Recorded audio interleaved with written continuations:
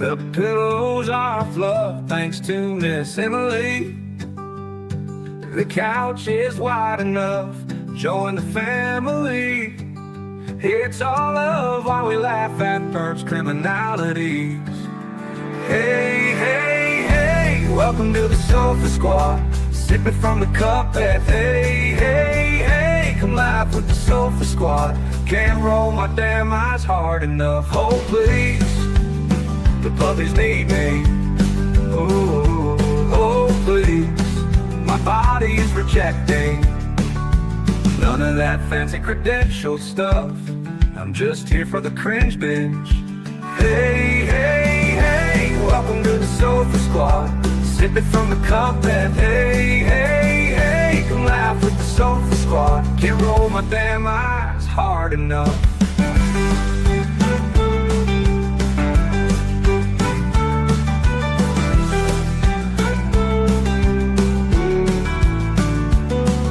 Oh please, the puppies need me.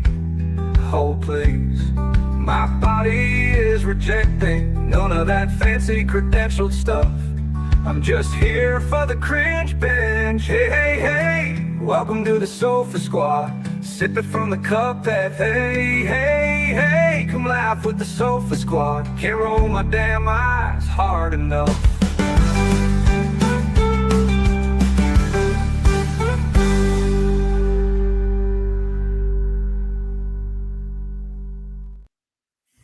Hey, hey, hey, welcome to the Sofa Squad. Sippeth from the cup and hey, hey, hey, come laugh with the Sofa Squad. Hello, Sofa Squad. How are you all? Sofa Squad, check. Blanky, check. I don't know what I'm going to do when I get the studio set back up and there's no excuse to sit on the sofa while we stream these. I might just have to do that. Part of the reason why, I mean, obviously the name of the channel is Reporting Live from My Sofa, right? But part of the reason is because I don't have a proper like chair and station and being in between places. So once I get moved in, I'm like, okay, I'll get my streaming station set up. But I have to be a comfortable chair. Anyways, how's everybody doing? Good morning, Katie Cat. Good morning, Miss Ohio. Good morning, Morgan. Good morning, Cheryl. Respect, what's up? Maureen, M3, what's up? Oh, no. Oh, hold on. I don't know what that was. Wait, Maureen, your thing went away, but what did it say? I hope you're okay. Let me go back. I missed transfer. She ended up in the hospital with my baby due to allergic. Oh, Lord, I hope they're... Oh, no, that was M3 Loves. M3 Loves, I hope they're okay. Oh, my goodness, that's scary.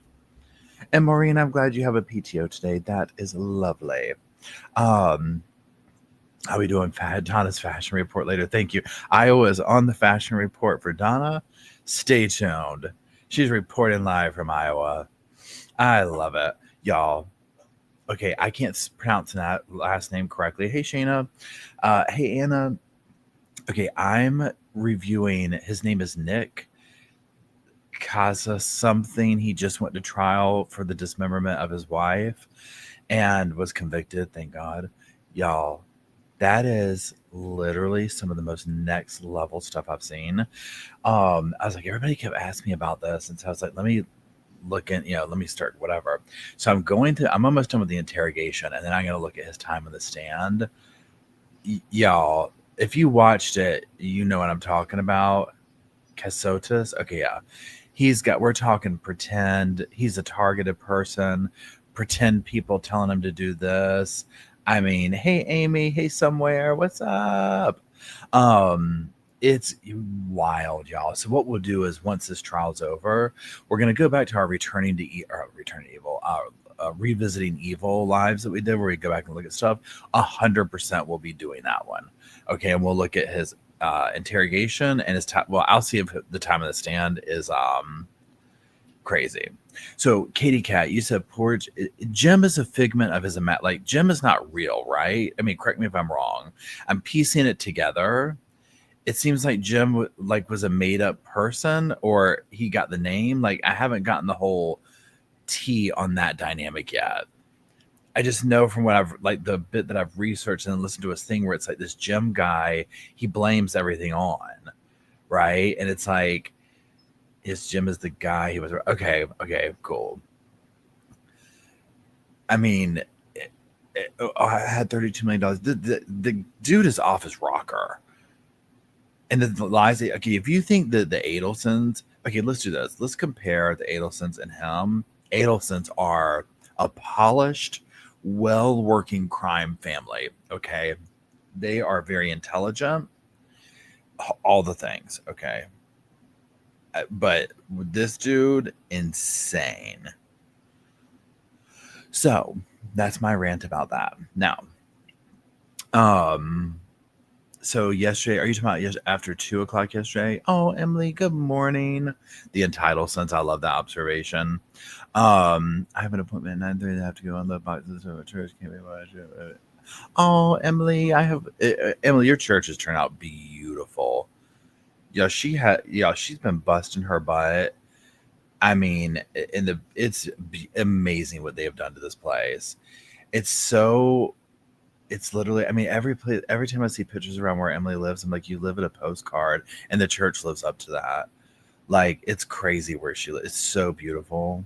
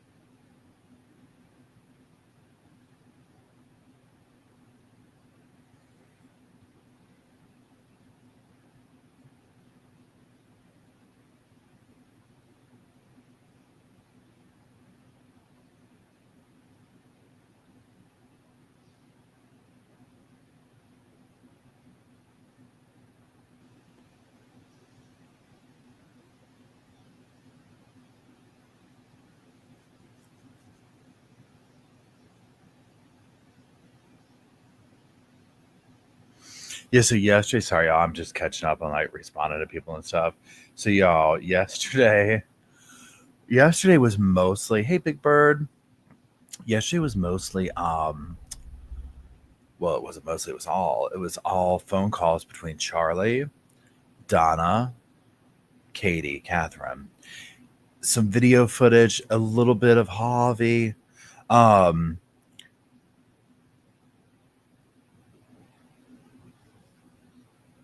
um, I guess I was just reading stuff. And so yesterday and the day before, and then some of today's going to be Cross. These phone calls are incredibly damning to Donna, to Harvey, to Charlie, to Wendy, really, even. Um, but very much so to, it's very clear they all knew what was going on and were part of it, right? And so the phone calls are insufferable because Charlie is insufferable. And I'm not just saying that because he killed somebody. Obviously, that was, insufferable and horrible. Hey, Brenda. Hey, Brenda. Excuse me. Brenda and Brenda. We have two Brendas, right? Neck and neck there. Hello, Brenda and Brenda. So, hey, Mayela's mom. I hope you're doing well. Hey, Shen. Um, hey, CD. Remind you Oh, all here we go. observing cell phones. Once again, please have them on mute or turn them off. Also, no cell phones are to be aimed at any of our witnesses or the jurors. Please, as well, while we are exchanging witnesses, if you walk out, please remain outside the door until the witness has finished their testimony or we are changing witnesses. Also as well, while the testimony is occurring, there's not to be any head shaking and gesturing, anything that would indicate that you are either agreeing or disagreeing with what is taking place. Again, there cannot be any improper influence on the jurors as they are watching and listening to the evidence. Any questions? All right, we're going to have a brief break this morning before we get started, or I should say, before we actually get started. There's going to be about 30 minutes. If you need to stretch your legs, use the phone, get you water, things of that nature, please do it now. You can tell the jurors as well it'll be about 30 minutes.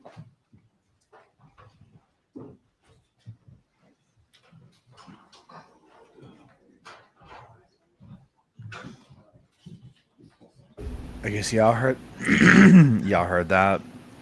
Hold on, let me look at this.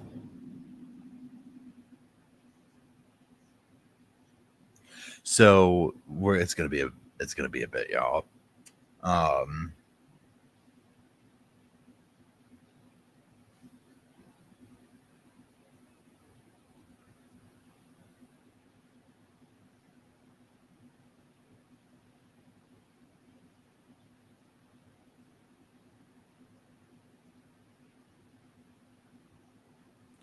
Okay, so let me do this. I'm sending my mom's asking me to verify something. Hold on.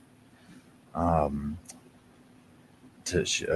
puzzle thing. Hold on. So comic puzzles, and boom, and copy, and boom, and boom, and boom, and boom, and boom.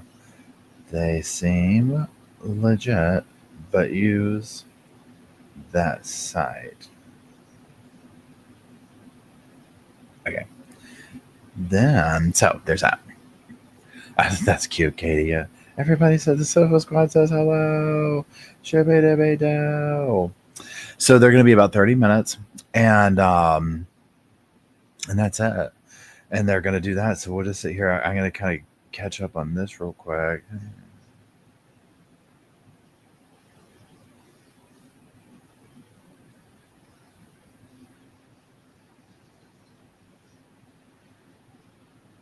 Okay.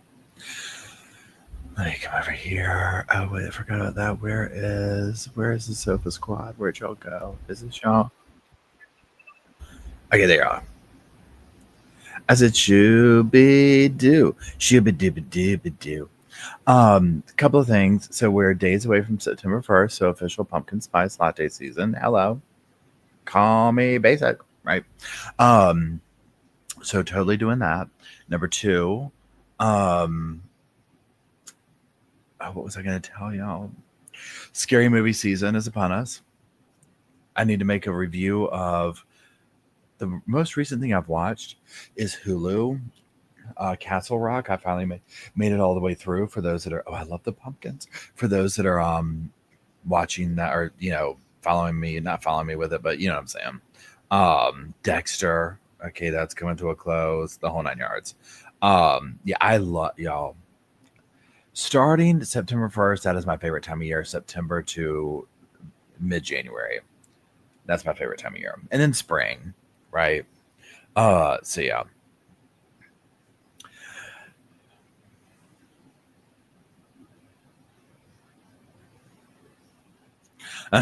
NRH, and how are you doing, NRH? NRH says, Surviving the Survivor. I had the images of Donna wearing her headphones wrong yesterday. I love it.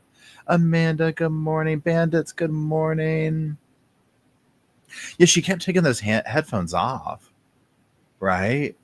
It's like, what? I mean, look, I get it. By the end of the day, these are like annoying or whatever. So I understand that.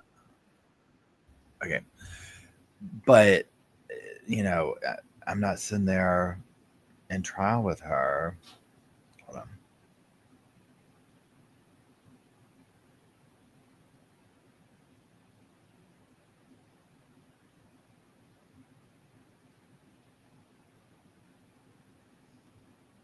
Oh, wait, I'm looking for this. Okay.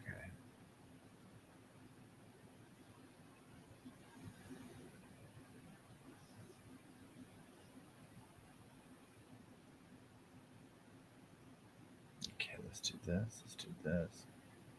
Shoop, shoop, shoop-a-doo-doo. Shibba-dibba-dibba-doo. Shibba-dibba-dibba-doo-be-doo. So on the main channel, thank you, Iowa, for sending 5 memberships. We've got people just gritting them and left and right. We love it. Thank you.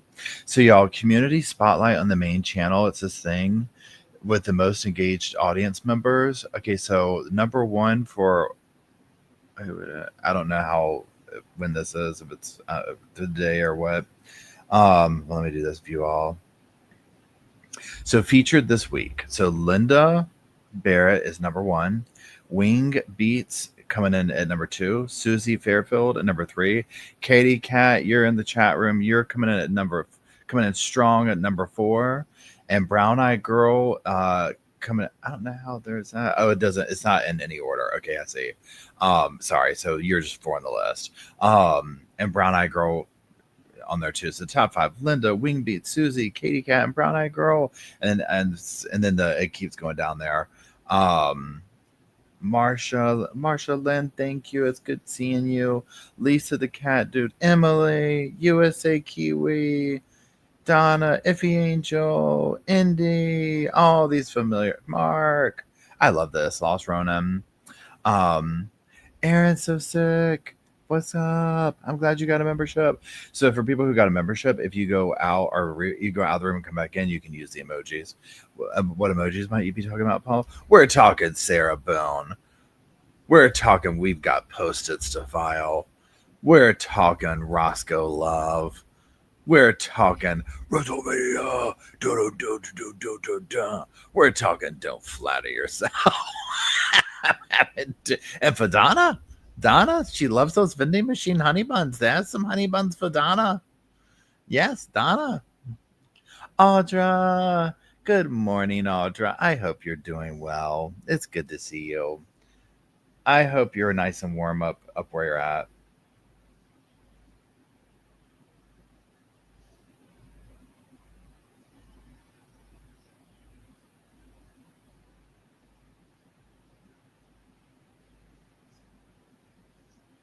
Hey. Welcome to the Sofa Squad.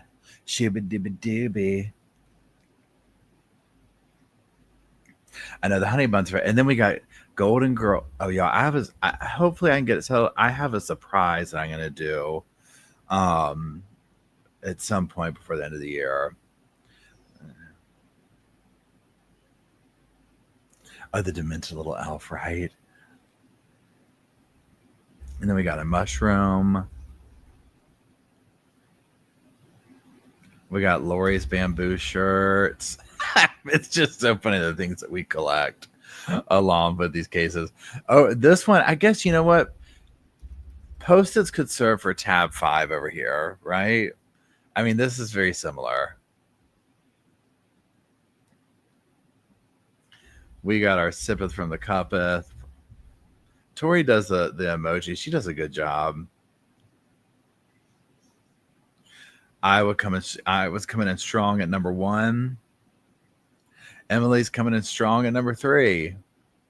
I love how it does the little tot, like the little things with the numbers next to them. It's so much fun, right? Oh, y'all, Sunday, once we get in trial started, I'm going to hold on, what am I saying, y'all? I'm sorry, I got distracted. Sunday, Dr. Barry is coming on to talk about Donna Adelson trial. That's what I'm trying to spit out. Sorry.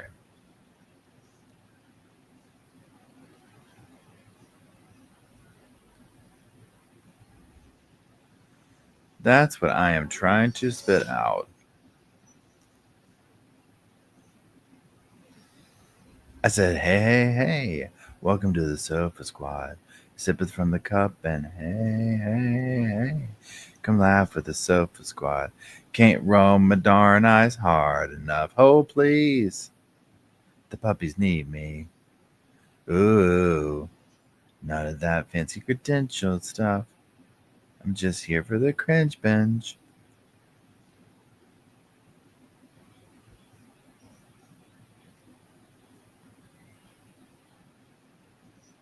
Okay, there we go. I'm trying to find this thing over here. Sorry.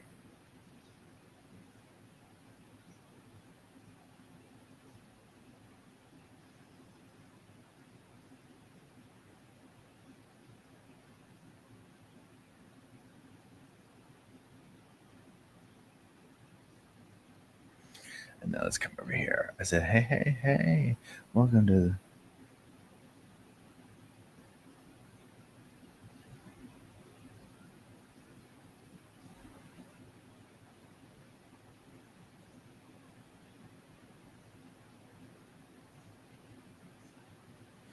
Okay, so I know I just adore Dr. Barry, right?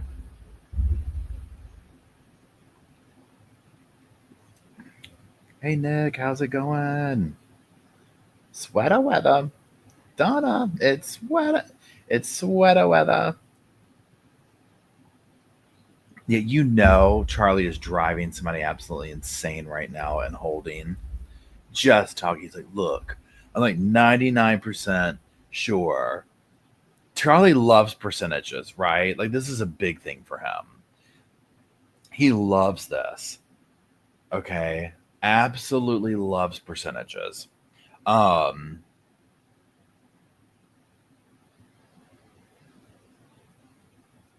oh, thank you. Hold on. Let me rewind here. Thank you, Samantha. I do appreciate you. I hope everything's well in Australia. What is it? Evening time there? So this evening? I don't know if Charlie's going to be in the same day. So Charlie has been shipped to here, where or there, Tallahassee, where they're at. I'm assuming he's going to take the stand, but maybe, I don't know. I would think he would take the stand for the defense, but I could be wrong. And he'd get up there and be like, no, I'm telling you, y'all, listen, bro, 99% sure this was an extortion. Don't listen to those phone calls. That was AI, okay? That wasn't real. I can already hear it. Because honestly, with the phone call, I don't know how he got on the stand with a straight face in his own trial with these phone calls and tried to even say that it was anything but what it was. They were so cocky. So cocky. Wait, Iowa says, I missed your scheduling notice. What are you talking about, Iowa? Did you say something in the chat room that I missed? Charlie's on both witness lists. Okay. Yeah, he thought he aced on the stand, starting with that, like, look, what did he say? Like, he got a 90% on the stand. It's like, look, the defense, the lawyer said if I got like a 70%, he's driving me home. I was like, honey, he is driving himself to the bank to cash y'all's check. That's what he was talking about. He knew 100% he was leaving you at the prison. 100% that you were not coming home. Right? Listen, probably these lawyers too.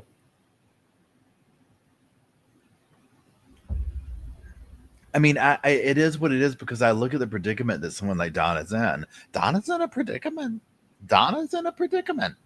So again, even if it's 11 p.m. there, okay, cool. If they came, meaning the state, to Donna and said, we'll give you 20 years, we'll give you 15, 10 might have been worth it. I'll take it and not go to trial. Anything above that for her age, it's a death sentence. So if she was like, no, I'll just go to trial, it is what it is. It's just, why not? You have nothing to lose. It's something to do, as opposed to just going and starting your time. I don't see how she won't be convicted, but again, I'm not an attorney. I don't look at the cases through the lens of the technicalities of that, of like, well, they're doing this and that way. I'm looking at it more like I was a juror, like what, like, I don't know.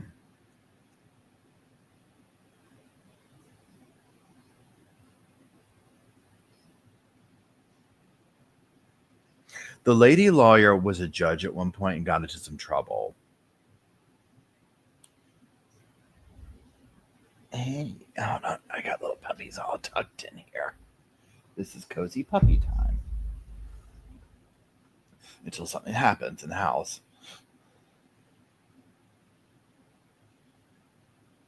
Oh, Iowa, tomorrow's your birthday. Happy early birthday. Hold on. Hold on, where we go. So first of all, here's some cheesecake for you. Then a honey bun. There's some honey buns. There's some honey buns. And then some Roscoe Love.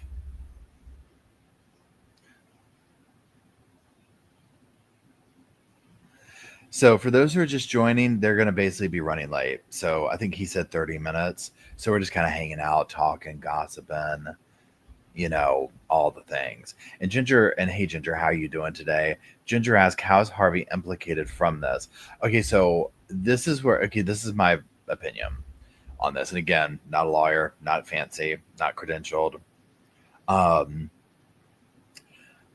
think a few things to be going on. First of all, and again, this is the evidence we're hearing for this. Harvey is left out of so much. Wendy is left out of so much. What I mean by that is like really damaging phone calls. Donna is all up on these phone calls talking, and it's very obvious what they're talking about and doing. So if they do not have these phone, and this is just like one slice of my opinion of like all the evidence, if they don't have this kind of damaging phone calls of Wendy and Harvey, it's going to be a he said, she said, and blah, blah, blah, blah, blah. So I can imagine if they start, hey, Telex, good morning. It's good to see you. So I would imagine when they're looking at who they want to charge and put their money into and blah, blah, blah, blah, blah, I would imagine that they would be like, Donna's the clear, we got her. And if we can get one of them to flip on the other, meaning, hey, Donna, if you flip on Wendy or Harvey, or you see what I'm saying, we can get the other one. But just with the evidence, because from what they've shown, I'm like, I'm just not seeing this here. And I think that they all knew. I think they all participated. They all knew what was going on. But Donna was because of course she's going to be, right? It's Donna. It's Donna. Of course she's all up in it. I mean, she was literally like, hold my beer. I'll call the pretend hitman. They were y'all. I got, and I said this yesterday, so if this will be a repeat for you if you're here yesterday. And I would, and Matt says he would be at least an accessory after the fact. I would love that too, because seeing how, to me, it's very obvious he was involved, right? I would come in strong at number one again. Oh yeah, now who knows what kind of IRS trouble they've gotten into. The whole thing with Catherine, that's completely illegal. So I don't know if they're going to come at them in those ways. Hopefully, right? But when they were doing the phone calls yesterday and the bump. So if you're new to this, the bump was an undercover approaching Donna and giving her a phone number and a piece of paper and basically saying, so and so, you owe this person money. You need to take care of them. And their theory was that by doing this, it would cause Donna to contact Charlie to contact Catherine to contact Garcia, and then of course, Garcia had hired out Rivera. So, and it 100% worked. And when I tell y'all, the bump absolutely brought them down. It absolutely sent them all into like a bunch of cockroaches and rats scrambling. The amount of time and energy that they put into the fear of that was crazy. And I would have been too, right? 100%, that would have wrecked me. What was crazy about it, number one, how they could never keep up with the phone number.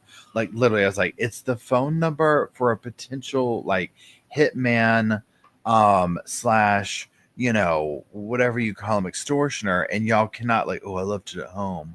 Oh, what's the phone number again? Calling wrong numbers. I'm like, y'all, this is crazy.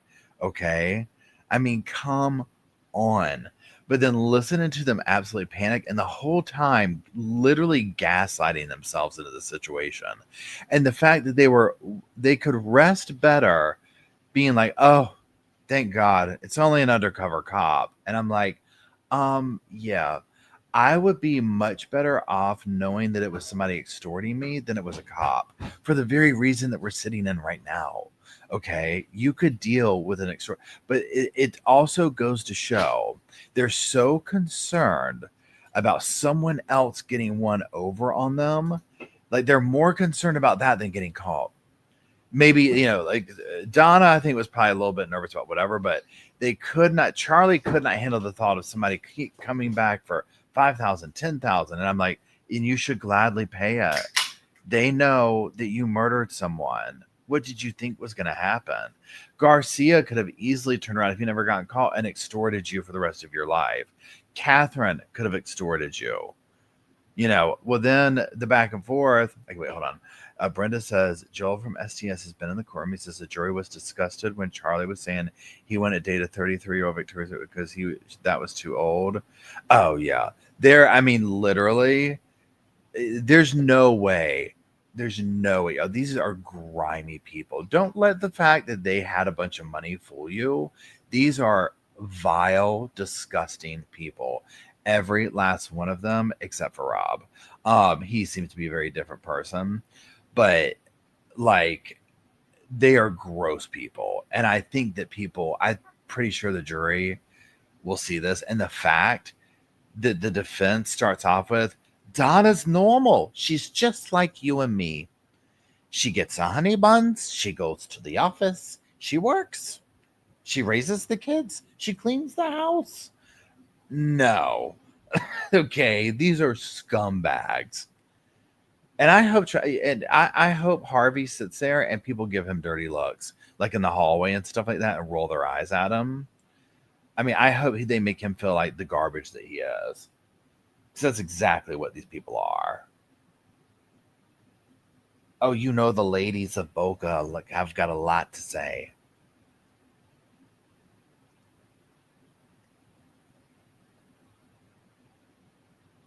Yeah, Charlie has not testified yet.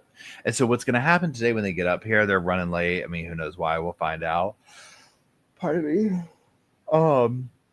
And Samantha brings up a good point. Samantha says, to be fair, for as abysmally dysfunctional as they are, they still have each other's backs and not implicating each other. And you know what? This is very true. And somehow, we need to remember Samantha's question here for Dr. Berry, because I would love to ask Dr. Berry about this. Because, they're pretty ride or die for each other. You know. Bubba, lay down. Everyone's shift and settle. The boy, okay, Bubba has to hold on. Go on.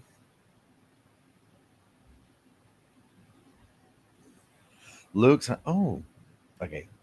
at my feet on top of the blankie, and Bubba's in between my legs near Luke. I say, hey, welcome to the Sofa Squad. Sippeth from the cup and hey. Can't roll my darn eyes hard enough.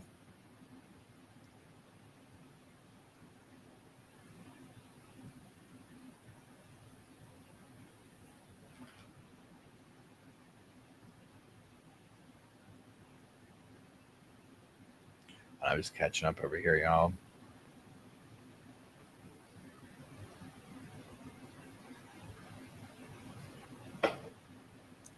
Okay.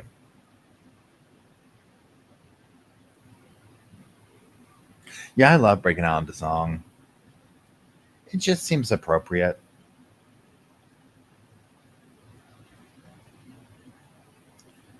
Okay, now what's this here? Let's go over to here.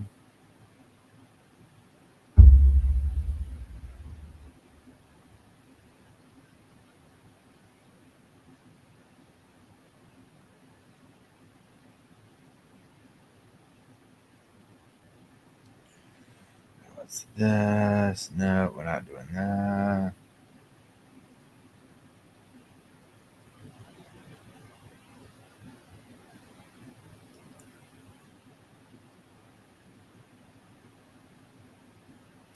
Okay, then let's come over here.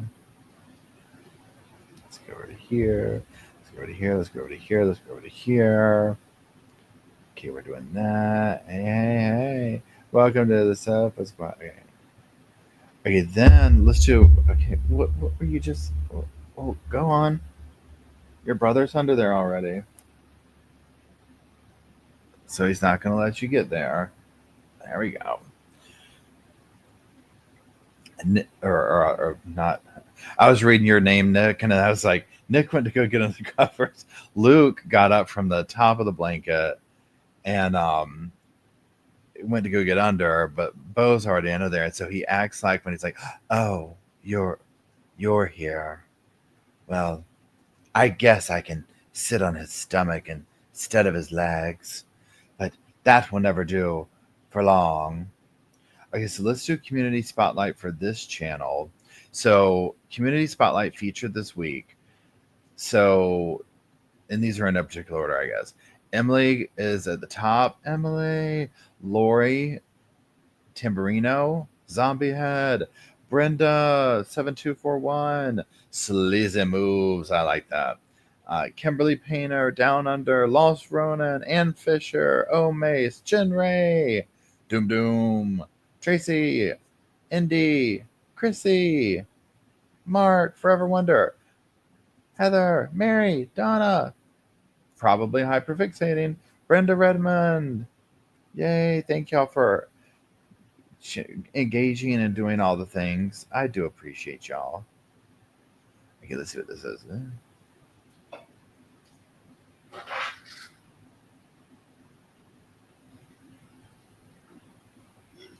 Okay.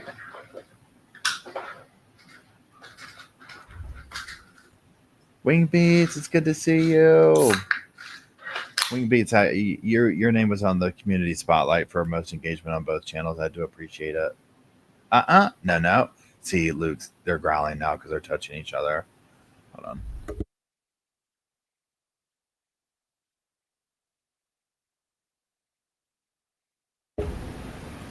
So, yeah, for those just joining, court has been delayed 30 minutes. Hey, Christy. Hey, Vic. So we're basically waiting on that. Hey, Missy V or Missy LV.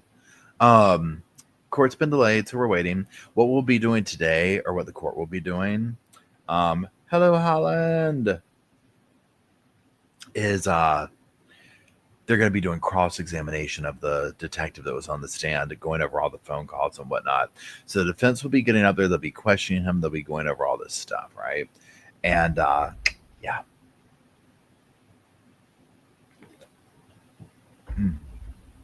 Pardon me. So that's kind of what we're waiting on. And we're getting close to when they should be, starting. It's 9:19. Hey, Crystal. Good morning. Good morning, everybody. So now, y'all, they should not be having court on Monday, I would imagine. It's a holiday. I can't imagine they would, right? So it will resume Tuesday, is what I'm getting at. And then we will be streaming till it ends, really. I'm no longer going to CrimeCon this year. Sad face. And so we'll stream here. We're going to do some kind of a live chat Friday evening, and I'll have to figure out the time difference when everybody's at CrimeCon, so we'll get some on-the-ground reporting. It'll be fun. Like Shayna and Emily, and I think Aldra's going to be there, and it'll just be a whole big thing. I know, yeah. Mama, how do I say your name? Mama Mott? Okay, yeah. I need to clean my glasses off. Mama Mott says, I don't think I'm prepared for how unprepared the defense is going to be shuffling papers. I know, right? I feel like, so one way that one way with the defense is I'm like, if I were, if I was the state, they would have all walked. There's no way I could organize this, right? Please. It would take like lifetimes for me to do that. They would have all gotten off scot-free and gone home. Okay. Secondly, if I was a defense, same type thing. Certainly my client was going to get the electric chair, but also they would be like, when they ask a question, be like, hold on. And I'd be like, okay, where did we put that? Where's the Post-its? We ran out of Post-its like 30 calls ago. Good morning, Tori. How are you? Wait, hold on. Driving to a very difficult work appointment, but I've got y'all on the. Oh, Tori, we're sending you sofa love. I hope the appointment goes okay. I know that's not fun. I hate like when you're going to something like that, work related or whatever that you're dreading. I don't know if you're dreading it or not. I'm putting words in your mouth, but it's like, I know what to expect of the situation or whatever. Hey, Are you gonna say hey to everybody? Did Bobo take your spot? Hmm. Can you boys not touch each other? No. See, I want my own spot. I don't want my brothers. Yeah, Shayna says somebody surviving the survivor was calling Jackie full for Tom Petty. And you literally can't get it out of your mind, that mental image now that it's there.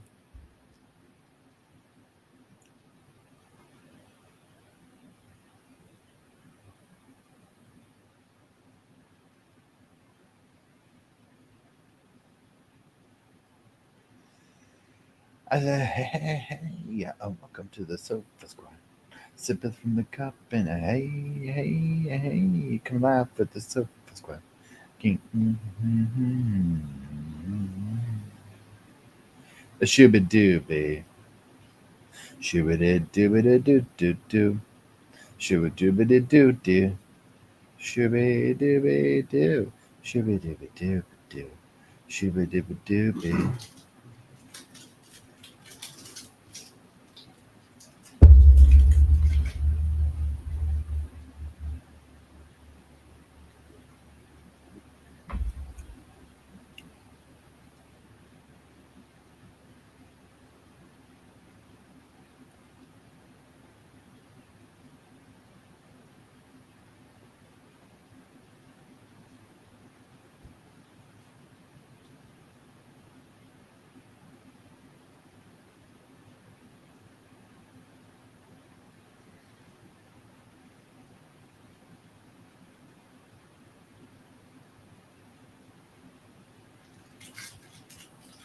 Lady Freya says, I heard Donna's male lawyer is typically a DUI lawyer.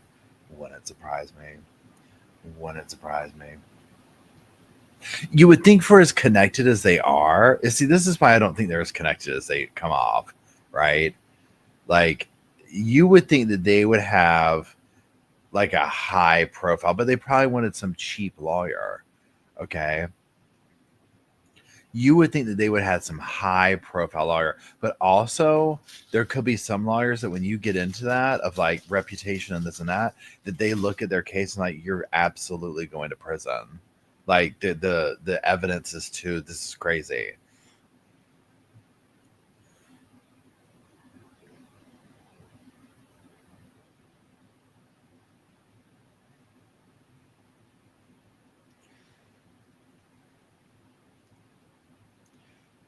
You see, even Jose Bias might have been like, no, these the phone calls are really bad. I mean, Charlie, and you have to give Donna and these other people this. Well, but see, Catherine does the same thing on the phone with Garcia. Charlie's the sloppiest on the phone. Okay, he is the sloppiest. Like they will try and walk him through, and he thinks he's being slick. See, the one of the many disgusting things about Charlie is how cool he thinks he is. Right? How cocky. I'm telling you, this isn't how this goes. Okay, I know this is not how it goes. I'm like 98% sure that this is not how this goes. Okay. And I'm just like, oh, you're so cool, Charlie. You know, he's getting his information from like he's watched like a few rap videos. Okay. That's where he got his information from. And he thinks he's like, you know, Kokanya boss of Miami Scarface. Oh, I need to rewatch that. Randall from Monsters Inc. I need to rewatch that, Elon. How are you doing today? Yeah, Heather says FBI is like, this is exactly how it goes. That's what's so funny about it. You know, they feel like total morons sitting like in the situations they're in, listening to these phone calls and be like, no, it's not how it goes. We're good. I'm like, mic drop moment. Okay, mic drop moment. Like they thought they owned them. And what's funny is it is in a way where Donna put it into it like, well, then call the police. You know, do what you got to do. Go to the police. Turn the information in, which is what needed to happen, right? It was like, okay, well, then go to the police with the information. We're not giving you the money. Because you could tell on the phone, like the cops, like I'm sure there's some level that they can't say things. So when Charlie was like, they're not threatening, they're not doing this. Like, I don't know how it works. I don't know if the cops can like make a threat, but I think that could get dicey to be like, well, they said they were going to kill us, so we did this. Like, I don't know what it's called.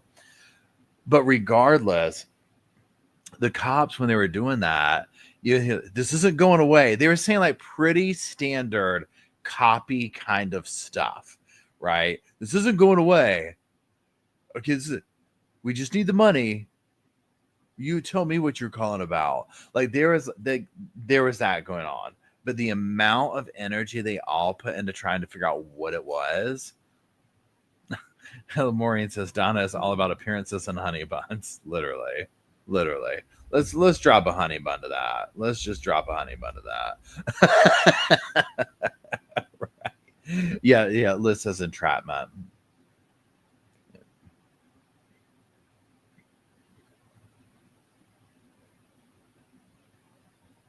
Okay, yeah, and Kath brings up a good question because I'm curious too.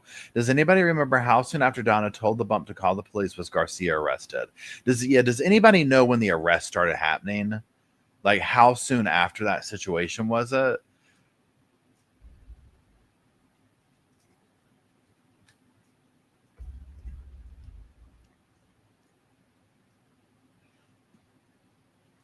And you know the jury's already tainted. Like, first of all, the jury's already sick of Charlie. We're sick of Charlie. Everybody's sick of Charlie. So he's going to get on the stand, and who knows what's going to come out of that boy's mouth, right? There's no telling what's going to come out of that boy's mouth.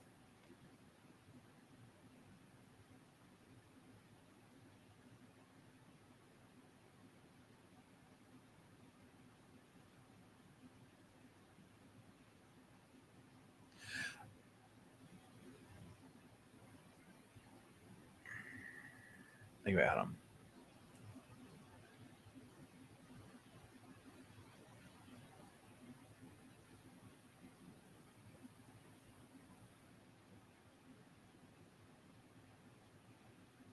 Yeah, Catherine doesn't like complete sentences.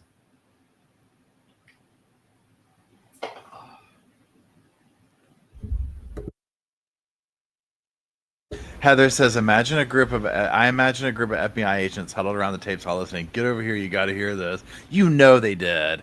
You know that they had to like be like, okay, look, we can't really do this on like office hours, so we're gonna meet over at Fred's house, and I'm gonna bring a 12-pack. Y'all aren't gonna believe these phone calls we got. Because they listen to Charlie's over and over, like when he's like convinced and like telling everybody like this is how it goes. And what's also funny is how meek he was on the phone with the pretend extortionist. But then like the phone, he like completely blows up. He's like, no, I told him that's not important. That's not important. He was ready to write a check for $5,000 on the thing right then and there.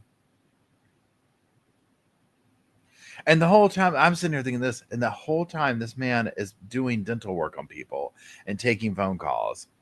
Think about when you're at the dentist. Like I'm thinking of my dentist now, who I love, and like how they'll do something and then run to another room and maybe consult, and then they'll get that person ready and come back and whatever.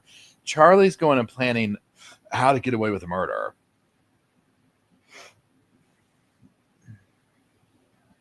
Oh, Samantha, really? Oh my gosh. Yeah, he totally changed the narrative. I mean, literally was just making. And what was also funny was listening to how much of the information they got wrong just from going to each person, right?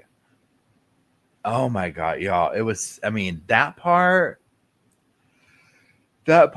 is so, oh, excuse me, is so funny to me.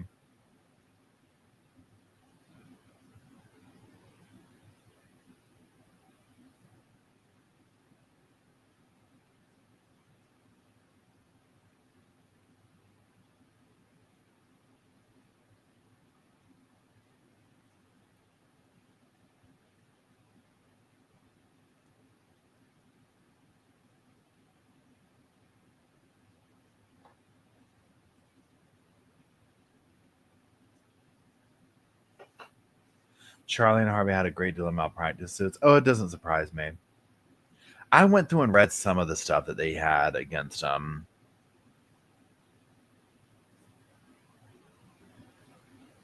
I mean, again, look at how they absolutely adopted the problem and made it a problem of the kids being up there. Because again, with Harvey and her, I'm like, y'all can go up there whenever you want, right? It's like, okay. It's like what I mean. It's just that's the part. But again, they're absolute grimy people. They're garbage people, literally.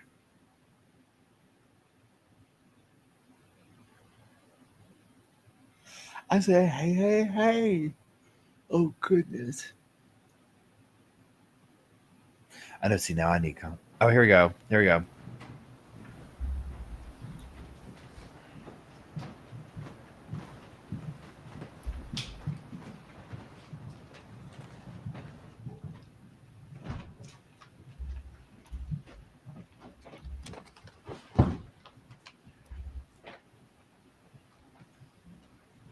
Everyone can be seated. Good morning, members of the jury. Good morning. Although we are getting started a little bit behind today, we are going to continue with the examination of Special Agent Sanford at this time. Student Ms. Kappelman, is he on his way to the stand?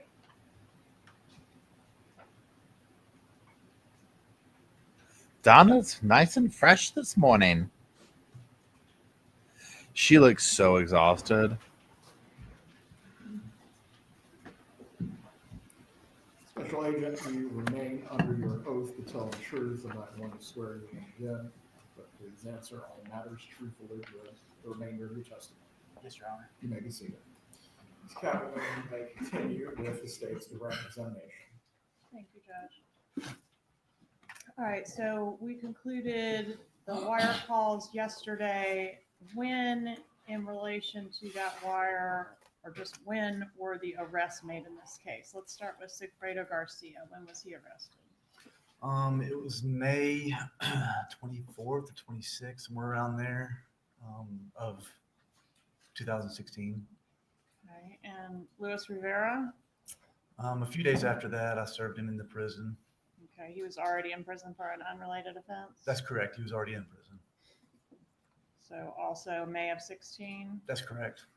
Okay, and what about Catherine Magbanua? When was she arrested?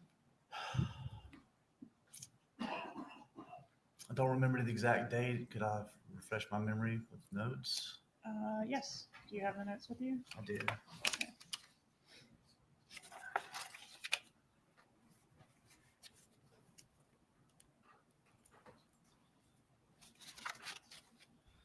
It was on 10/1 of 16. And then do you have the exact dates on the other two in there as well? I do.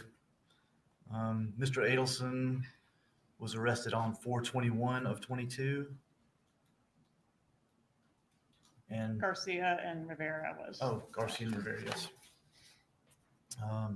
Mr. Garcia was 5/25 of 16. Okay. And Rivera, I don't have Mr. Rivera's exact date of when. Actually, it was the 6/3 of 16, I believe, is when we went back to interview him with the warrant. Okay. So Garcia, 5/25 of 16. Rivera, 6/3 of 16. Magbanua, 10/1 of 16. Is that right? That's correct. Okay. And Catherine Magbanua ultimately went to trial and was convicted, right? Yes, ma'am. Okay. And post conviction, did she offer a proffer? She did. What is a proffer? A proffer is an agreement with the defense and the prosecution to where she can come in and talk to us and tell us what happened without it being used against her. All right, so that occurred on, I have October 11th of 22. That's correct. That's the first proffer. Yes, ma'am. And were you present for her proffer on that date? Yes, ma'am. And also a follow-up interview with her on November 28th of that year, 22? That's correct. Okay, and at that point, the investigation had been ongoing for over 8 years at that point, right? It had. Okay, was there anything that Ms. Magbanua revealed in her proffers that was new to us or that confirmed something that we had not known of before? Yes, she told us about the first time that Mr. Charlie Adelson approached her and asked her if she knew someone that could take care of someone. She told us about that and when it was. And she was able to give us the actual date that that occurred based on some surrounding circumstances, right? That's correct. What was the date? She said it was October 31st of 2013, like the year prior to the murder, on Halloween. And did she say where she was when that when the topic was first broached with her? She did. She said she was on Lincoln Road at a party with Mr. Adelson. And were you able to discover any evidence to confirm that Mr. Adelson was in fact on Lincoln Road that night, as she claimed? Yes, I was familiar with Lincoln Road because it's a popular road in South Beach. So we looked back and found a text message where Mr. Adelson said that he was on Lincoln Road on Halloween. I'm going to show you where I marked this 86B.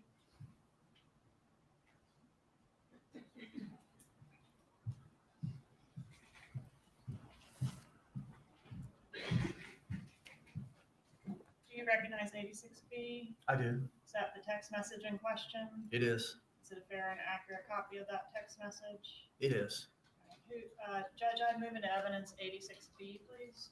Any objection? No objection. 86B is admitted at this time. Who is the text to and who's it from? It's from Charlie Adelson.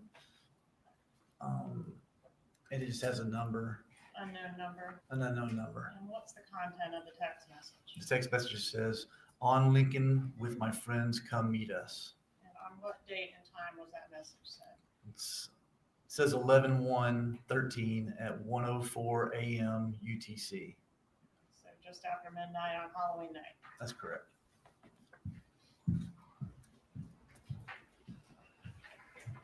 And was there something else that you learned from this night band that you hadn't known before? Yes. What was that? She told us about the time that the night of the homicide, that she was going to Mr. Adelson's residence, and she believed that the Adelsons had been there. So she admitted that she went to Charlie's house to pick up the money, That's correct. but then didn't end up leaving with it until the next morning. Is that right? That's correct. Okay. But the bit about Donna Adelson or Donna and Harvey Adelson having brought the money, that was new to us. That was new. Correct. And then we've seen Sergeant Corbett's presentation, and I'll publish a slide from State's Exhibit 73 at this time.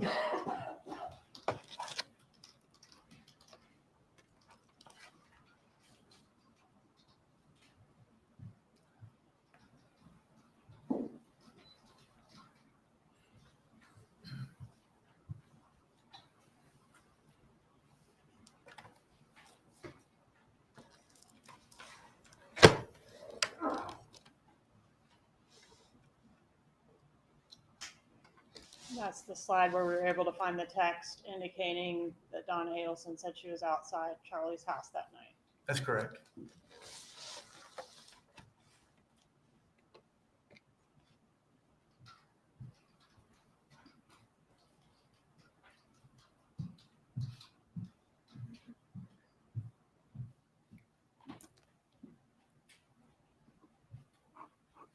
All right. When was the defendant arrested? The defendant was arrested on November the 13th of 2023. Okay. And I think you told us when Charlie Adelson was arrested. Will you repeat that, please? I believe it was 10/1 of 22.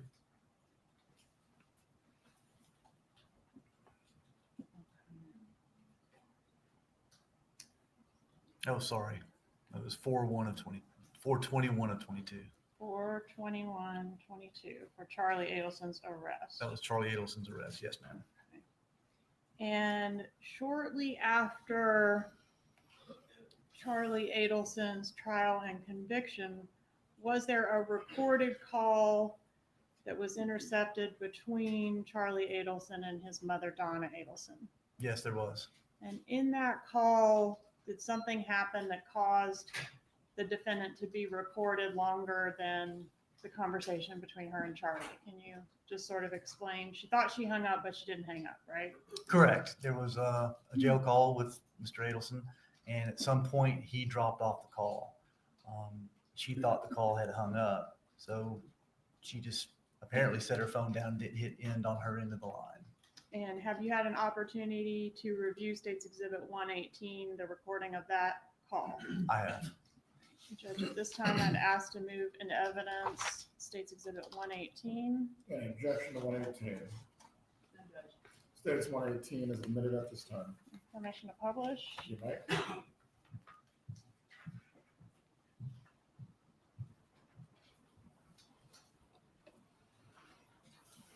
Jury and parties need headphones for this. That would be helpful, Judge.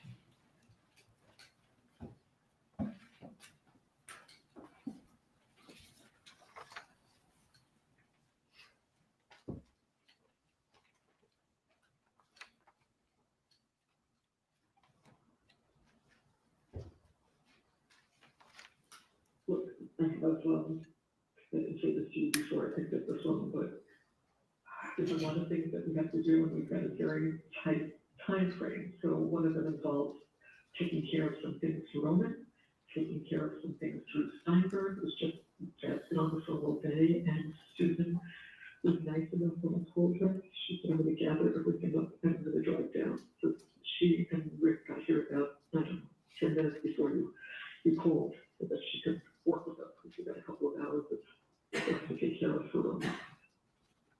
So we're working on that, and Pause it. Sorry to do that to y'all with the headphones, but a couple questions just to follow up on what she said so far. She says she's taking care of a couple things for Roman. Who's Roman? Roman is the child of Charlie Adelson, young child.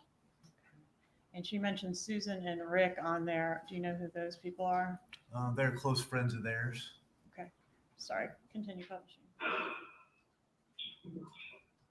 just a lot, but you're going to be okay. You're going to get out of that stupid room. Once you do, you'll start to feel a little bit better. I know that. And when I have something that I do need to tell you, I'll speak to Dan. Okay? Sorry, one more time. She mentions Dan here. Obviously not Dan Markell. Do you know who she's referencing? Yes, ma'am. What Dan is she referencing? Dan Rashbaum, who was Charlie's attorney. All right, thank you. Continue, please. So, and then I'll let you know what time to call him. Can you hear me, Joey? Shit. You can't hear me again, right? Charlie, can you hear me? Can you hear me?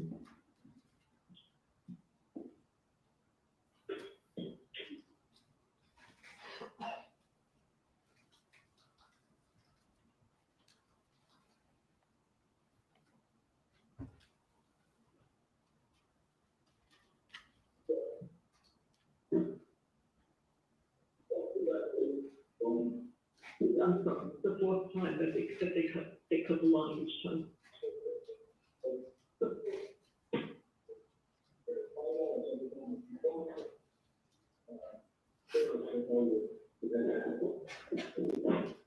Have to pay for every minute that they keep charging every time you reconnect. They say that doesn't happen. Listen,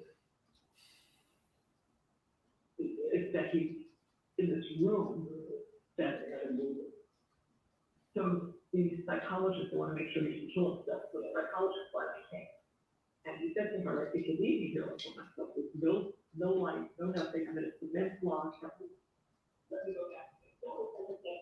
See where I am. Please don't leave me here. And spoke to him a little bit. She said, no, you're going to be fine. I know that. I just have to go back and, I've got to do these reports I have to write.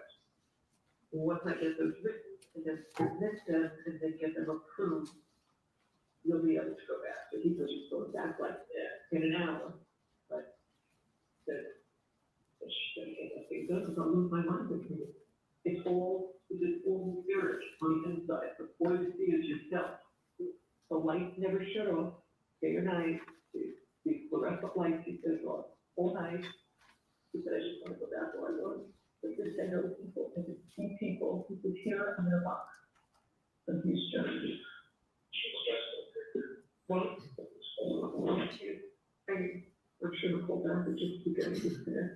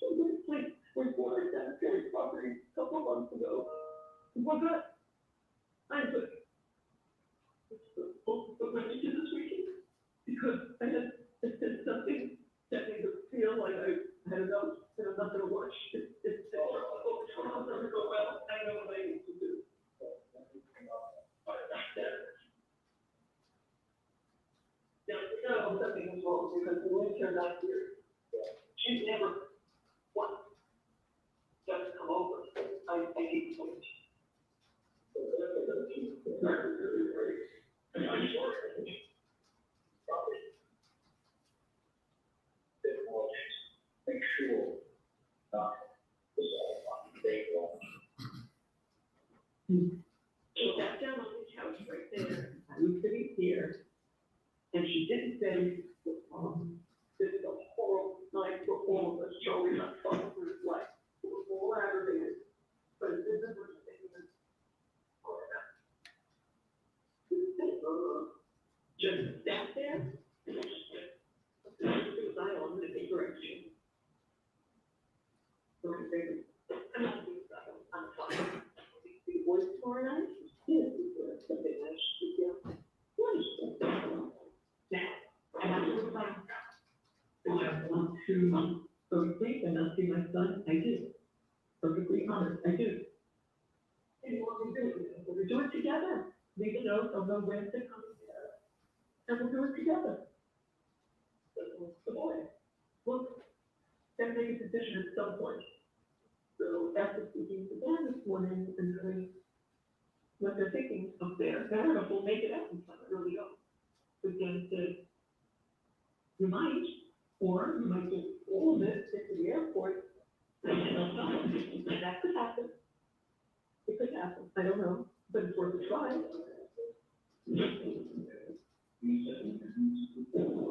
I just want to try to tell him, I don't know what to do.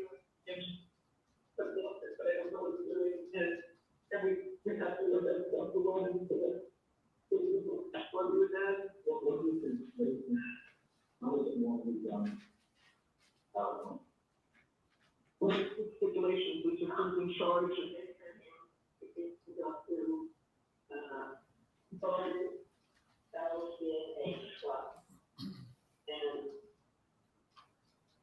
everything for going in, partner, and under, and the trustee. It's on the trustee and the guardian. Guardian is the other. Then the trustee. On 30, this is the legal worksheet. I know it's not going to take care of that. So, I would make some effort to respond and to call. Which was now, I could sit here with you and say, would you do that? But I can't because there was no.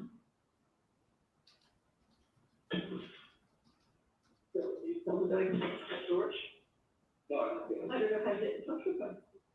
So I said, let me ask George. So I said, George, I can't get in touch with her. Bonson told me my lawyer is her lawyer is a doctor. And it was that not about the case. I had said, he said, sure.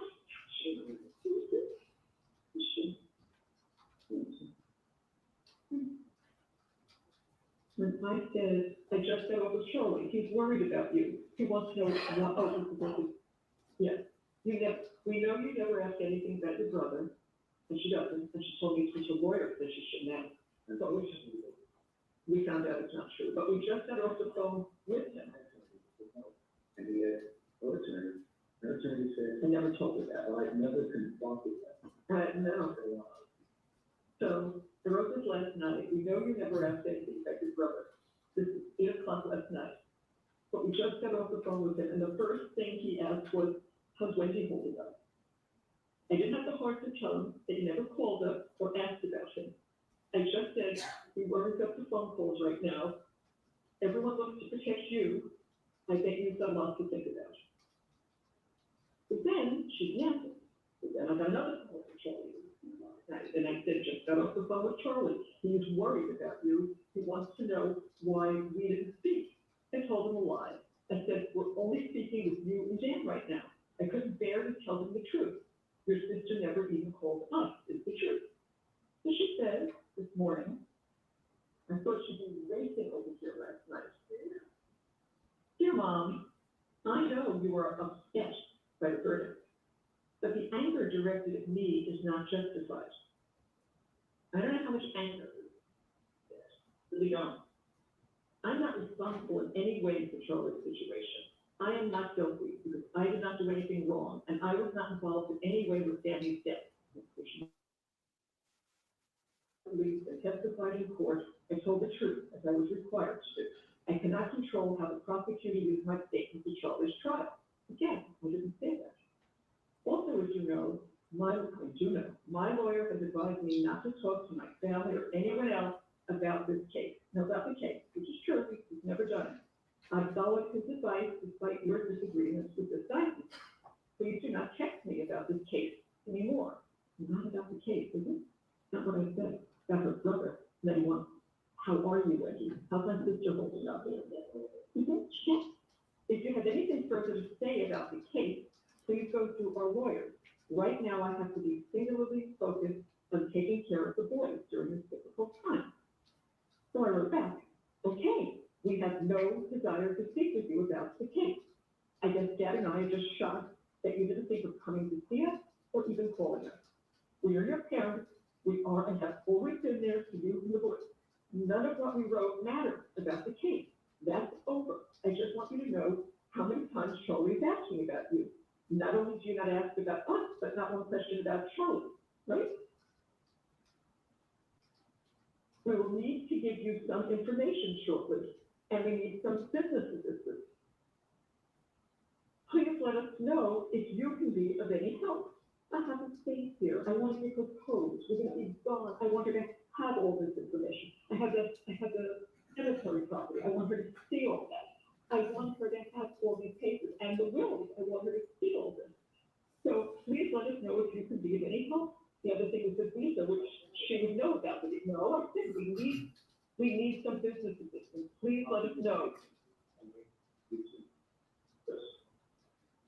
If not, we'll try to find someone who can help us. This needs an immediate reply so I can start asking other people to help.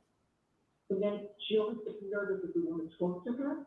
So I wrote, don't get nervous. Again, nothing in capital letters, nothing about the case. Just would like to show you some business stuff and personal things. If you can't do it, we must find someone who can. I hope you understand that it has nothing to do with the case. There is no more case. And then I wrote, by the way, you said you have to focus on the boys, like you told them.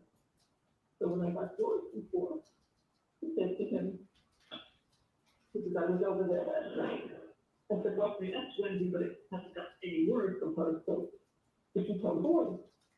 And he said, he did. Now I know Ben was very close. His lighting to Charles over. So I said, how are they? He's very quiet. He didn't really talk much. Because we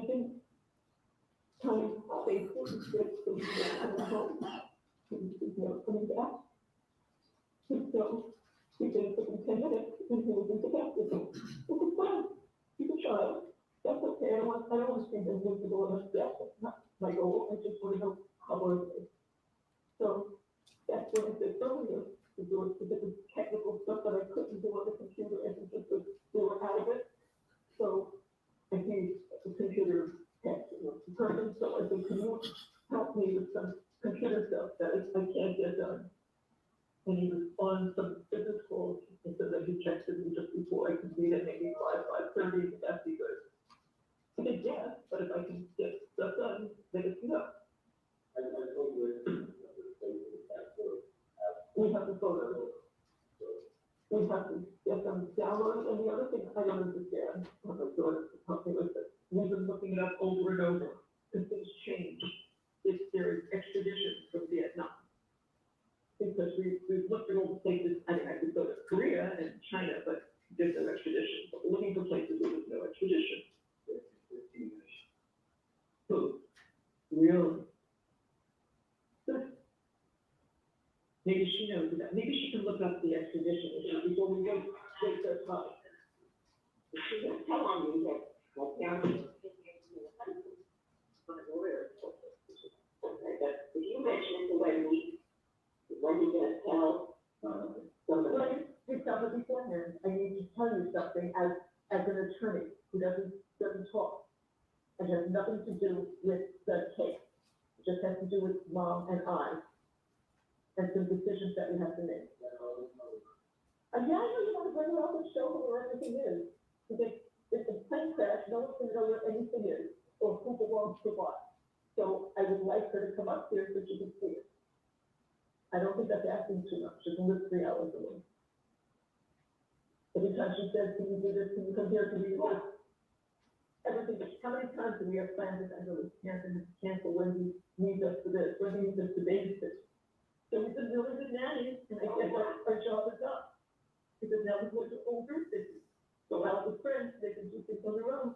So she doesn't need to have a friend fund. Okay, pretty hurtful. That's one son that I have one son that's supposed to be in debt. And my daughter, whom I love, is doing this. I don't get it. I don't get it. I said to mother, and please, God, our family was cursed. So we cursed. And I don't know how to take care of it anymore. So.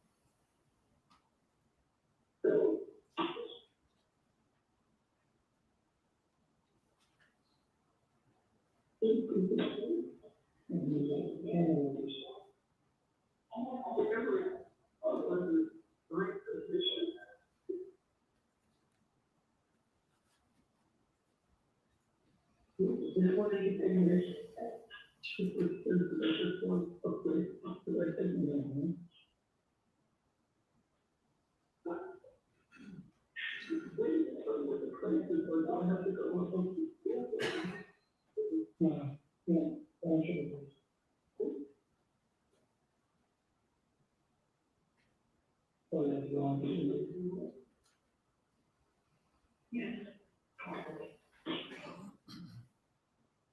This one's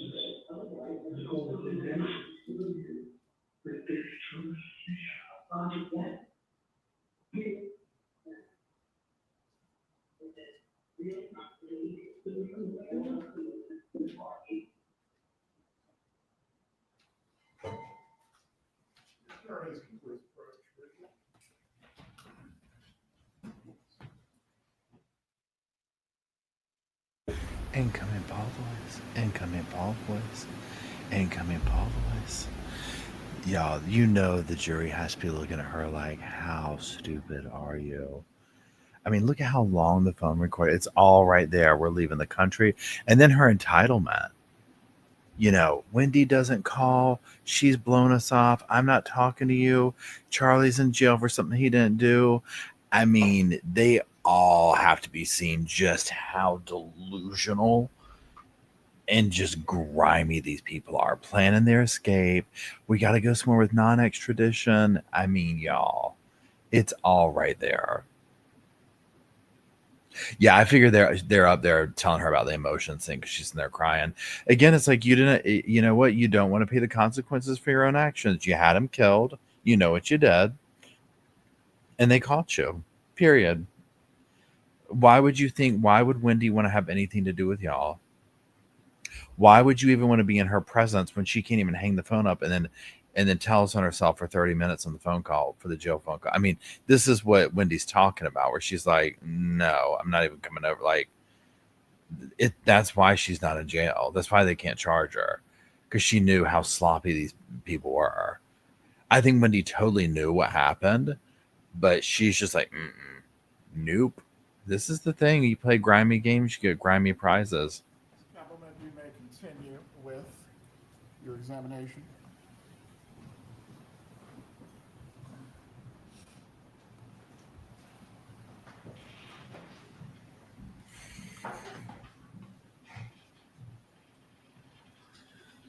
All right, so are you aware of the date that Charlie Adelson was convicted? Yes. What was that date? It was November the 6th of 2023.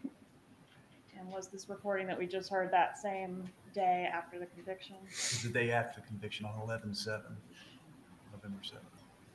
Right. And we hear on this call that there appear to be some plans to potentially go to Vietnam. Are you familiar with that? I am. And based on this recording, did you do some investigative work to try to look into whether that was in fact really going to happen? I did. Okay. And what did you learn? We didn't hear the call for a couple of days, so it was a few days later. But I did check with another government agency to try to find out if there was an international travel plan. And ultimately, on the 13th, I believe it was, I was told that yes, there was travel plans made. Okay. And were the travel plans to Vietnam? They were to go through Dubai, then to Vietnam. And is Vietnam in fact a non-extradition country? It is. And is Dubai also non-extradition? That's correct. It is. And when was that travel plan supposed to occur? On the evening of November the 13th, 23. And were you able to intercept the defendant prior to taking off on that airplane? I was. Where did you do that? At the Miami International Airport, right through the gate check as they were boarding the plane on the jet bridge is what they call it. And that was on November 13th, 23. Yes, ma'am. All right. As part of your apprehension of the defendant, did you seize her cell phone that she was in possession of at the time of her arrest? I did. All right. And did she willingly allow you to do that? No, she did not. How did that go? Play the video. Play the video. Show the jury what she did. I guess they're not going to show the video. Maybe, I don't know. It's all right there in the thing, though. She didn't want to give him the phone. They had to take it from her. She started to get a little rough and rumble. Yeah. So if there is, y'all, there's no, if the jury doesn't, I give the jury maybe 1 hour. I mean, they're going to see right through her. I hope they play the video. I hope they play them walking her all the way to the airport. Because the more you learn about this, I don't feel sorry for any of these people. I mean, it's sad. I am like, I'm loving hearing Donna talking about Wendy blowing them off and all this. I'm like, y'all deserve this. 100% deserve it. She's not talking to Charlie, her brother. And see how she's so manipulative? Like, there's no more case. I need business help. I need this. It's like, honey, she's not going to talk to you. Y'all so busy telling on yourselves. She saw all the evidence. She knows how she skated by on this. She is very lucky she did not get charged. She skated by keeping her way away from them, and even all the way up into this, because it's just like, y'all are just sloppy. It's like she knows probably everything's bugged, everything's this and that. She talks to them, in my opinion, like she knows all their calls are tapped.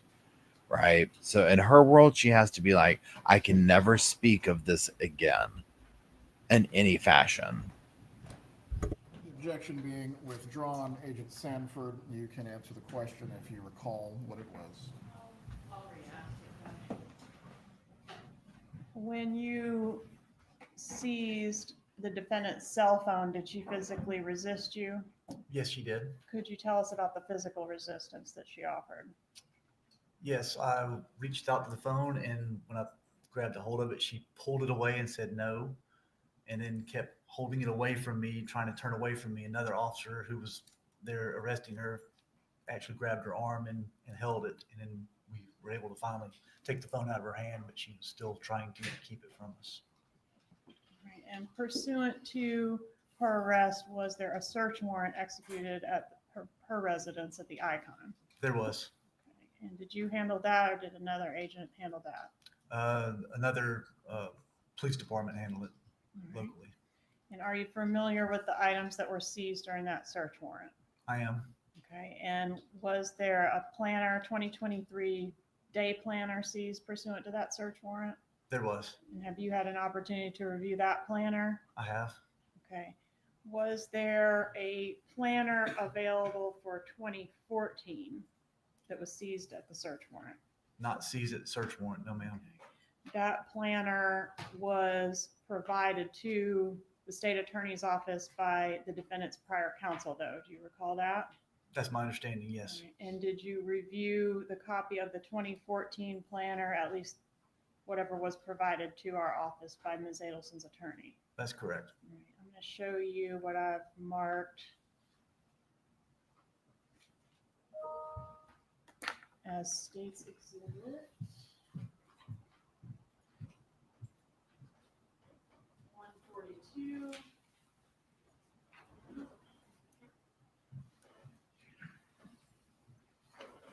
And some redactions have been made based on the parties' agreement, but other than that, I would ask if those excerpts are fair and accurate. Yes, they are. Moving to evidence 142. Any objection? Objection. States 142 is admitted. In the 2014 planner, did Mrs. Adelson keep a lot of personal information and identifying information for members of her family and even, I think, some friends in there too? She did. Okay. And as part of that information in the 2014 planner, did you locate any information specific to Dan Markell's vehicle? We did.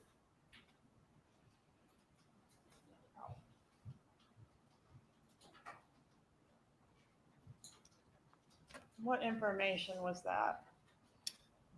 Is the 08 Accord on the left middle of the page, right there. It's the 08 Accord, and the tag number is 584YBM. That's Dan Markell's tag number at the time of his murder? It is. Same vehicle that the killers pursued? That's correct. The flight that the defendant was attempting to board at the time of her arrest, was that a one-way flight or a round-trip flight? It was a one-way flight. No further questions. Cross-examination. Just a moment. Of course, just one moment. They better have more than one moment. I mean, after all, we've just gone over 3 days in the stand. Y'all better have some notes. Sergeant, do you mind if we refer to Dr. Markel as Danny Boy? I think he would want that. The jury's seeing through that BS too. Defense getting up there acting like Donna's all upset that he's dead now. And no, honey, it's just put the charade game down. They're checking the crossword puzzle. She's like, yes, one across, blue sweater. Yes, he blue sweater. That's it. That's one across. Oh, two down is non-extradition. Imagine they're doing a crossword puzzle like related to the trial in the courtroom. I don't know why they didn't show the video. I would have loved to have seen the jury. Well, I mean, we can't see him anyways, but oh, look, he's hamming it up, and he's like, just tapping his foot. Oh yeah,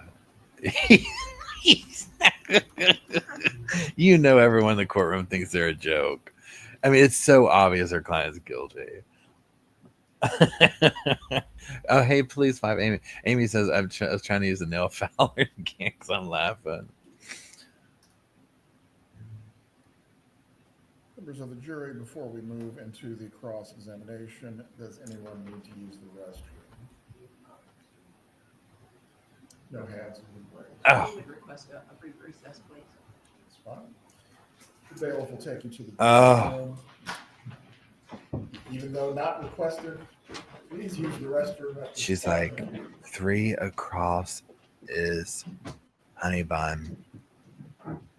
Vending machine honey bun. Yes.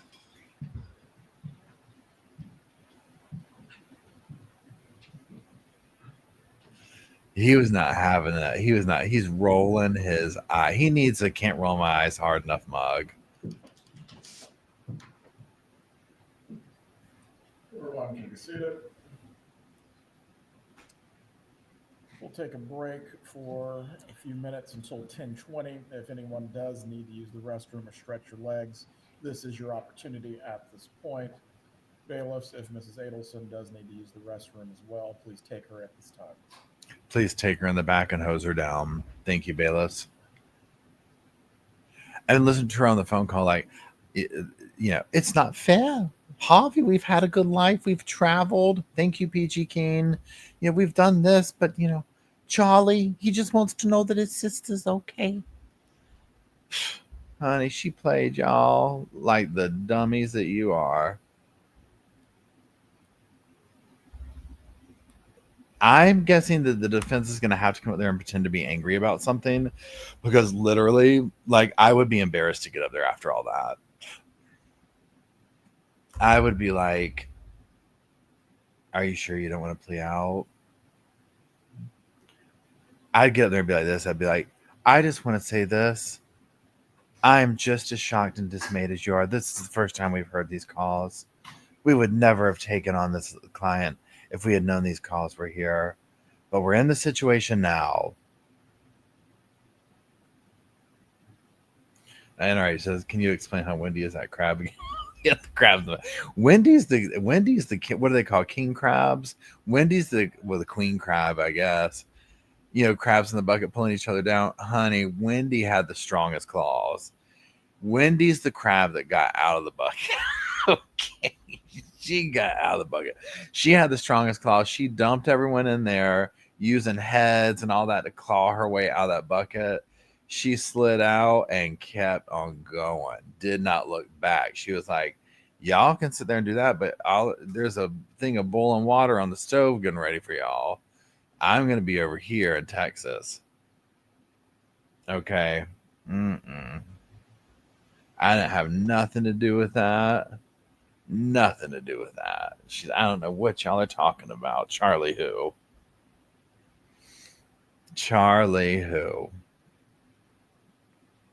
honestly, let's be honest, she was probably happy to use an excuse to get away from them. Can you imagine? That's why Rob doesn't live there. Imagine before the murders, a holiday event at that house.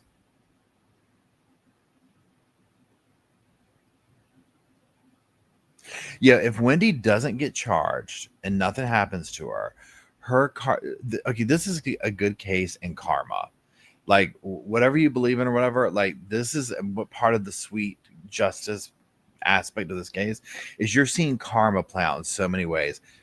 Donna talking on the phone recorded, Wendy not talking to him, them all getting miserable over um the phone, the bomb. Okay, if Wendy doesn't get charged, I'm going to put money on it. Money on it. The second that those kids are like 18, whatever, can get away from her, th- they will distance themselves, right? At some point, maybe not since they're 18, but like that will be coming down the pipeline.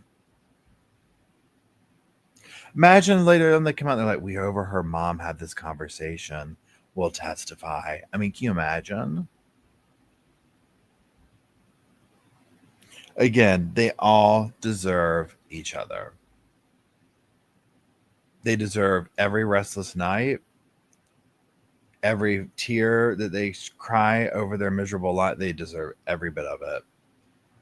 I feel so bad for Dan and his family and him getting involved in that and then being like, oh my God, I have kids with this person. I mean, I feel awful for them. And his parents having to sit there and listen to this den of thieves or whatever you want to call them, crying over themselves, this, that, and the other. I hope they get solace in the moments of their misery, right? I know that sounds bitter, but I mean, it is what it is. Yeah, yeah, delicious. I go spend it every time now. Honey, if you saw me at this point with Wendy, anytime you saw me, it'd be like, Paul's buying another car. Paul's backing Louis. Paul's doing that. Honey, you can't take it with you. You can't take it with you. Okay, it got to go, right? She should be setting her kids up with something. She should be getting her affairs in order. I know, yeah, these kids, they've really made a mess of the whole thing. Yet the way Donna they're all so entitled. I mean, we've seen it before, but this is like a new level, right?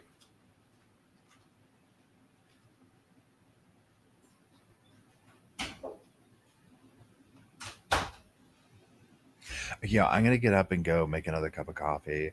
I'm so cozy, but I want the coffee. The coffee desire has outweighed the coziness. It took a few minutes, but I'm there.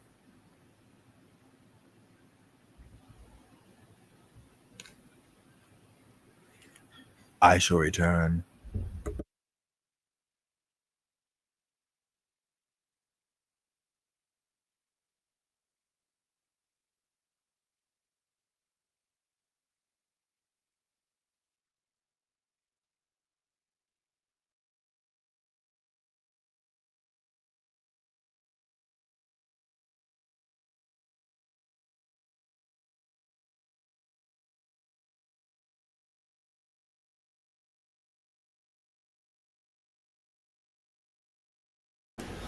Thank you, Peachy Keen.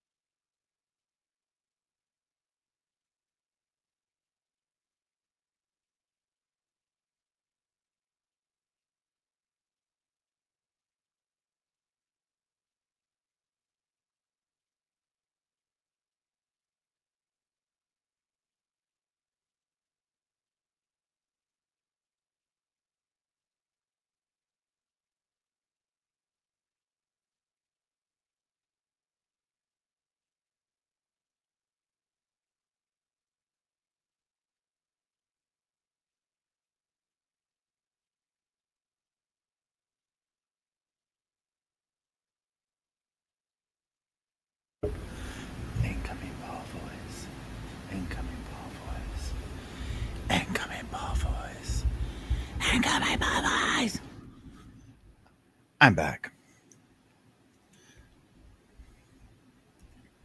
I missed you all.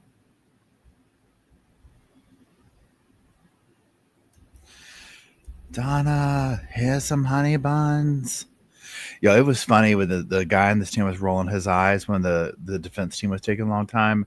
He knows, right? They've seen it all. They're like, honey, these people are guilty. You're not attending the funeral, whole 9 yards. I can't with these people.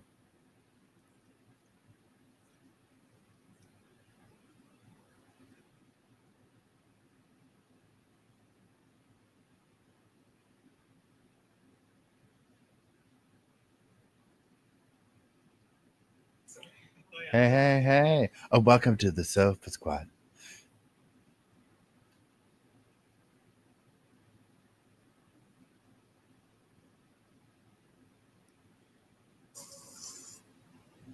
Well, hello. Did you want to come say hey?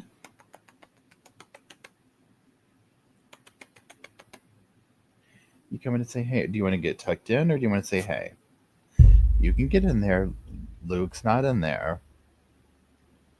They're so cute. Oh my God. I can't with the cuteness level. The morning times, I know I talk about this all the time. The morning times with the dogs are so snuggly. I mean, they just sit here. Jake's right here. Bo's in between the legs. Luke's not really sure. Oh, the court's back in session. Everyone can be seated. Everyone can be seated. Please bring in the jurors. Please bring in the jurors. Could someone please go out there and get the jurors? We've been waiting all day.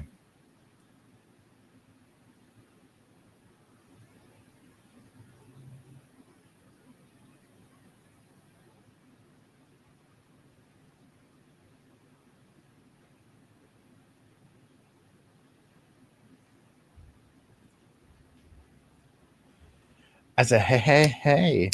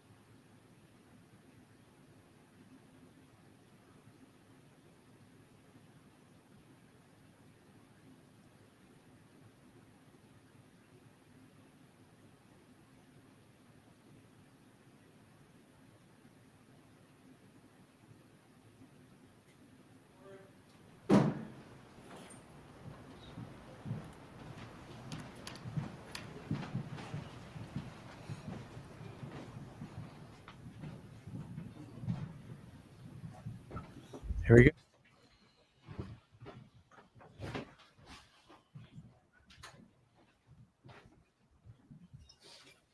Everyone can be seated.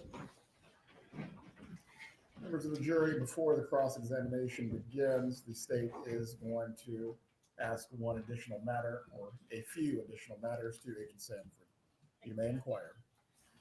Agent Sanford, apparently I managed to confuse and or misspeak regarding the planners.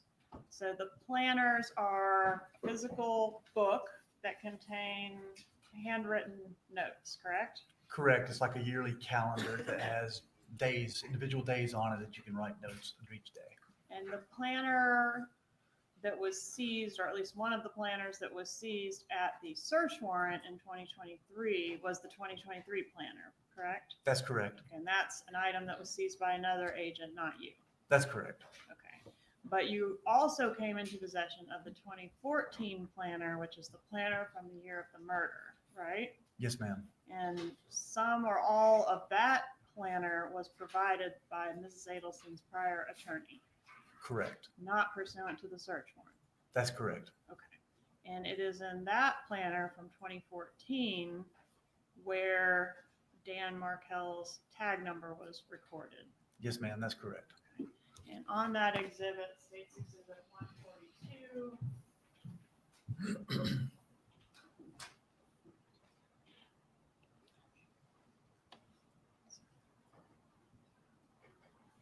Very small, but I am able to see the year here on the front page, 2014, right? Yes, ma'am. July 14, that's showing you like the next upcoming months. Correct. This is for June.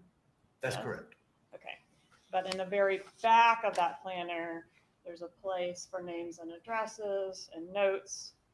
Is that where you located the information regarding Dan Markell's tag number? That's correct. It's after all the calendar months, just note section in the back. Right. Thank you, Judge. That's all. Cross-examination.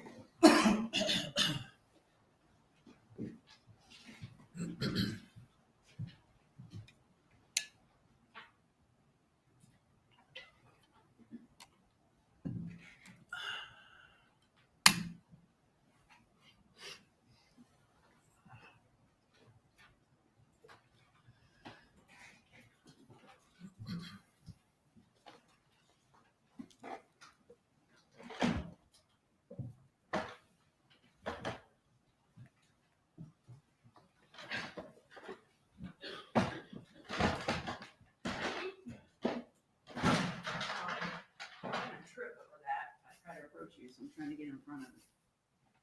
Good morning. Good morning. Been testifying for quite some time. Yes, ma'am. Listened to a lot of phone calls. We have. Now it's cross-examination, so on behalf of Mrs. Adelson, I need to talk to you about those things. Yes, ma'am. We may replay all of them. I'm kidding, I'm not gonna do that. Thank you. I wouldn't do that to anybody in this room. We literally were But all I do just have some like, questions. I can't remember if you testified to it on direct or not, but you're the lead investigator in this case, correct? For the Federal Bureau of Investigation, I am. Thank you. And I don't think you said exactly. I remember you said you got involved early on. What does early on mean with respect to the date that Dan Markell was killed? I believe the homicide occurred on a Friday. I was called on Monday, that following Monday, so the 18th, 19th, 20th, Okay, around the 21st. thank you. And when you became involved, who kind of updated you with, here's what we got, and to discuss with you your input of where it should go? I got the initial call from investigator Scott Cherry. He initially called me and asked me to assist with some leads, basically outside the state of Florida, basically, and outside of Tallahassee. You're obviously here testifying for the state, Yes, ma'am. so I'm not sure we're going to agree on everything. Is that fair? But I think you could agree with me that my client, Donna Adelson, when she has something on her mind, I mean, you've reviewed the materials, right? The emails, and you listen to the phone calls and text messages, etc. Yes, ma'am. If she's got something to say, something on her mind, she writes about it, and she writes a lot about it. Is that fair to say? Sometimes, yes. Yes. On Okay. certain matters, yes. Okay. And kind of the opposite of that, her son, Charlie Adelson, when he's got something on his mind, he can't shut up, can he? That's correct. I mean, he sometimes goes on forever. And in these phone calls, you can actually hear his mother, Donna, just going, yeah. And then finally, when she can, she changes the subject, right? That's correct. And from all of the phone records that you have reviewed, not just for this time period, they talk on the phone a lot, don't they? They do. Okay. And when they talk, sometimes they talk for a long time, right? That's correct. Would you agree with me that sometimes if you don't hear an entire conversation and you just hear a little part of it, you might not be able to put that into context with what the discussion is? Is that fair? That's sometimes fair, yes. You said that there were leads that you were going to follow up with respect to folks who are outside of the state of Florida, right? Yes, ma'am, among other leads. Okay, and I don't want to put words in your mouth, but were those witnesses? or those suspects? Some of both. Okay. We were also trying to track down the green Prius. So there were quite literally thousands of green Priuses throughout the state and the country that were potential suspect vehicles. Okay, so you followed up on leads of where green Priuses were outside the state of Florida. Is that fair to say? Outside and inside. Okay. Outside of Tallahassee is fair to say. Okay, all right. Let's see here. Just some notes about some of the calls. Would you agree that there were several times in those calls where people were talking about traffic, how heavy the traffic was in one location or another? I think Katie does it some and Charlie does it some. Do you recall that? Talking about traffic in South Florida? Yes. Yes, ma'am.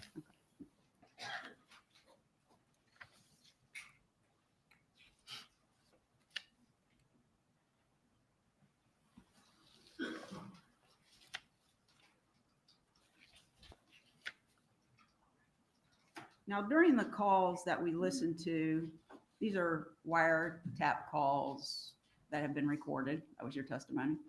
Yes, ma'am. Okay. And during those calls, at the point that Charlie Adelson starts to be pretty concerned about what the heck's going on, why is my family continuing to be contacted about that, you can see a change in his demeanor, right? Certain calls you could, yes. I mean, there are a couple calls between him and Katie where he's pretty angry, and he's letting her know that something needs to be done. Somebody needs to call this number and figure out what's going on, right? His characterization of being angry, I don't know about, but yes, he was trying to encourage her to find out who was doing this. Correct. And I mean, yeah, I don't want you to gauge somebody's character, but I mean, he was getting aggressive with her. Is that fair to say? I don't think he was, in my opinion, if that's what you're asking me, my opinion is I don't think he was angry at her. I think he was upset with the situation. Right. He was showing that. Yes, he was showing that he was not happy. Okay. Correct. All right. So maybe his anger isn't at her, but he's wanting her to do something that's not been done. So he keeps on about it, right? Yes, he's very anxious. Yes, I would agree with that. And in some of the calls with her, he shows concern about whether this is somebody related to the people who have committed the killing. Maybe it's the police, but he's letting her know that he's concerned that this might be somebody who's involved some way, right? I agree. When they're talking about the brother in Broward County, Katie, you can tell in those calls, she knows Luis Rivera has been incarcerated in Broward County, and now she's getting concerned, right? Right. She's concerned. I wasn't so sure he was catching on to that part of it. Yeah, not that it was Luis Rivera, but Right. but he was concerned about it, and then she became concerned about it. That's correct. And his discussions about being worried about it, those were with Katie, correct? That's correct. When he talks to his mother, he's always reassuring her everything's fine. Sometimes it's 99% sure, 100% sure, 1,000% sure. He's got all these percentages, but he's telling his mother there's nothing to worry about. Nobody's coming after you. You're okay. That's correct.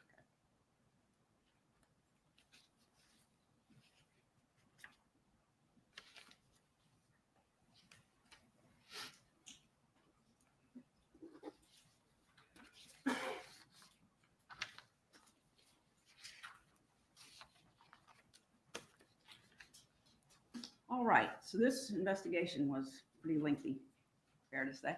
That's fair to say. All right. And you were involved in the investigation, I guess, would be the Monday after the homicide through Mrs. Adelson's arrest, correct? Going through today, yes, ma'am. Okay.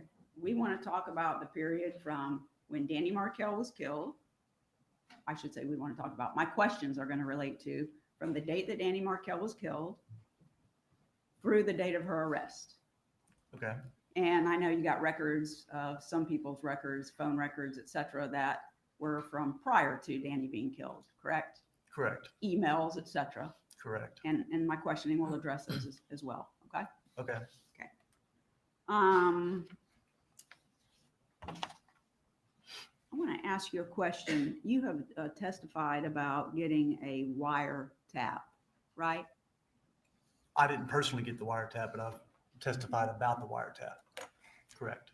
One was obtained in this case. That's correct. And when I say in this case, I'm not referring to Donna Adelson. I'm referring to there's a lot of co-conspirators that are alleged, right?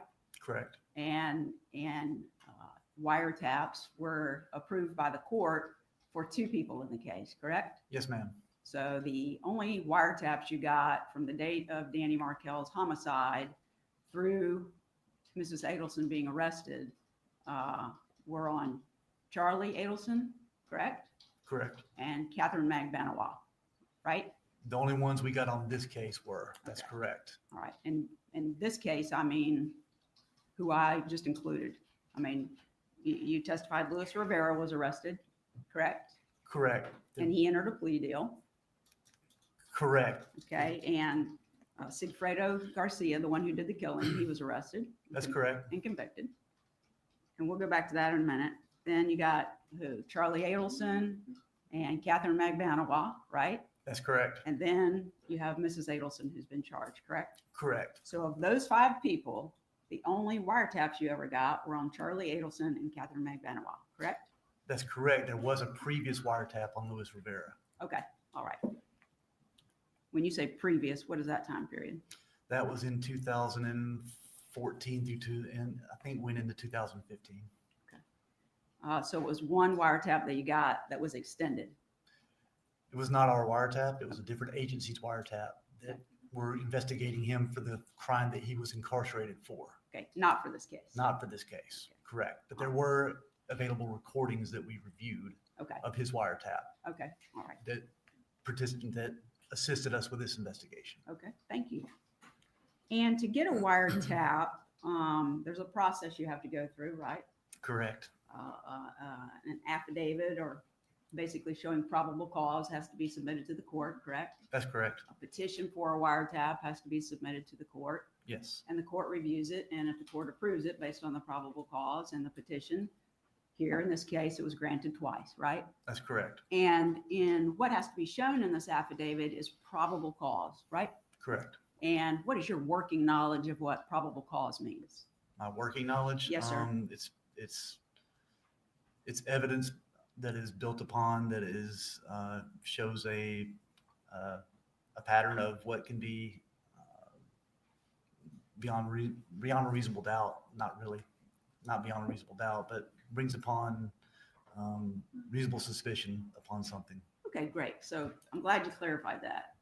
A probable cause affidavit is basically you have evidence that a crime has been committed, correct? Correct. And the particular person who's the suspect in that affidavit is probably the person who committed the crime. Is that kind of a fair way to say it? That's one way to say it. Yes. Okay, all right. Not beyond a reasonable doubt. No, not beyond reasonable doubt. Okay, and when you get an arrest warrant, it's the same thing. It's just probable cause, correct? Correct. Not beyond reasonable doubt. That's correct.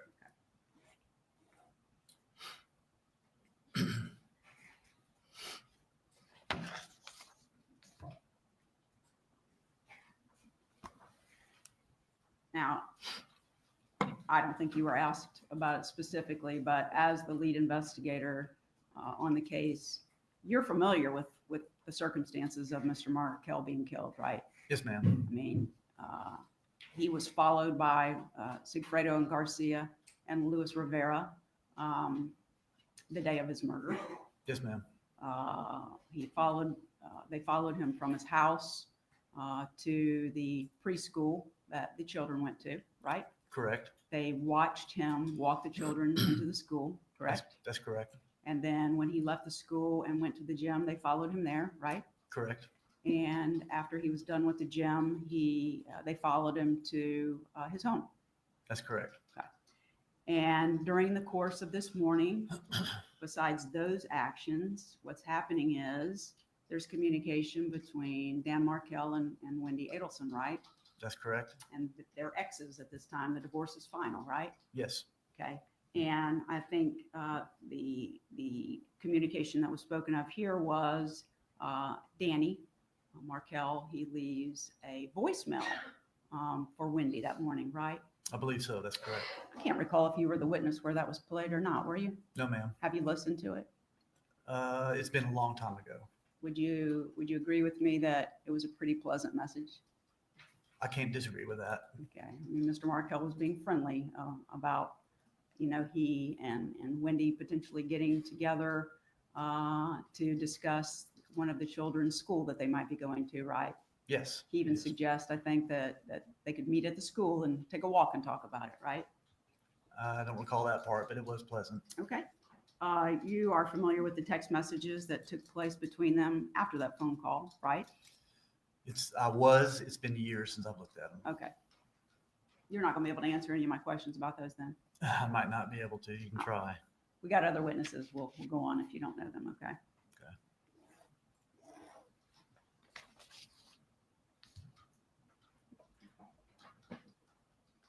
Based on all of the evidence in the case, Mr. Markell didn't know what was happening, did he? He didn't know what was going to happen to him? Right. No, ma'am, I don't believe he did. He didn't know he was being followed. You don't have any evidence that he was aware of that. No, ma'am, we do not believe that. Okay. And you have surveillance footage at the daycare, right? Not at the daycare, at the gym and some cross traffic cameras. I don't remember the daycare. Okay. I might have misspoken on that. I apologize. Okay. But Mr. Markell, being unaware of what was going to happen to him that morning, he was just kind of going about life as usual. Is that fair to say? Yes, ma'am, he was. When he took his children to the preschool and hugged and kissed them and sent them on in the room, he didn't know that was the last time he was going to see them. He did not. And those children certainly didn't know that was the last time they were ever in their lives going to see their father. No, they didn't. And we've gone through, they go to the gym, they follow Sigfredo Garcia, and sometimes I mess up their names, Luis Rivera, Yes, ma'am. follow him in their car back to his home, right? Correct.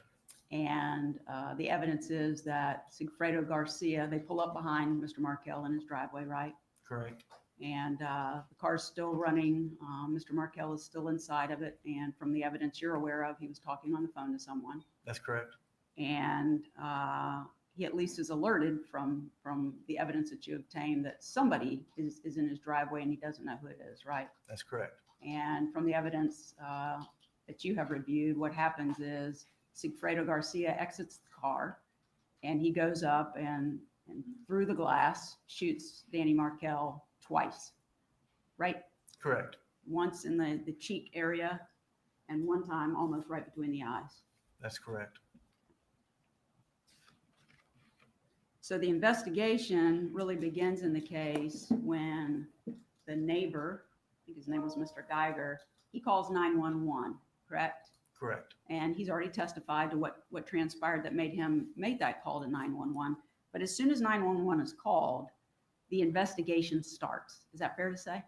I'd agree with that. Okay. Law enforcement was on the scene. There were a bunch of cars, right? Correct. And crime scene tape was put up so that the crime scene would be secure and evidence wouldn't be tampered with or trampled over, whatever. Is that right? That's correct. Cars were not allowed to go up towards the house, right? That's my understanding. Okay. But people who drove up to the crime scene tape and could turn around in your investigation, they would be able to see these cars sitting out there in front of Mr. Markell's house, right? It depends on which side of the street you're on, I believe, but I was not at the scene, so I can't really Have you testify reviewed? to that. Okay. Have you reviewed the pictures? I have seen pictures. Okay.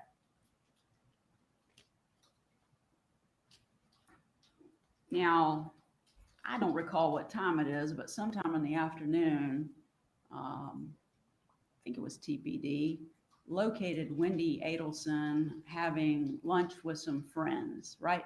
That was TPD, yes, ma'am. Okay, and they took her back to TPD and they spoke to her, right? They did. Okay, you're aware of that interview. I am. Have you observed it? I have. Okay. And during the course of that interview, which is several hours long, right? I believe so. It's been a Okay. while. Okay. There are times when she's sitting in the room with a victim advocate alone, correct? Correct. Sometimes, I don't remember, was he Detective Investigator Isom? Investigator Isom. Investigator Yes, ma'am. Isom comes in and speaks to her some, right? Correct. Sherry Bennett comes in and talks to her about some things from TPD, correct? I don't believe so. That's okay. We'll have another witness. Okay. But you agree people are coming and going out of the room. Yes, ma'am. And Wendy Adelson, there are many Adelsons, so I'll stop saying Mrs. I'll give their first names, okay? Wendy Adelson is recorded from the time she gets into that room until they are done speaking to her and she's going to be permitted to leave, right? I believe so, yes. Okay. And during the course of her being interviewed, she says many things, but she certainly says that Mr. Markell's parents are going to think that she did it, right? I believe that's correct. And then she starts answering questions about who it is that possibly could have done this to Mr. Markell. And she gives lots of choices. Maybe it's an angry student, right? Right. Maybe it's someone that got upset with him, right? Right. And when she talks about her family, she said that her brother had previously joked that he was going to get a hitman, but instead it was cheaper to get her a TV, correct? Correct. And when asked about who was angry, she said that her parents disliked him more than anyone. Those were her statements, right? I believe so, yes. Okay. And from that date that she's interviewed there and she gives statements, fair to say that her family become suspects. It depends on whose definition of suspects you have, but they are persons of interest. Persons of interest. Okay. From that time period. Yes, ma'am. Okay. How many suspects did you have from the time Mr. Markell was killed through Donna Adelson being arrested? Suspects? Yes, sir. I would call them persons of interest. I'm sorry. We'll use your word. Yeah, we had a lot of persons of interest throughout the case. Okay. I couldn't tell you a number, but there was numerous. You followed up on numerous persons of interest. Yes, ma'am. How long were there numerous persons of interest before you were focused in on the Adelson family? About a year. A year? Yes, ma'am. So you didn't consider in the first year the Adelson family as persons of interest? I considered them. You asked me if I was focused, and I was focused about a year in. Okay. On them? Yes, ma'am. Okay. There was an investigation going on regarding the Adelsons from the time that Wendy started saying these comments, right? They were part of the investigation. Okay. I mean, bank records were obtained very early on the Adelson family, correct? That's correct. And those were updated throughout the entire investigation, right? There was different times during the investigation they were updated. After they became main suspects and we identified Louis Rivera, we definitely did then. Okay. And starting on July the 21st of 2014, up through the day that Donna Adelson was arrested, you stayed actively involved in the investigation, right? Yes, ma'am. And in fact, you were even there when she was arrested, correct? I was there on every single arrest. Yes, Okay. ma'am. You're invested in the case because you were the lead investigator. Yes, ma'am. Have you ever made a mistake in your work? Sure. Have you ever initially assumed that one person might be a suspect or a person of interest, and later it turned out that they were not the one that committed the crime? Not a suspect. No, ma'am. No, not a person of interest. Maybe a person of interest. Yes. Not a suspect. You've been right from the time you thought that they were a person of interest through them being arrested. Not made a mistake. As a suspect I deem as somebody we have probable cause on. Okay.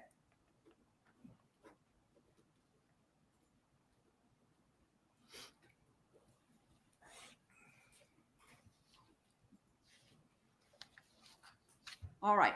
So not just TPD and not just you with the FBI, there were several agencies who were involved in this investigation. Is that fair to say? Not for the investigation. I would disagree with that. You would, the state attorney's office investigator was not involved in the investigation? Of this case? Later on he was, but there's not several agencies. There was just a few that assisted. Yes. Well, the Miami-Dade Police Department got involved, did they not? They assisted, correct. And they assisted with the search warrant in Mrs. Adelson, Donna Adelson's home, right? That's correct. They were there when she was arrested. Is that right? I believe that was the Miami-Dade. There's different agencies down there, so Yes. different agencies would assist when we needed help. Yes. So some agency down there was there for her arrest. Right. What I'm saying is there's not a bunch of agencies who were invested in the case throughout the entire investigation. Oh, sure. There were I several mean, that assisted. there Yes. are main investigative agencies, yourself and TPD. Yes, correct. But there were others who were involved as well. That were involved that assisted us. Yes, Right. Even the Florida Department of Law Enforcement was involved in assisting, right? that's correct. And so fair to say you had resources that were beyond just TPD, correct? Correct. And the evidence that's been collected in this case has been for years, right? Correct. I mean, we're like, at this point, unfortunately, Mr. Markel has been gone for, is my math right? 11 years? Yes, ma'am. And the different kinds of evidence that was obtained in this case include a lot of emails. I'd agree with that. One witness testified that there were hundreds of thousands of emails that were obtained in this case. I don't know what another witness testified to this. No, I'm asking your knowledge. You're aware that there were hundreds of thousands. I do know that. Yes. Okay. And in addition to having these emails, you also recovered a lot of text messages, right? Yes, ma'am. Okay. Now, hundreds of thousands of emails, I can tell you from my experience in this case, that's not easy to go through, is it? No, ma'am. So were a lot of people involved in reviewing the emails for the investigation? TPD had people that reviewed the emails. Okay. And I'm sure you're not familiar with all hundreds of thousands of them. Is that fair to say? That's very fair to say. The ones that have been presented here with the state and you going over with them, preparing for court, some of them have been introduced into evidence, right? That's correct. And also, in addition to that, there are, even though you don't have recorded calls until the bump, I guess? That's fair to say. I could be mistaken, but I think that's probably the first recorded And calls. when I say recorded calls, I mean the wire calls. That's what you have that you've testified to here in court. We had some wire calls prior to the bump, like the With- first, like about a week before the bump. Mr. Rivera, are you referring to? No, ma'am. We started the wire before the bump. Okay, give me those dates. I can refresh my note, look Please at my do. notes, refresh my memory. Yeah, please do.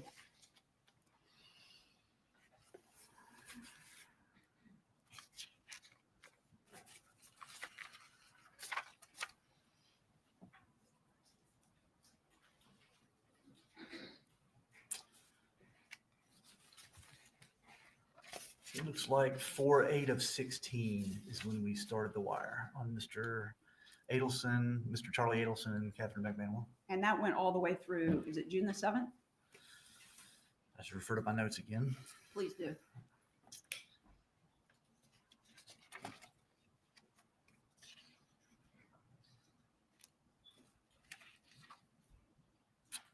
I don't have that on my timeline, but that sounds about right. June 7th is when, well, actually, I do have.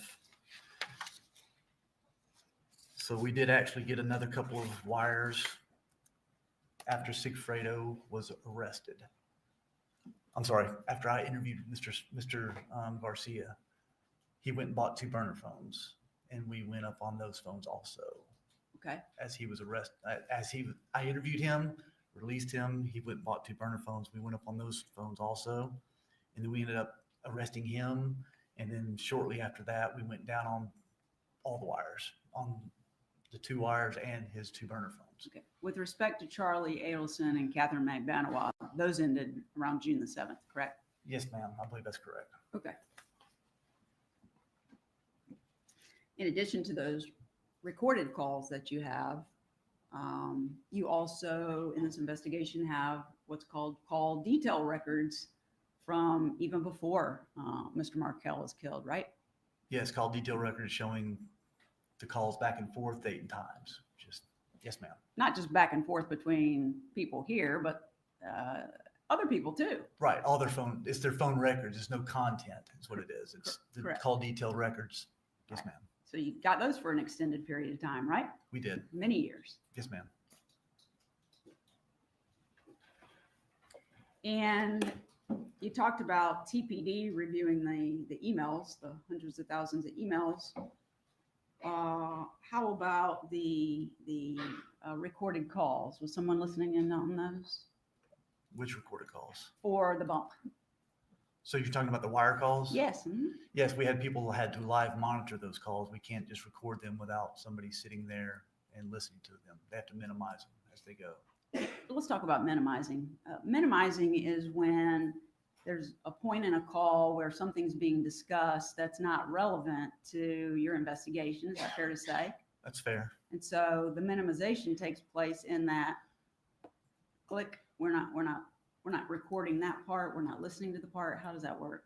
Yeah, they hit a button and it stops recording and stops listening. Okay. And then they give a certain amount of time. They go back in and start listening again to see if there's anything relevant Okay. to the conversation. All right. And in some of these calls that have been admitted, they could be extended calls, many minutes, but there's only a very short period of time that's relevant to this case. Is that fair to say? That's that officer who's actually monitoring at that time. That's their determination. So they've been instructed on how to do the minimization, and they listen to the best of their knowledge, and they make those determinations of whether they think it's relevant or not. Okay. But you would agree that some of these calls, well, let's just give an example. There's a call on April the 15th of 2016. If you look at your summary, 8:32 p.m.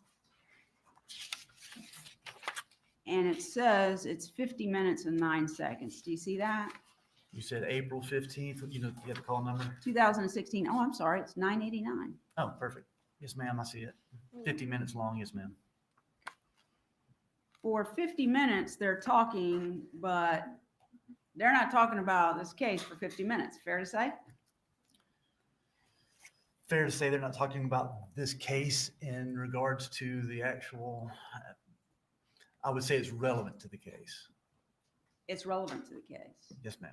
So if they're talking about Charlie wanting to buy a go-kart and become a professional go-kart driver, that's relevant to the case? I believe some of that was minimized. Right. So my point is, if it's a 50-minute call, that doesn't mean the 50 minutes are about this case, right? No, all 50 minutes of it? No, ma'am. Okay. So we may have heard 2 minutes in some of these calls that say they're lengthy. Correct. I mean, some of the calls we listen to completely, 10-minute calls, 15-minute calls, we listen to those entirely, right? Some of them we did, yes. Okay, but most of them we're looking at segments, right? Yes, ma'am. So where it says the duration of the call, you're not saying that the duration is they've spoken on the phone about this case for that period of time. No, ma'am, not at all. Okay.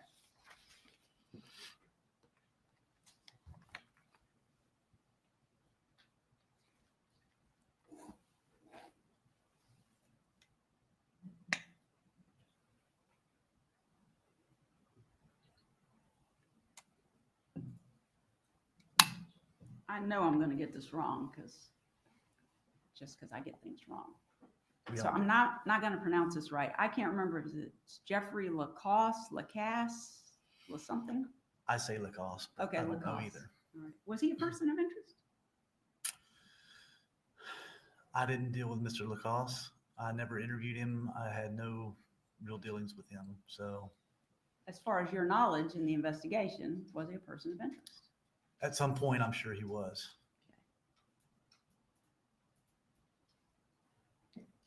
Wendy Adelson, in her interview, didn't actually offer up Jeff Lacoste as a suspect, did she? I don't know what you mean, offer him up as a suspect. Well, when law enforcement's asking her who could have done this, she doesn't say, oh, I've got this ex-boyfriend, Jeff Lacoste, and he probably did it. She doesn't say that, does she? I don't believe so. In fact, she has a friend come into the interview room with her. You recall that? Not really. You don't? Okay, that's okay. We'll get him to play it. You recall that it's that friend who says Jeff Lacoste. I don't. That's okay. We'll Sorry. play it.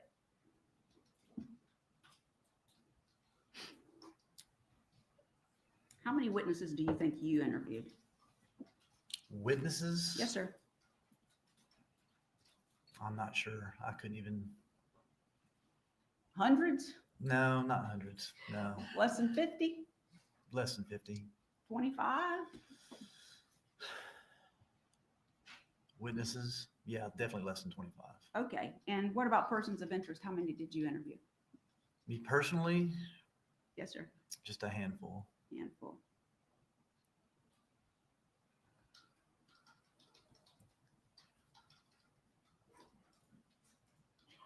There was a call, RR, and there's so many calls, that's not going to ring a bell to you, I'm sure.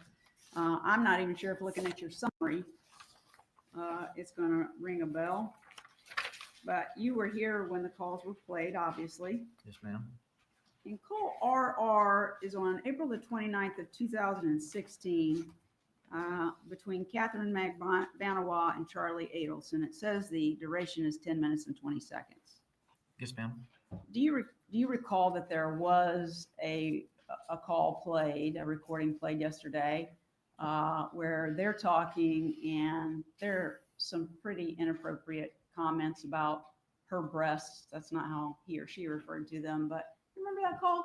I do. And at that time, Catherine Magbanawa is going into Charlie Adelson's garage. You recall that? I do. Do you remember him telling her to take off her shirt so that she would know how to get into the garage? Yes, ma'am. And you know from your investigation, the reference for that is she has a tattoo on her ribs that is 1214, and that happens to be his garage code, correct? That's what I've been told. I haven't seen it.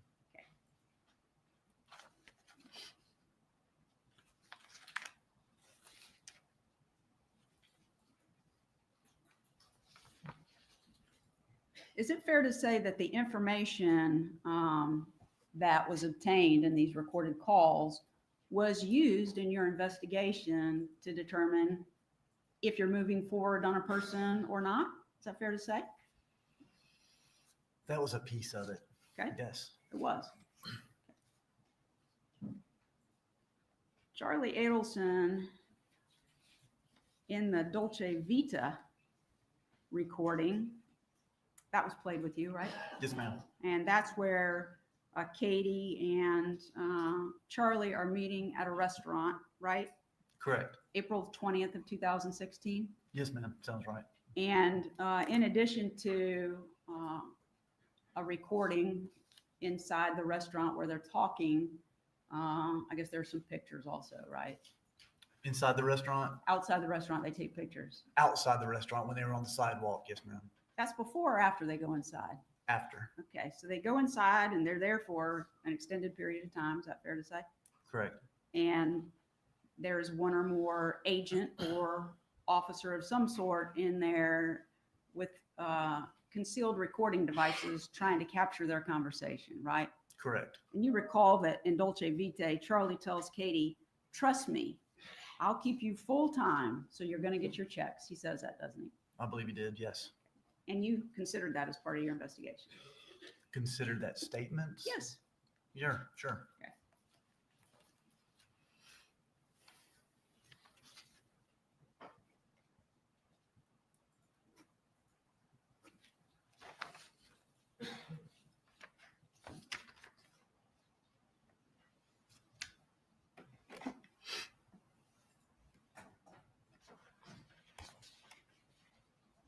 Okay, so we've had the agencies that have helped in some way, right? Yes, ma'am. And TPD was responsible for reviewing the emails.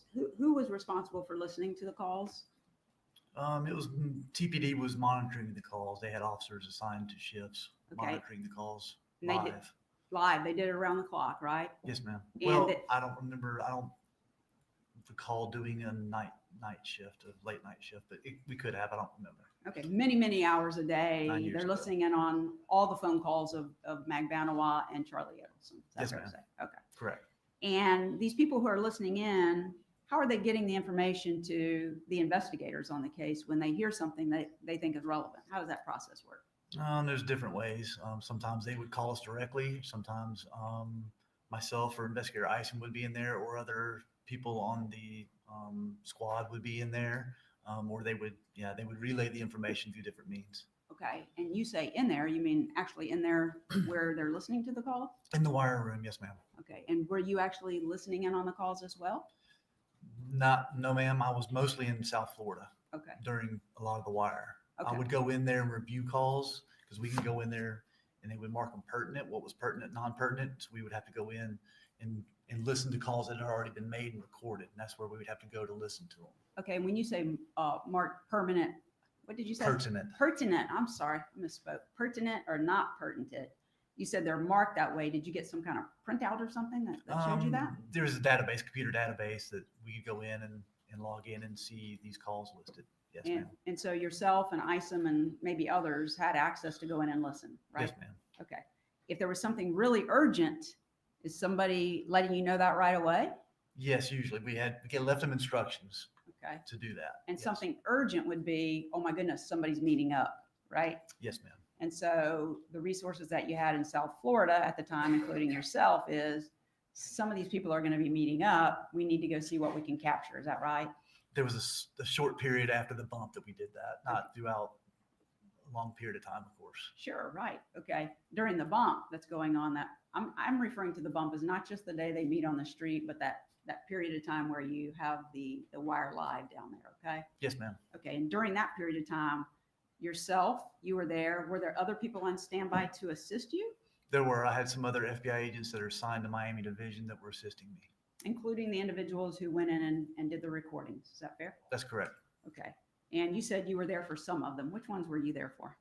For some of what? The meetings that were recorded. I was there for the bump. I was there for the next day meeting with Mrs. Adelson and Mr. Charlie Adelson when they met on the boardwalk. I was there. I mean, I was in South Florida the whole time. Whether I was physically at the meeting, it's hard to say. I was outside of Dolce Vita. I did not go in because I had already been close to Mr. Adelson and Mrs. Charlie Adelson and Donna Adelson the day that they met on the boardwalk. I was pretty close to them, so I wasn't sure if they noticed me or not. So I didn't go back in and get close to them again after that. So I did not go into Dolce Vita. I did not go into Matsuri. I was outside, not inside the restaurants. Okay. And when you said you'd already been close to them, you mean in proximity, not that they were aware of you and what your job was. No, ma'am.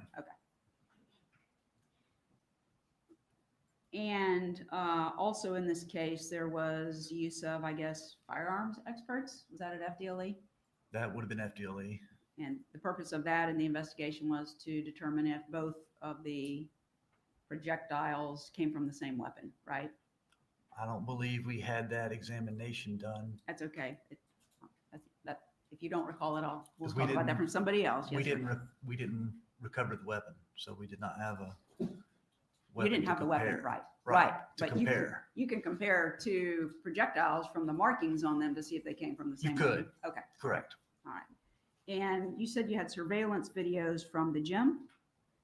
From Premier Gym, yes, ma'am. Okay. Where else did you have surveillance video footage? Of which point? Any point in this The investigation? whole investigation? Yes, sir. Oh, wow. I know we had some traffic cameras from the time of his drive.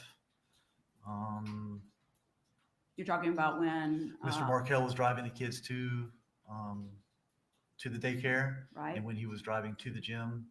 Okay. We had bus surveillance video.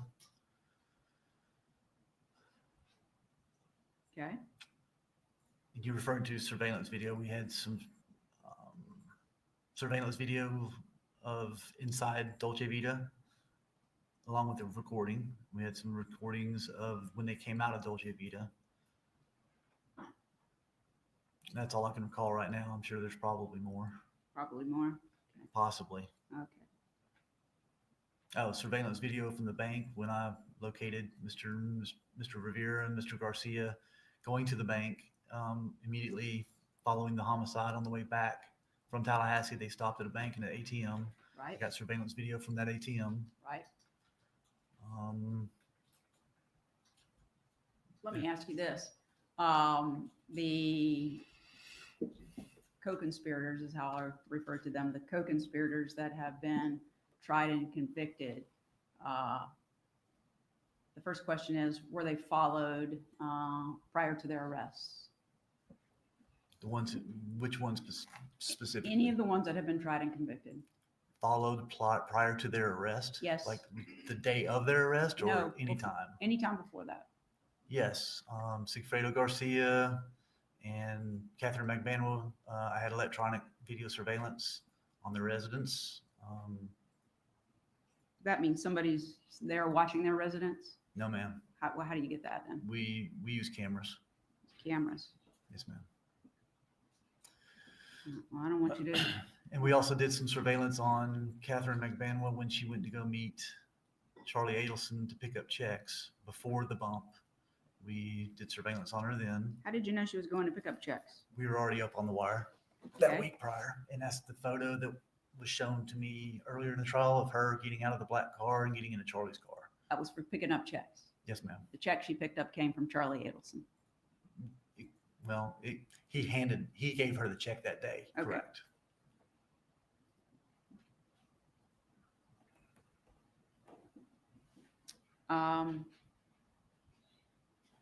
Pretty incredible that you were able to determine the vehicle and find it throughout Tallahassee on bus cameras. Is that what you used? You said you used? That wasn't me particularly. That was TPD. It was TPD used did a in the great invest- job. They Yeah. did a great job of going back with the timeline of the neighbor and everything. And once they saw the video at Premiere and were able to see the vehicle there, they knew the time frames and they went back and got all the video. They did an outstanding job on that. The people that were conducting surveillance, if you will, on the co-conspirators who've been charged, were they with the FBI, your folks, or were they with a different agency? The one that I just spoke about with Charlie and Katie, they were FBI personnel doing that surveillance. The video surveillance I did through the FBI. Okay. Yeah, I believe all the ones in South Florida were probably all FBI. In addition to the people who've been convicted of this offense, was my client, Donna Adelson, did someone watch her comings and goings at any point? Yes. And when was that? Leading up to the bump, I had FBI personnel doing surveillance to get a pattern of life so we could find out where she was going, so we could come up with an idea of where to conduct the bump at. Okay, and Let's that see. was where she would be outside walking? Is that fair? Correct. When she went to go pick up Mr. Markell's children from preschool, we were able to determine what time she left out of there, and it was a consistent time every day that she went to go pick the children up from school. So we determined that was a good time to set up the operation because we had a known time when that was going to occur. Right, and was she followed in her vehicle, places that she traveled to? I don't recall exactly if she was followed in her vehicle. It's possible, though, during that time period, trying to get a pattern of life. In determining this pattern of life where she walks her grandchildren to the school before school starts and then walks back to pick them up, were you present for observing that?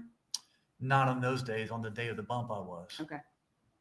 But you got that information from whoever in the FBI was doing the surveillance, right? Correct. And in addition to the live surveillance, the recordings that you've had, folks have been retained to do an enhancement of some of those things, correct? That's correct. So if the recording doesn't sound real clear from what you obtained in your equipment when you went in, an enhancement means that you basically block out some of the outside noise, if you will, and then you can hear the voice of the person speaking that you want to hear. You can hear them more clearly. Is that correct? It's a clarification. Yes, ma'am. Okay.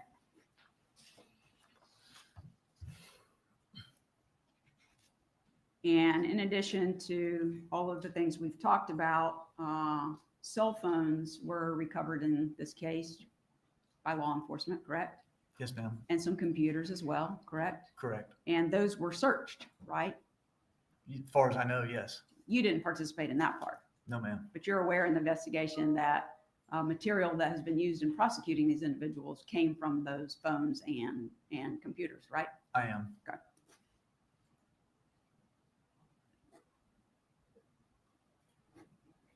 Now, you never got a wiretap on Donna Adelson's phone, correct? No, ma'am. And 1 year into it, you decided that did she move from a person of interest to a suspect? I don't remember how you worded it. Yes, ma'am. Once I identified Sigfredo Garcia as being in Tallahassee the day of the murder at the gym and identified Luis Rivera. We were able to go back and get phone records, and that's when was able to link back to the Adelson family. Okay.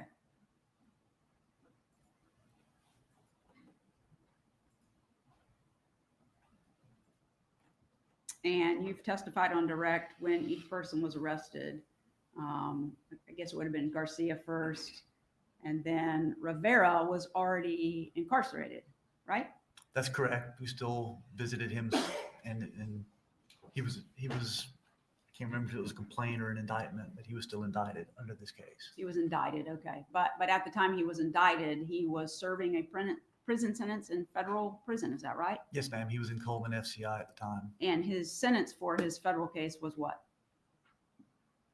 I believe it was 12 years, if I'm not mistaken, but it's been a while. Okay. And in this case, he assisted law enforcement. We've heard testimony of that. You're aware of that? Eventually he did. Yes, ma'am. Okay. And his assistance was taking you places, explaining things. Is that fair to say? Yes, ma'am. We drove him around Tallahassee and let him explain things, and then we drove him down to South Florida looking for the weapon. Down to South Florida looking for the weapon. That's where you thought the weapon was? Yes, ma'am. That's where he told us that they ditched the weapon, was on the way to South Florida. It was along the road on the way to South Florida when they threw the weapon in the river. And whereabouts, do you recall, whereabouts was that between Tallahassee and where they went to when the homicide was over in South Florida?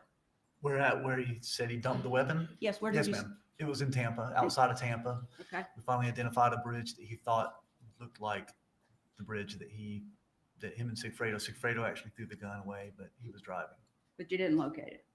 No, ma'am, we did extensive searches for the weapon. He told you what kind of gun was used, correct? Yes, ma'am. And what was that gun? What type? It was a 38. I don't remember if it was Smith & Wesson, but it's been a while. It was a revolver, right? It was a revolver, yes, Okay. ma'am.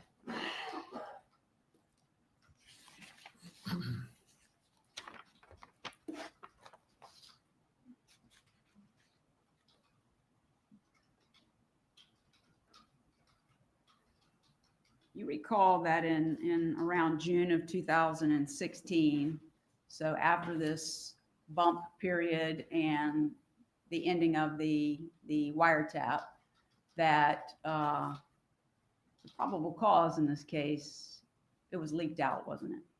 That's what I was told. And TPD actually held a press conference, right? They did hold a press conference at some point, yes. And the Adelson family, according to what TPD said and those probable cause affidavit, the Adelson family were announced as being considered as suspects, right? I don't believe they talked about that at the press conference at all. I think they just, at the press conference, what I remember is him just announcing Sigfredo Garcia's arrest. But that's what I recall, but it's been 9 years ago. Sure, and it's mentioned in the probable cause too, right?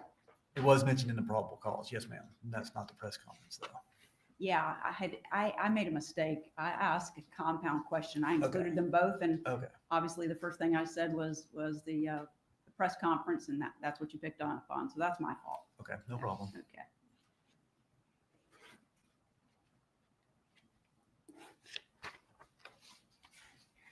Now, from the time that Mr. Markel was murdered to the time that Donna Adelson was arrested, fair to say she lived a pretty routine life, right? I don't know what her routine life is, but I couldn't disagree with that. Well, during your investigation, you learned that she worked at the Adelson Institute, right? Correct. You learned that Harvey Adelson, her husband of now 54 years, did general dentistry there, right? That's correct. You learned that Charlie Adelson was a periodontist and worked some out of the Adelson Institute, but he also did, I guess it's dental surgery. I'm not real familiar with it, but basically he did dental surgery for many different doctors, right? I believe it was periodontal work, but yes. Yeah. He traveled around and did. I'm as a sorry if I periodontist. misspoke. I thought surgery was the periodontist. but I don't know either. Whatever. He was a specialist, right? Yes, ma'am. And he did that work for several different dentists, correct? He did. He traveled around in different offices and worked out of other people's offices. Okay. Is what he did. And a lot of the calls that he made to his mother that you've listened to, he's talking to her between these appointments, right? He is. Okay. During appointments, sometimes too, it sounds like. Okay. Yeah, it did, didn't it? Okay. During this time period from your investigation, you're aware that after Mr. Markel was murdered until the time that Mrs. Adelson was arrested, she and her husband left the United States several times to travel, right? They did. And they returned each time, right? They did. Back in 2019 is when the iMessage outside your house was obtained during the course of this investigation, right? I don't know the date. Somebody else does. But, well, I'll have to ask somebody else that. Now, on these calls that you're listening to, you're hearing what the parties are saying to each other, correct? Yes, ma'am. And you're not hearing any of the conversations, unless you've recorded them, of what they speak about before that, right? I'm sorry, can you Yeah, re-ask that sure. I question? mean, it's clear in these recorded phone calls that these folks are talking in person sometimes. Correct. They're talking about lots of issues that are recorded, but they speak outside of these recorded calls that you have. That's correct. So you're not privy to that if you haven't recorded it. That's fair. So when they're having these conversations, there are things in their mind that you're not aware of. That's possible, yes. Okay.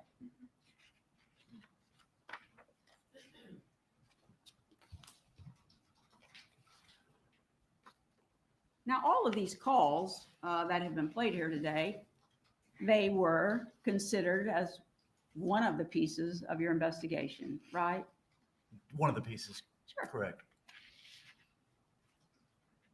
So on call S, when Charlie says to his mother, you didn't do anything to anybody, you don't know anything, you considered that. Yes, ma'am, we considered it. Okay.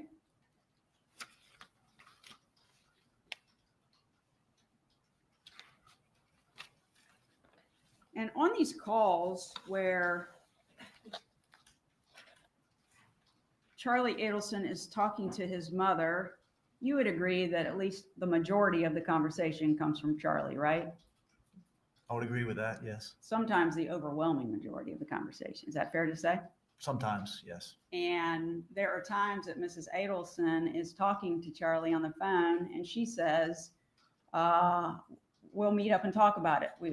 I'm not going to talk about it on the phone with you, right? Yes, she does. And you don't know where she got the idea from of why it is she's not going to talk about it on the phone, do you? Do I know? From your investigation, have you gotten evidence to show why it is she's saying those things? Through my investigation, Do you have evidence? okay. Do I have evidence? No.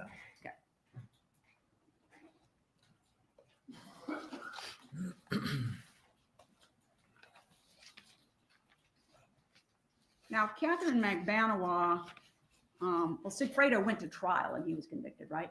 Yes, ma'am. And Luis Rivera, after he was indicted, or before he was indicted, he cooperated with law enforcement, correct? That's incorrect. After he was indicted? It was well after he's indicted. Okay, sorry, I got the timeline wrong. So It's well fine. after he's indicted on the charges, he decides he's going to cooperate, right? Yes, it was a few months later. Okay, and he had a 12-year sentence with the federal prison, right? He already had that. Yes, ma'am. Right, based on federal charges, right? Correct. And he got a sentence for his role in this case for a period of 19 years, correct? Correct. But that was to be served concurrently, meaning at the same time with the sentence that he had on his federal case, right? I believe so. So the additional time that he got for this homicide is 7 years, correct? That sounds correct.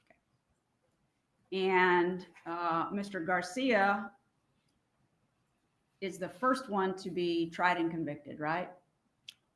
He's the first one that was convicted. Okay, He was tried together. right. But that first trial of him, he's convicted, right? Correct. And he's sentenced to life in prison. Correct. And then Catherine McBanawa has a trial and she's convicted, correct? Correct. And she's sentenced to life in prison, right? Correct. And Charlie Adelson is, so we've got the first three, life in prison except for Luis Rivera, who gets basically an additional 7 years, right? Correct. Then you get to Charlie Adelson, and he's arrested, right? Correct. And he has a trial, correct? Correct. And his defense, if you will, I mean, you were there for that trial, right? I was there for my part of the trial. I was not allowed to be in the courtroom during the rest of the testimony. Was there at any point during the course of Mr. Charlie Adelson going to trial, getting convicted, and thereafter that you learned that his defense was that he was being extorted? Yes, I did. You heard that. Yes, ma'am. But he got convicted, didn't he? Yes, ma'am. And he was sentenced to life in prison. That's correct. Okay. So then comes Catherine McBanawa after she's been convicted and she's in prison for life, right? Correct. The testimony is that she gave a proffer to law enforcement, right? Correct. She actually gave 2 proffers first, correct? Yes, ma'am. And when she gave those proffers, she gave information about what she says happened, right? Yes, ma'am. And she's hoping, she's giving this cooperation because she's not promised anything, but hoping, as she's testified, that someday she'll see her kids, so she won't actually have to serve a life sentence. That's fair to say, right? I don't know that for a fact, but I would assume that's correct. Okay, and when she gives these 2 proffers, it's before she testifies against Charlie Adelson, right? Correct. And the first proffer that she gives is a little bit different than the story she told in 2 different trials so far. Sigfredo Garcia's and then herself, right? I would agree with that. She changes some information. I don't know if she changes information. She has more information as time goes on because I believe she was minimizing the first 2 proffers, which is very, very common for defendants to do. They minimize their role in actual crimes. Right. So when she testifies in Sigfredo Garcia's trial and then in her trial, basically, Oh, I'm sorry. that's okay. I misunderstood what you You said didn't about which trial. No, I'm sorry. I can't speak over you and I talk way too fast because the court reporter can only get one of us. So I apologize for that. It's not intentional. I thought you said the proffer. I did. Okay. I did. So- Okay. So I'm changing now. Okay. So okay. she basically, when she testifies in those first 2 trials, she didn't just minimize, she didn't have involvement. Right. That's She what lied in the first 2 trials. She lied, straight Yes. up. Correct. And then she gives this first proffer, and she's not being completely honest there either, is she? She's not being fully forthcoming, is Okay. the way I describe it. All right, and you're in that interview. Yes, ma'am. And who else is in there with her? Jason Newland, Investigator State Attorney's Office, and Sherry Bennett with Tallahassee Police Department. Okay, all right. And when you all are in there interviewing her the first time, she's not being forthcoming, and you're asking her questions, aren't you? Correct. And you know she's not being forthcoming because of other things you obtained in the investigation and the convictions that you've had, right? I feel like she's holding back her involvement. And Correct. at some point in that first proffer, you got so frustrated, you just got up and walked out, didn't you? I left the room. I didn't walk out. We left the room to let her think about it. It's a strategic process to have them think about it and reconsider them not being totally honest with us. So it wasn't that I was walking out done with her. No, you weren't done because she came back and then she gave another proffer, Correct. right? And from the first proffer that she gave to the second proffer that she gave, she tells more, right? She does. Okay. And then she gets to Charlie Adelson's trial. And by the time she gets there, she's got more information even she testifies to, right? I would agree with that. Okay. So she wasn't honest in her first testimony at her trial, right? In her trial, correct. Well, she testified twice. There were 2 trials she testified in first. Correct. Her trials, she lied in her first 2 trials. Absolutely. Okay. And she wasn't completely forthcoming in her first proffer. Correct. And she wasn't completely forthcoming in her second proffer. Correct. And she comes into the third trial the third trial is Charlie Adelson, and she provides additional information, which means she wasn't forthcoming before, right? Correct. Okay.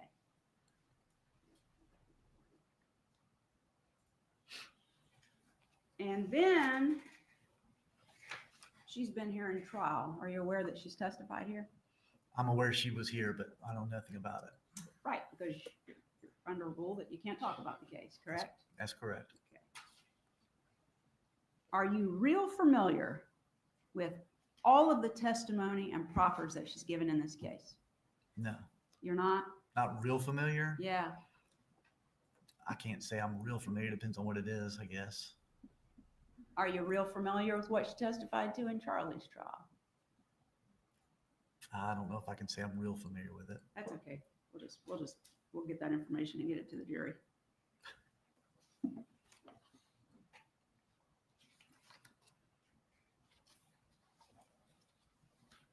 May I have just one moment? I left something on my table.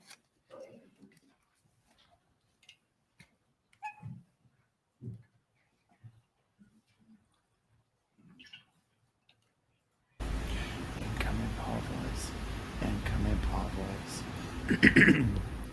Y'all, I can't with this. Y'all, I can't with this. It's so cringy. Harvey's over there like, every time she asks a question that costs me $5.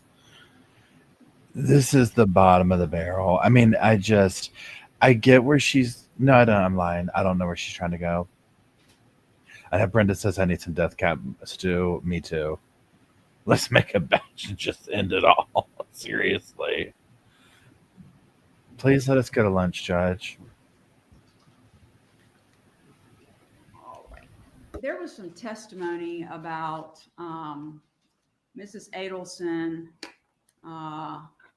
making arrangements to take a trip to Vietnam. You've testified about that, right? Yes, ma'am. And you're familiar at least with what happened during that course of the investigation, correct? Correct. Okay, you were intimately involved in her time period where she speaks to Charlie on the phone, and we call it the dropped call that's been played here today, where she can tell Charlie's not on the line anymore, but for some reason it continues to record, right? Right. I Okay. was only familiar with that Friday. It's like 5 days after the call was made is when I was made aware of that call. Okay, and you were made aware of it on that Friday. Correct. You had an opportunity to listen to the call, Yes, ma'am. and you discussed it with the investigator at the state attorney's office. Yes, ma'am. Anybody else in the investigation that you spoke to that about that you can recall? Not that I recall. That's on Friday, right? I believe so. Okay.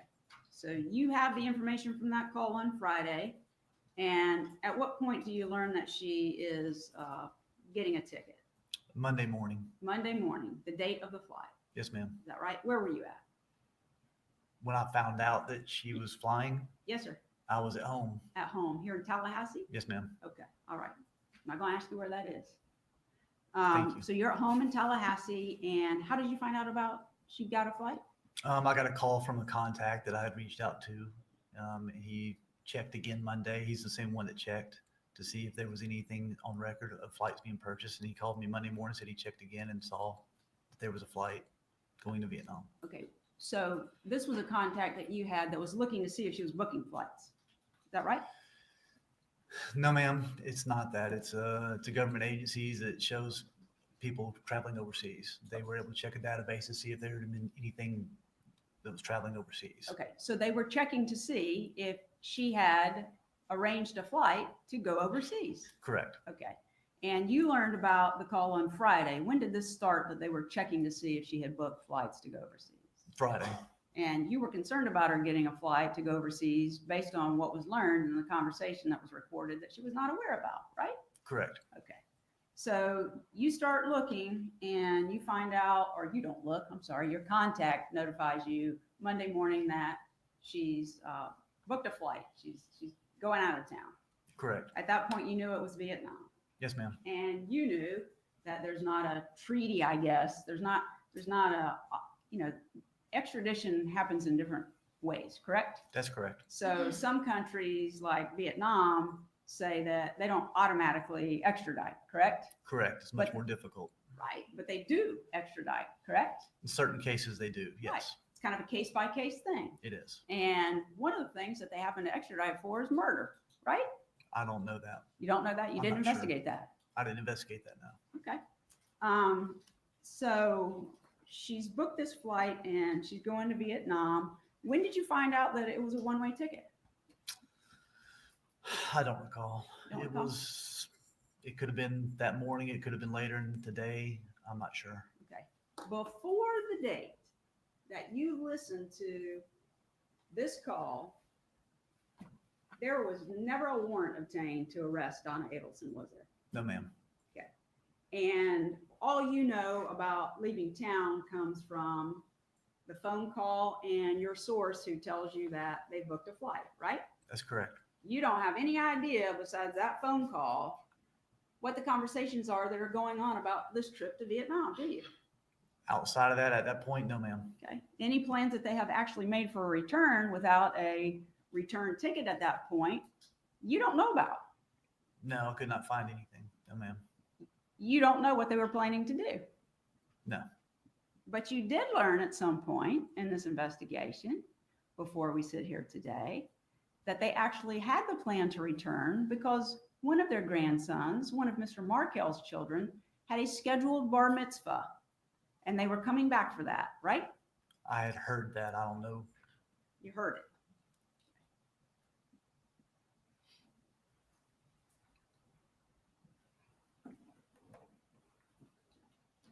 And you have suspicion, I guess, that they weren't going to return because this one-way ticket was purchased, right? Are you asking my opinion? I'm asking if you believed at the time that you decided to assist in getting a warrant for her to be arrested, did you, as a professional in this investigation, come to a conclusion that we needed to get a warrant because she has a one-way ticket? It's not my decision to get a warrant. I Did was you not give input? involved in the process of getting a warrant. You were not involved in that? No, ma'am. So you weren't involved in coming to the decision that a warrant needed to be obtained because she was going to leave the country? No, ma'am. That's not my decision to make. That's the prosecution's decision. I didn't ask you if it was your decision. I said you didn't participate in it. It depends on what you mean by participate. You I told me. drove to Miami to participate. Yes, ma'am.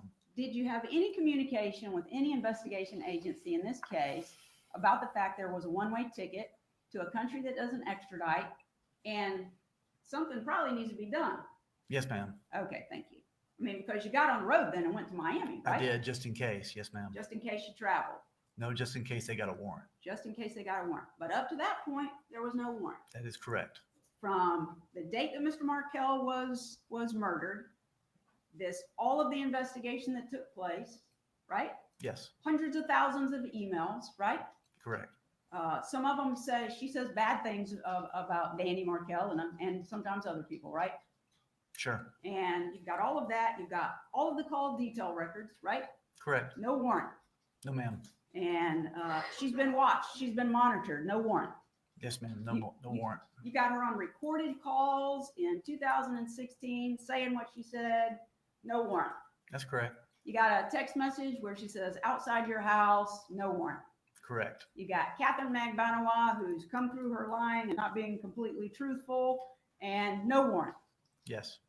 And it's not until the time that she has this trip that she's going out of the country that a warrant is obtained. That's correct. At the time that she started planning that she was going to go out of town, there was no warrant. Correct. You were aware that she was getting a visa. You all knew that. Correct. There was no warrant at that time. That's correct. Without a warrant, she's free to travel. That's correct. And when you're aware in the investigation that she actually spoke to her attorney, and it was even on one of the recorded calls, it's okay to travel. That's Right? correct. Yes. No warrant. Yes. And you're aware as part of the investigation that someone else actually called the state attorney's office on the day that she traveled, spoke to Jason Newland, and asked the question because they were concerned about them leaving the country. And Jason Newland at the state attorney's office said, there's no warrant. She's free to travel. I'm not aware of that one. You've never learned that in the investigation? Not that I'm aware of. Sorry, I thought you knew that.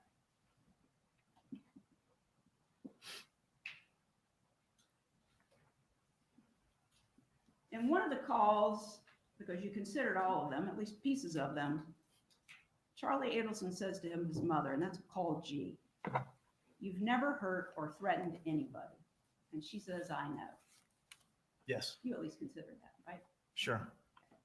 So now they've packed their bags and there was no warrant, and they've made their reservation with no warrant, correct? Correct. What caused you to leave Tallahassee on the day of their flight to go to Miami because there was no warrant. Because they told me they were considering it. Who's they?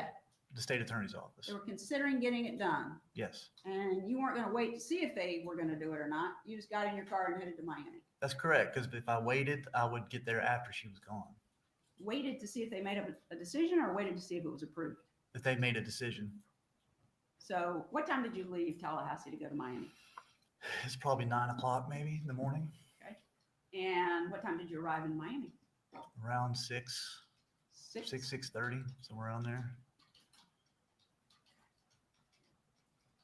It's normally an 8-hour drive, but maybe you stopped somewhere, I'm sure I did. stop and It's get gas, definitely, maybe something to eat. possibly. Okay. So when you drive from Tallahassee to Miami, where did you go to? When I got to Miami, Yes, sir. I'm went to sorry. the That was a- airport. That was a very open-ended. I wasn't asking from Tallahassee, obviously, but you were alert, so you understood. Got to Miami airport. That's where you went to when you got to Miami. Yes, ma'am. That's the first place you went. It is. Okay. And when you got there, had you been communicating on your trip with anyone at the state attorney's office to see if they had decided if they were going to get a warrant? Yes. And about what time did you learn they were going to get a warrant? That they were going to get a warrant or they got the warrant. That they were going to try and get one. What that decision when they decided that they were going to get a warrant? Did you discuss? From my recollection, was around probably 3 o'clock, 3 or 4 o'clock When they obtained it or when they decided? when they decided. Okay, so at 3 o'clock in the afternoon, the state attorney's office decides we're going to get a warrant, right?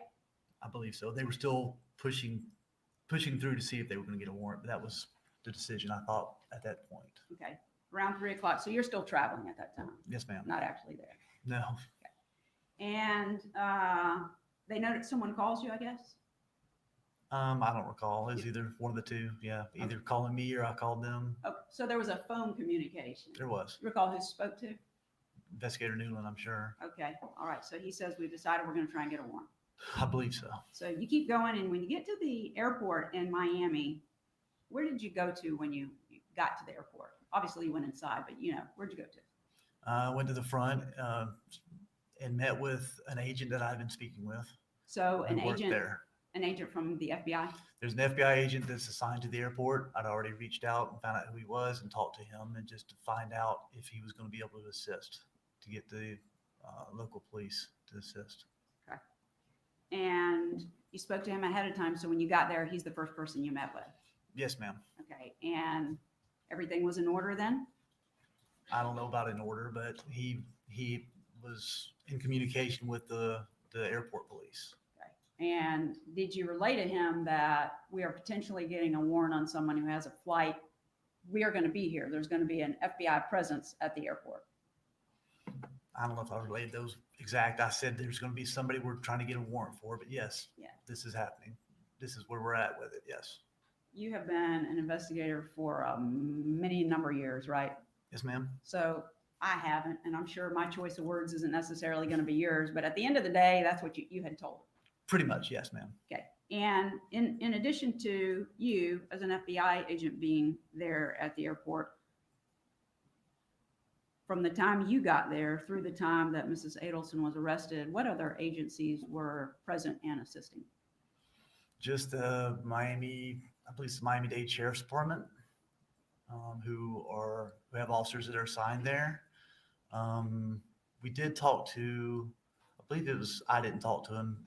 The other FBI agent talked to him, but I believe it was the U.S. Customs enforcement officers. They're plain clothes that work at the airport. I think they were there also. At some point in that process, from your arrival to the time that she's arrested, did they assist you, They did. They approached her on the jet bridge. U.S. Customs? I believe they were U.S. Customs. Just 1 second, please. Incoming Paul voice. Incoming Paul voice. Incoming Paul voice. Yo, this guy has got to be exhausted. Please let them call lunch. The jury's got to be over it. They've got to be over it.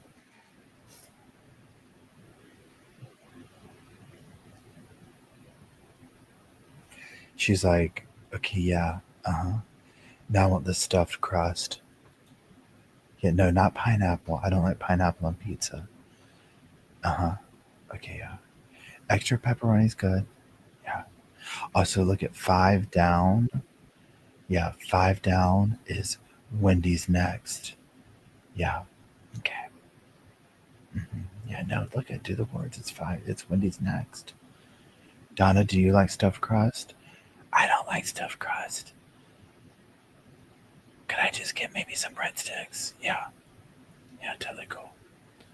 Donna says, do you want a honey bun, Donna? A honey bun. Maybe some cinnamon twist. How much are they? Okay, yeah. The cinnamon twist and honey bun. So stuffed crust, cheesy bread. And get one of those chocolate lava cakes. Chocolate lava cakes. Bill it to the state. Bill it to the state.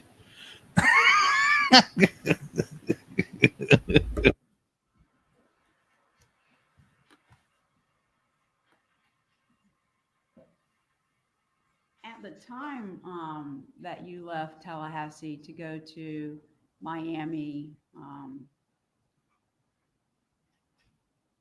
were you aware that Donna Adelson's attorney had spoken to the state attorney's office about her ability to travel because there was no warrant?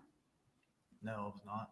Were you aware that as part of this investigation, Mrs. Adelson's attorney was told that if they should get a warrant, that she'd be allowed to turn herself in?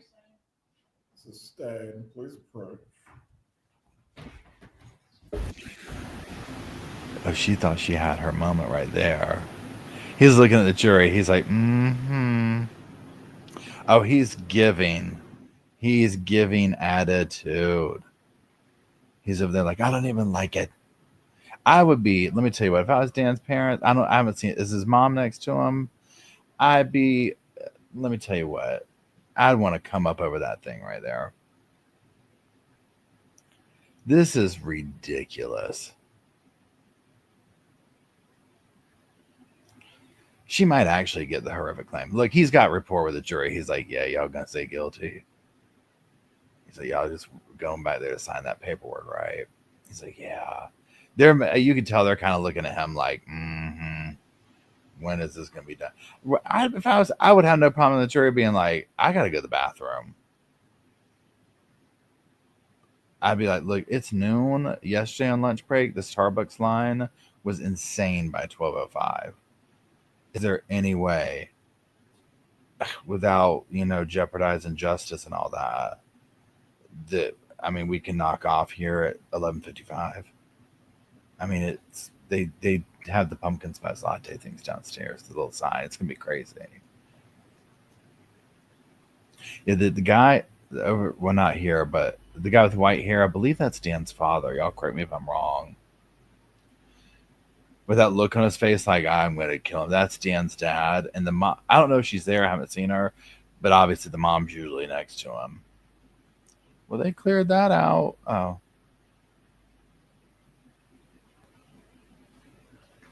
Harvey's over there tallying up the cost.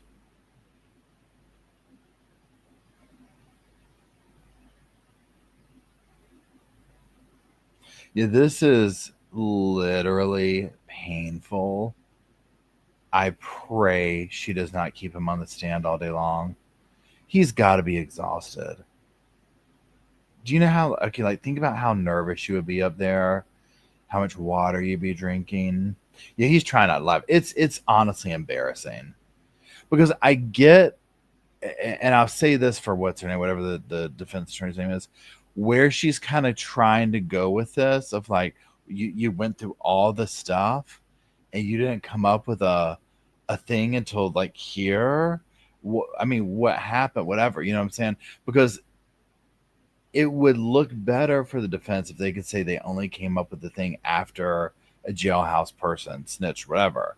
Clearly the evidence is so horrible. And I think probably the jury can see it like, well, she was on her way out of town. They had to do it then. They probably wanted to build the case up more. And then she started planning her trip. And I'm sure the state's going to establish that to like reiterate it of she's getting ready to abscond. Here we go. Okay, might have lost my train of thought. Please, no. We don't have room for that. She's going to go shuffle some papers. She's like, here's the crossword puzzle. We're stumped at 7 across.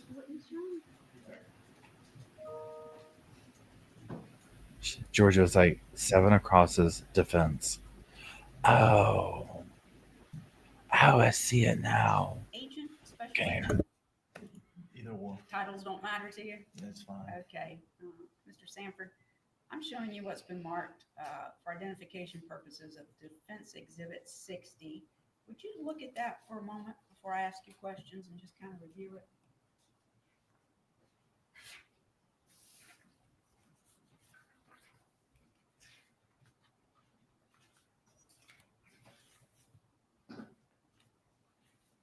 Okay, Have you seen that document before? I believe so. And that's Mrs. Adelson, meaning Donna Adelson's visa to travel to Vietnam, correct? Yes, ma'am. I'm going to get out of your space so you can have your own space and I'll ask you questions.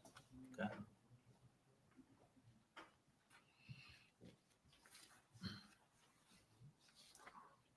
Now, you would agree that's the visa that she obtained to go to Vietnam, right? Yes, ma'am. Okay.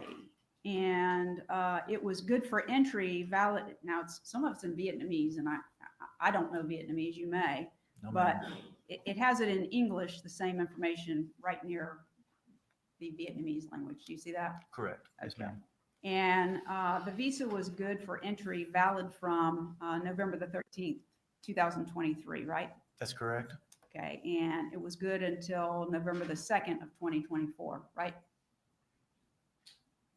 If the dates are read right, I would call that February 11th of 2024. You know what? I forgot that they do it backwards. They don't have them in the same date order. I'm glad you pointed that out to me. So it was until February the 2nd Yes, ma'am. of 2024. And that's the 90 days, I guess, right? Yes, ma'am. Because it was a 90-day visa. Correct. And according to the visa, it was issued for the purposes of tourism, right?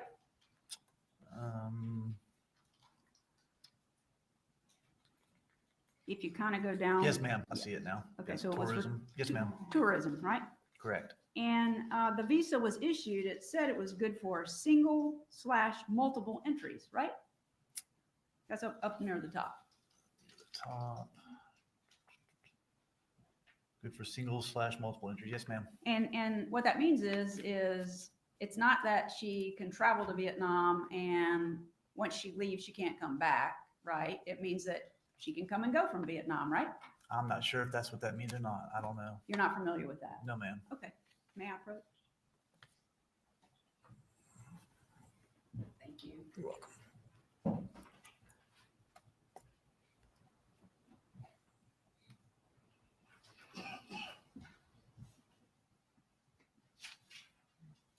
So when you get to the airport and you spoke to the FBI agent there, what did you do next?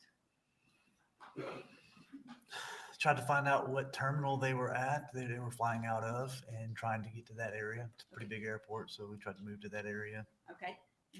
When you say we, it's this group that you've talked about, someone from the sheriff's office, someone from customs, and yourself?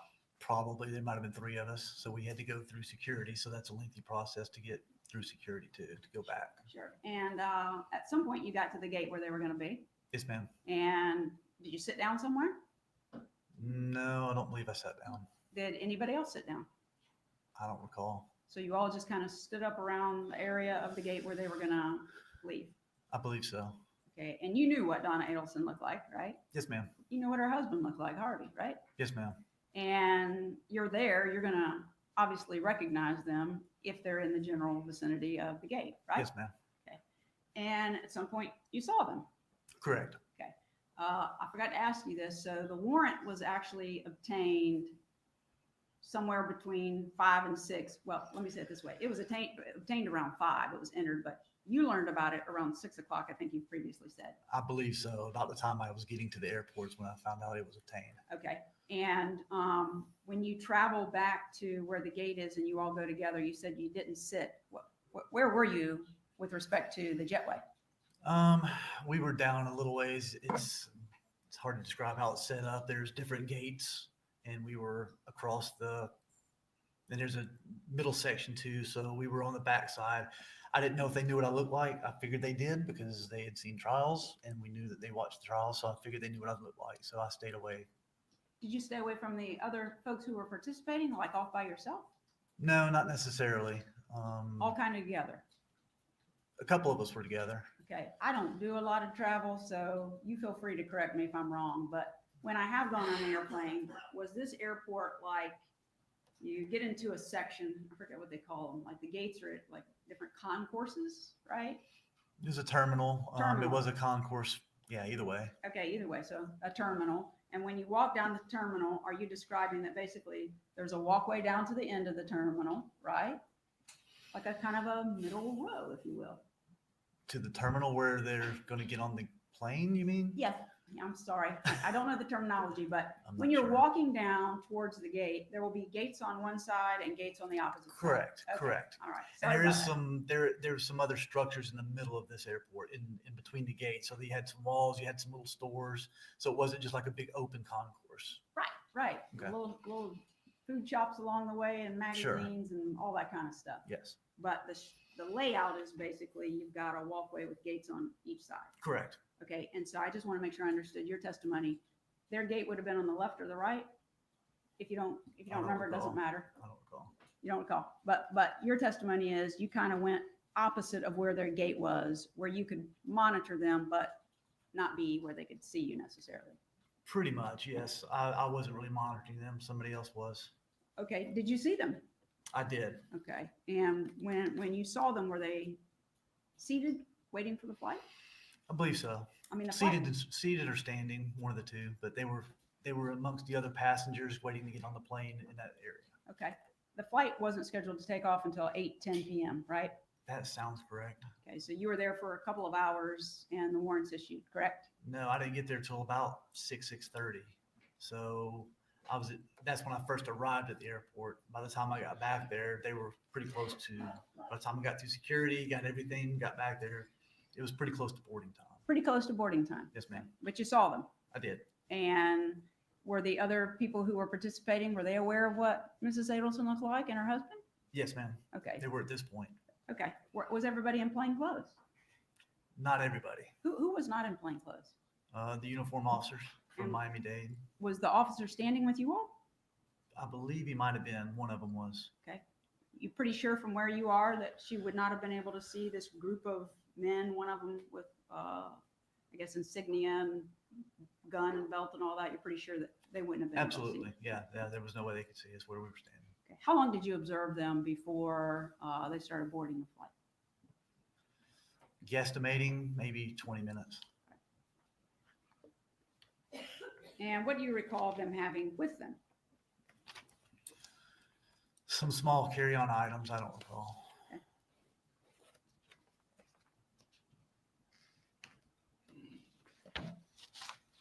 And they were dressed in normal clothes, right? Correct. They weren't disguised in any way? No. No wigs, hats, glasses? Nope. Okay.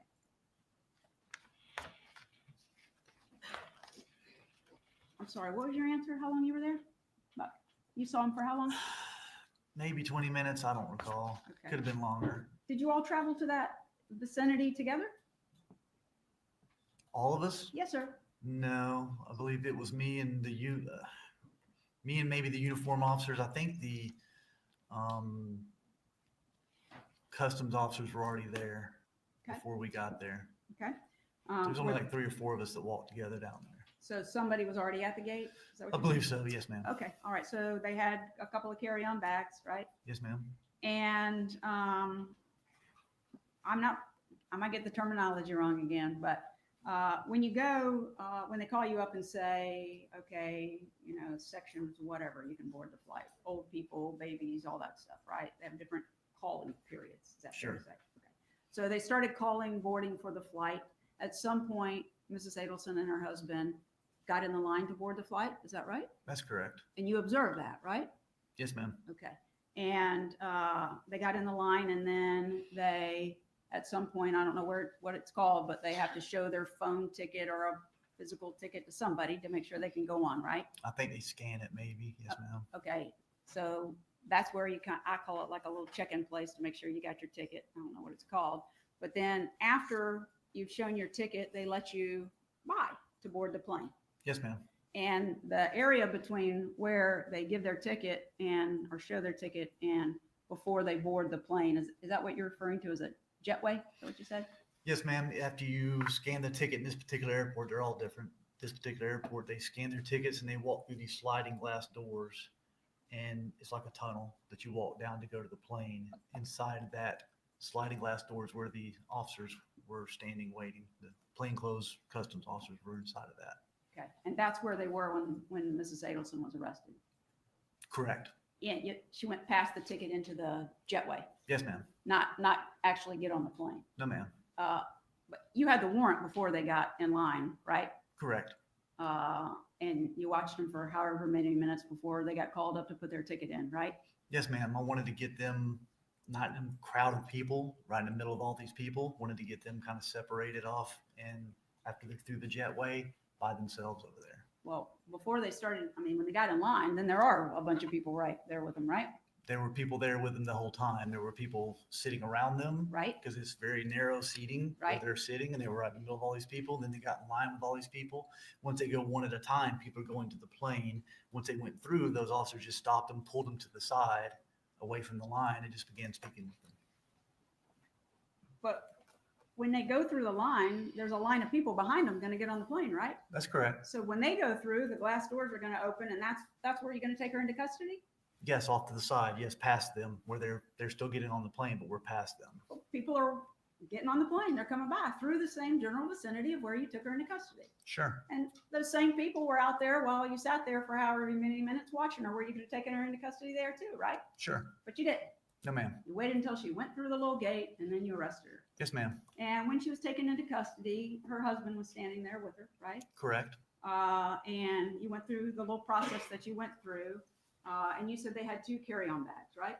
I believe so. And in your investigation, you learned that with the 2 carry-on bags, they had maybe some additional luggage, right? Yes, ma'am. And Checked luggage. right, a couple of pieces, right? Correct. And in those couple of pieces, they had just regular clothing, right? I assume. Yes. They didn't show up with boxes full of clothes. No. And Well, then, I never saw the checked on luggage. I have no idea how much they checked. okay. So in your investigation, you didn't learn that? In my investigation, learn what? That they only had 2 checked bags and 2 carry-ons? No. She obviously had her cell phone, and you've testified that you got that from her. Yes, ma'am. And you described this little interaction before she gave you the cell phone. She didn't fight with you, did she? Like, she wasn't swinging on you. And she didn't try to hit me. No, ma'am. You didn't have to take her to the ground and grab it out of her hand. No, ma'am. I was very gentle. Okay. You got the phone. Yes, ma'am. Okay. And the phone is part of the evidence of what you went on, and somebody downloaded and looked to see what was on it, right? Yes, ma'am. Okay. And her husband, Harvey, he had some credit cards and a little bit of cash, right? Mr. Adelson? I didn't search Mr. Adelson. Okay. Did Mrs. Adelson have a bunch of cash on her? I don't know. I didn't search her. Okay. So you're not aware of what they got when she was taken into custody? No. Okay.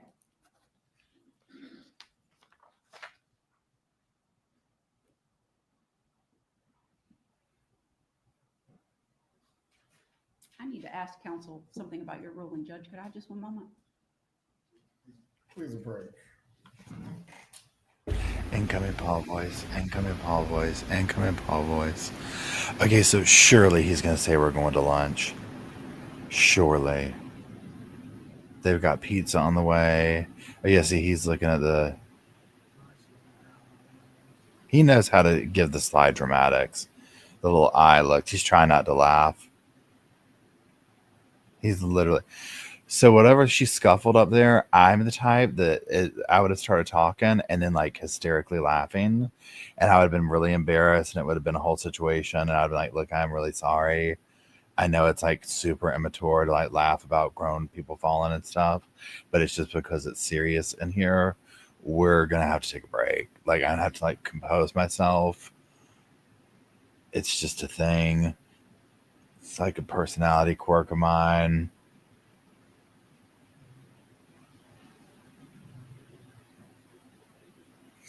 I mean, I feel like she's trying to make it like, you could have arrested her.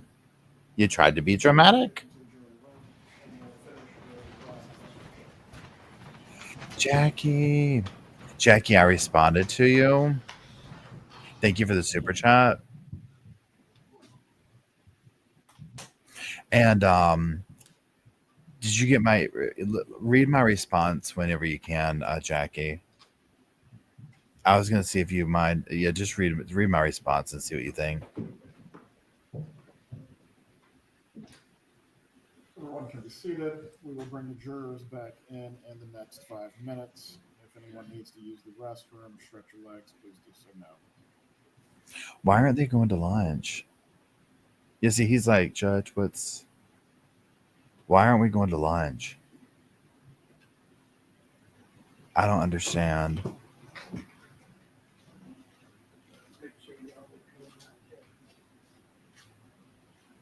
But I mean,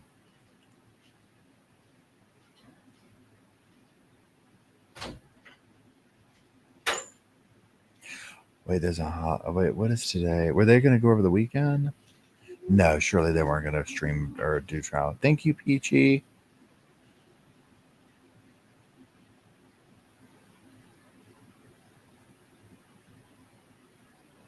But so they're not going to do a lunch today?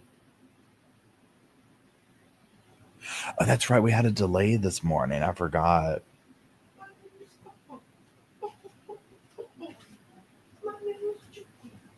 Anyway, I gotta go. I gotta go to the restroom, so I'll be back momentarily. Please hold.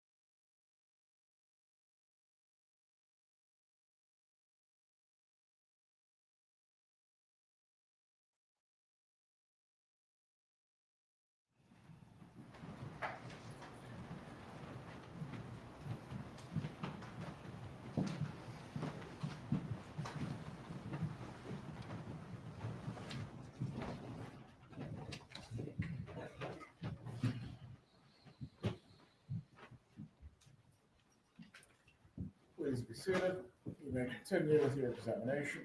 Thank you, Your Honor. Just have a few more questions. Agent Sanford, these questions, I'm not asking for your belief or your opinion. I'm asking for direct evidence, okay? Okay. In your investigation, you found no direct connection between Donna Adelson and Sigfredo Garcia, correct? Correct. And you found no direct connection between Donna Adelson and Luis Rivera, correct? Correct. And Katie McBanawa has testified that, I'm going to ask you a question, but I'm leading up to it. Katie McBanawa has testified that she met Donna Adelson one time when she had a dental appointment at Adelson Institute, and they exchanged greetings at the front desk. Besides that, there's no direct connection between Katie McBanawa and Donna Adelson, is there? Correct. You have emails, voice messages, text messages, and later recorded calls. Direct evidence on any of those things. Did Donna Adelson ever say that she wanted Danny Markell to be killed? Those exact words? Those words. Did she say she wants him killed? No. Did she say she was planning to have him killed? No. Did she say she was hiring to have him killed? No. Someone to go and kill him? No. Did you say that she intended that he be killed? No, she did not say that. I don't have any further questions. Redirected by the state.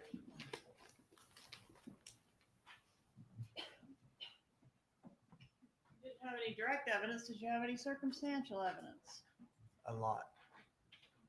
It's up to this jury to decide if the evidence is sufficient.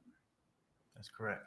You were asked if you had any input on the timing of the arrest, and why did you arrest when you did? That wasn't your decision to make, was it? No.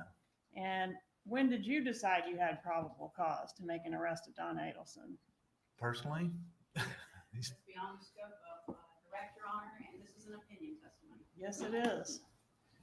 You were asked your Hold opinion, on. weren't you? Sustained, Ms. Scuppleman. You were not the person responsible for making that decision of when to go to Miami and put handcuffs on her, were you? No, it was not. You were asked about Charlie's defense. Wasn't Charlie's defense that he was being extorted? And was part of that defense that he and his mother, he brought his mother in on that, didn't he? He told her about it. That's correct. Okay, so they were both being extorted over the course of almost 2-year period before the bump, right? That's correct. That's what he said. Okay, and that's why she was writing those checks. She was being extorted. That's correct. And another part of that defense was that although they were being extorted, the payroll checks weren't actually going to Catherine McBanawa. She was just cashing them and then giving the money to somebody else. That's correct. That's what he said. Okay. And that's needed to explain why he was so friendly with her, both in those calls and on the text and so forth, right? It's all to explain everything. Yes. It's not typically going to be sending I love you text to your extortionist, right? Correct. So it was, oh, I didn't know she was in on it, but now I realize she is. Correct. He realized it after the fact, so he said. Okay. And the killers, according to Charlie Adelson, came to Tallahassee unsolicited, unprovoked. Nobody hired them. They came and just killed Dan Markell and then hoped to be able to get some money out of Charlie Adelson and Donna Adelson later. That is what Charlie Adelson said. Okay. And since Charlie Adelson didn't have enough money in his safe that night, the killers, through the mediator of Catherine McBanawa, agreed to put him on a layaway plan to pay this money over time. That's correct. It was a layaway plan for the extortion. Part of the checks that Donna Adelson signed were the layaway plan to the gang member extortionists. That's correct. That's what he said. All right. And you were asked also about the bar mitzvah. Do you know when the bar mitzvah was? I don't recall. Okay. Would it refresh your memory to take a look at the defendant's planner for 2014. Yes.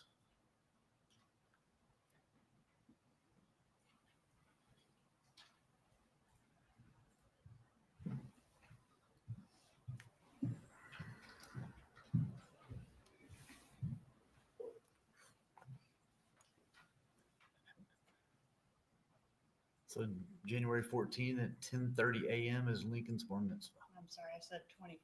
That's not what I meant. Oh, sorry. What year was the bar mitzvah? Should have been. This is how I caused the confusion last time. This would have been 2023, I believe. Well, No, I can't see it. I mean, Sorry, I have something to it's refer like, to. oh my Sorry. What year did she Oh, try to board the plane? yeah, 2023. She tried to board the plane in 2023. We now know the bar mitzvah was scheduled to take place in January 2024, right? Correct. Okay, so it was a few months after she was scheduled to get on the plane. That's correct. And she knew that when she booked the plane because it's in the planner, right? Correct. Okay, so she knew if she was coming back for that bar mitzvah, she needed to be back no later than January 14th, right? Correct. Did she book a flight to return in time to attend the bar mitzvah on January 14th? Not that I'm aware of. It's a one-way ticket, wasn't it? Correct. Okay. There's nothing inherently illegal about traveling to Vietnam, is there? No, Okay. She didn't get arrested for going to Vietnam, did she? no, ma'am.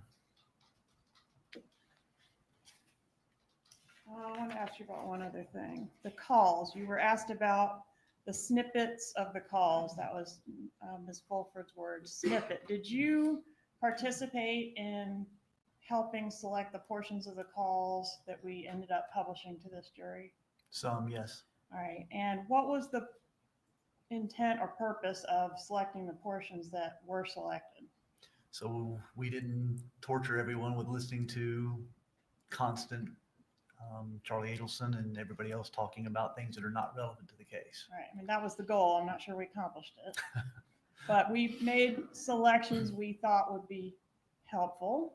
Correct. Did we include what we thought was the appropriate context so that things would not be taken out of context? That's correct. We did. If the jury has concerns about that, are the totality of the duration of all of those calls that were played available on State's Exhibit 99 for them to review in the jury room? They are.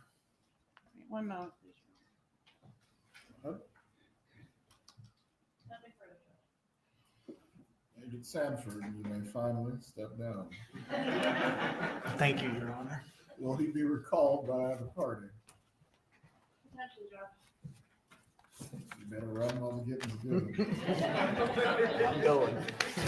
Members of the jury, we're going to take our lunch break at this point in time. Once again, I'm going to instruct you not to discuss this case with each other or any other person. Do not seek out any other outside information from the courtroom as well. We will resume with the trial today. Take a look at the clock. We'll resume at 1:45. Please report by 1:40. Enjoy your lunch break.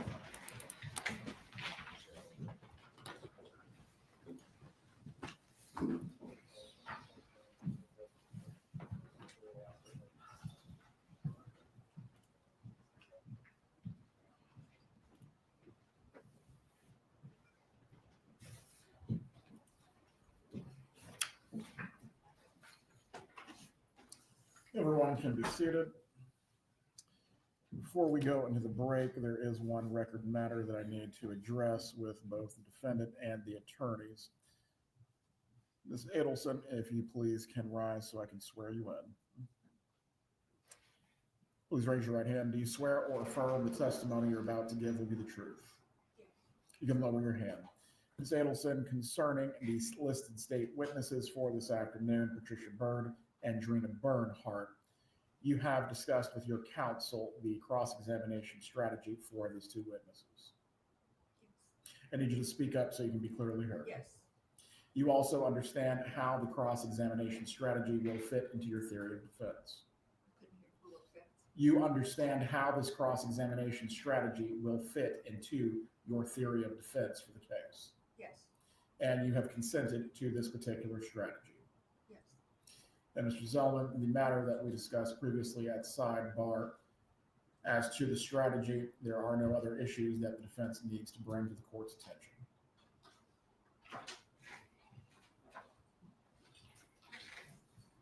Based on the court's ruling previously and reinforced this morning, no, Your Honor. If the attorneys can approach briefly as well.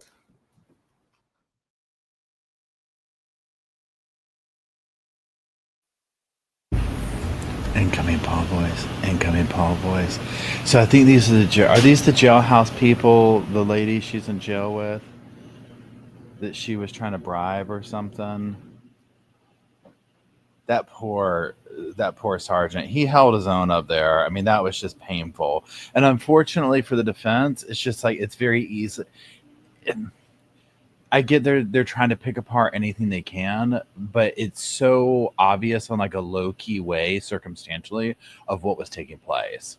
Just like Georgia said, she wasn't getting arrested for going. It's you can go to Vietnam, you can go all day long. That's not why she's getting arrested. You know, and she got her moment in when she asked that question. When were you ready for probable cause? He's like, oh, me personally? And he kind of laughed. The jury saw that. I mean, the jury sees this. Incredibly reputable person on the stand. You know, and then Georgia got that in like, no, that's a personal opinion. Yeah, it is. She slammed her Louis back down. She said, and tell me something I don't know. Look that up in your little thesaurus. Here we go. At this time, we will have our lunch break as well. The parties will need to report back by 1:40. Once the jurors are ready, we will continue with the remaining witnesses. Ms. Kappelman, as far as the number of witnesses that we still have remaining, the state intends to call them all today. That's the original plan, Judge. See what we can do. Best laid plans. All right, assuming that the state's case will need to extend in any way into Tuesday as to the last of the listed witnesses, the defense will need to be prepared to argue any mid-trial motions and have all witnesses ready to begin on Tuesday as well if the state does not finish today. Yes, sir. I believe our first witness is the one that's going to be flying in from the West Coast. She'll be in town Sunday evening. We'll prep with her Monday, and she'll be here Tuesday. Her flight out, I don't think on Tuesday evening is until after 5, so we'll have plenty of time for her testimony. All right, we'll resume at 1:40. Thank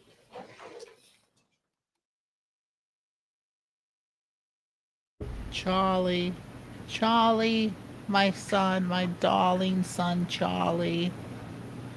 So you heard it through the grapevine. Ooh, shooba-dooba. I mean, I was glad to get that over with, y'all. So again, very, very, very, very damning information. Okay. So what we're going to do is this. So Jackie, I just read your thing. And so Jackie has gone to court. She's been in there. She's serving tea. Okay. She sent me an email that what I'm going to do is I'm going to read over at lunchtime. And then at the end of today, we'll read through it. But she's going to be serving tea for us. I think, Jackie, you said you're off like next week or whatever. So she's going to be going to the trial and all that kind of stuff. So she's like giving us intel like, hey, this is the vibe, right? Which is like what we're totally here for. So greatly appreciate it, Jackie.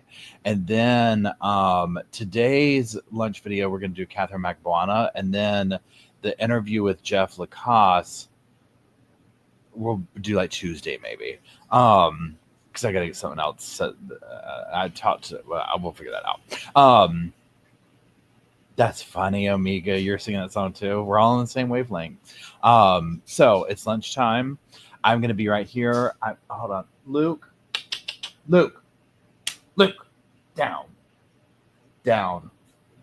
Good boy. obviously, I got to walk the dogs and eat the lunch and do all the things. So I'm going to be doing that over here. I'll check in with the chat. I'm going to put Catherine McBuana, like one of her interviews or whatever, up, and that'll play, and then we'll check in. So for those just joining, the state is going to try and wrap up witnesses today, but most likely that's probably not going to happen. It sounds like they'll run into Tuesday, and that's it. It sounds like we might have jailhouse informants next. So it should get saucy. It should get saucy. Wait, Jackie says, so no Charlie after lunch. I'll totally get back there after lunch. I haven't heard.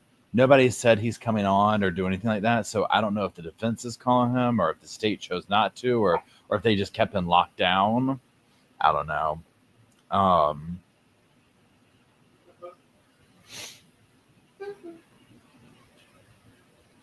So yeah. And yeah, I love, side note, love that blue on Georgia, right? Looks so good on her. I think the sergeant was a little giddy. Georgia gives like kind of like celebrity energy. I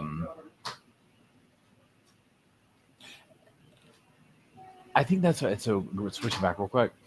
So when they were talking about, okay, Donna, are you cool with your, people, and this is your how you're going to cross-examine these two witnesses? I don't know if it's the women who claimed that she was trying to pay them off for stuff. I don't know what that is, but I feel like these are two people from jail, because why would they be asking her that? Like, the defense is cross or whatever, right? So I don't know. And I don't know the names well enough to know if these are the two people from jail. They're like, yeah, she was trying to give us honey buns to like make up stuff. But at this point, if they get up there and say it, the jury's going to believe it, because it's like, who wasn't she bribing? Literally. Oh, Aquarius. Yeah, so for people who are new to memberships or getting them or whatever, if you go out of the room and come back in, you can use the, hey, Diva, you can use the emojis that we have. And it's like honey buns. And so what the emojis mean are a variety of things just from the Sofa Squad, from former cases, from Sarah Boone to Lori Daybell. We don't have any for this one, but some of them are crossover. And then obviously just sofa, stuff, the dogs, the sofa, can't roll my eyes hard enough, all the fun things. So, and Mods, thank you for hanging out today, making the sofa happen. I love y'all. Thank you so much. And Squad, thank you for suffering through all this, because this is getting tedious, y'all. So we're hanging in there. So go enjoy your lunch. We'll be checking back in. I'm going to put Catherine Magboni.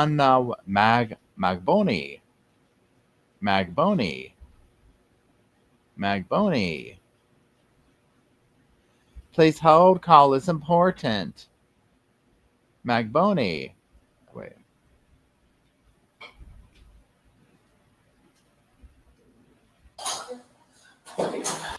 Sorry if your ears are dead. Here it goes. Prepare yourselves. Okay. Morning. I guess you knew we were coming. You talked to Chris. Okay. This is. Is this a camera? Yes. Yeah, we're doing it for all of our safety.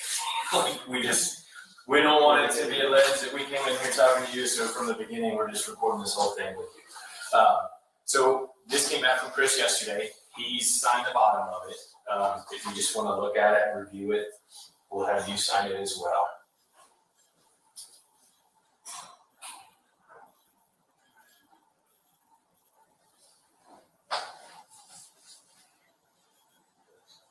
I think this is the one that like Tara just like It's went over. yeah, it's the same thing, yeah. So if you just want to sign the bottom of it, Okay. the second page.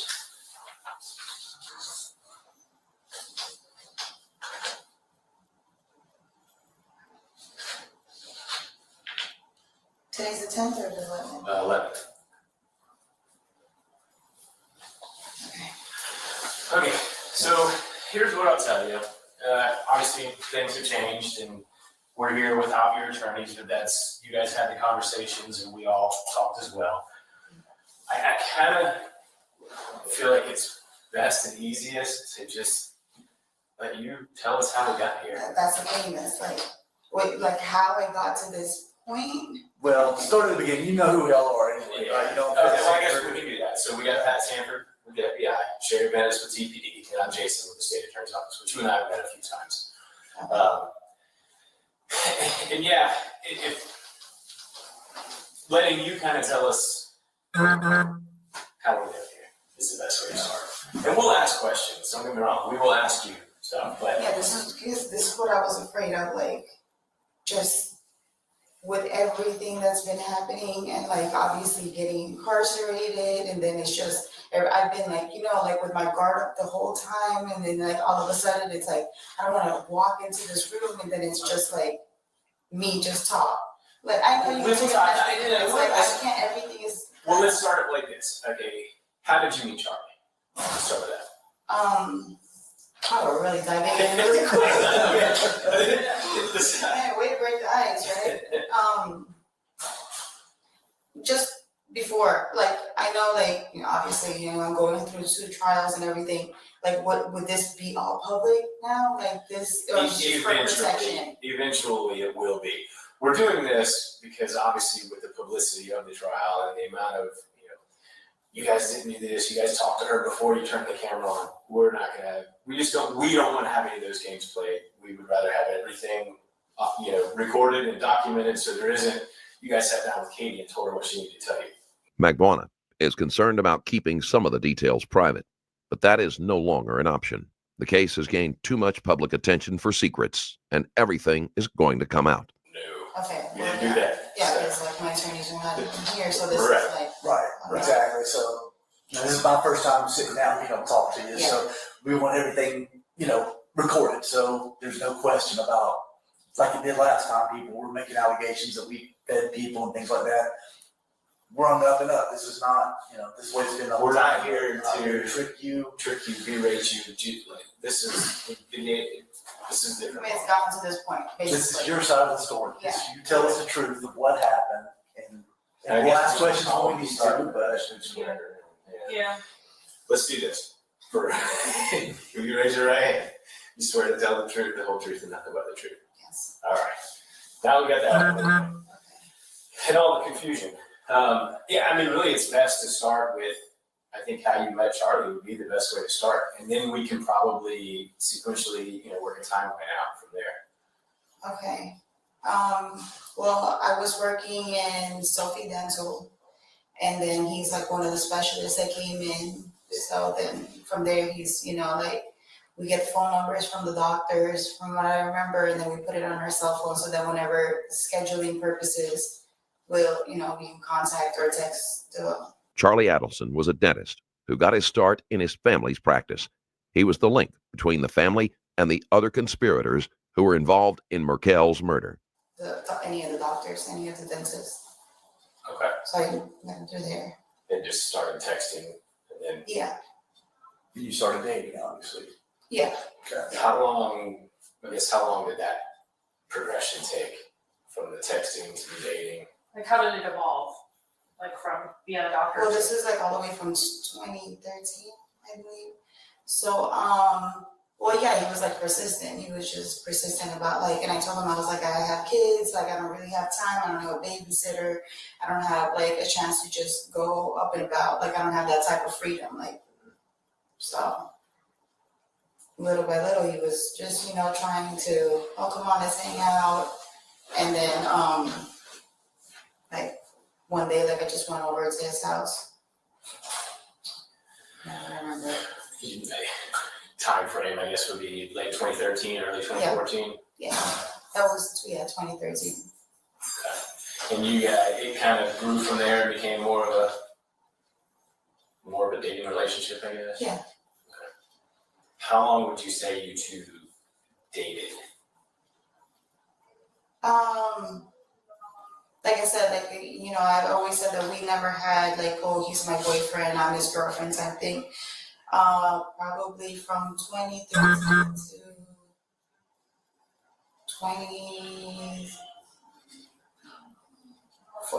2014, 15. What I remember. It was Because we've exclusive, stayed, you're going off. yeah, like we've stayed friends the whole time. It's nerve-wracking. Sorry. It's just, you know, it's just like not, I haven't spoken to anybody, you know what I mean? It's like, And that's what we really, I know we're sitting over here on the side and it's intimidating. Like, this is kind of And I'm sure that's not helping the matter. Yeah. But just try to talk with us. Just literally just sit there and talk with us. Black it out. I mean, Yeah. Maybe we can move it out a little closer to the camera for the phone so it's not like straight in your face. I don't know. But just try to block it out and just let's talk this through. So you guys started dating.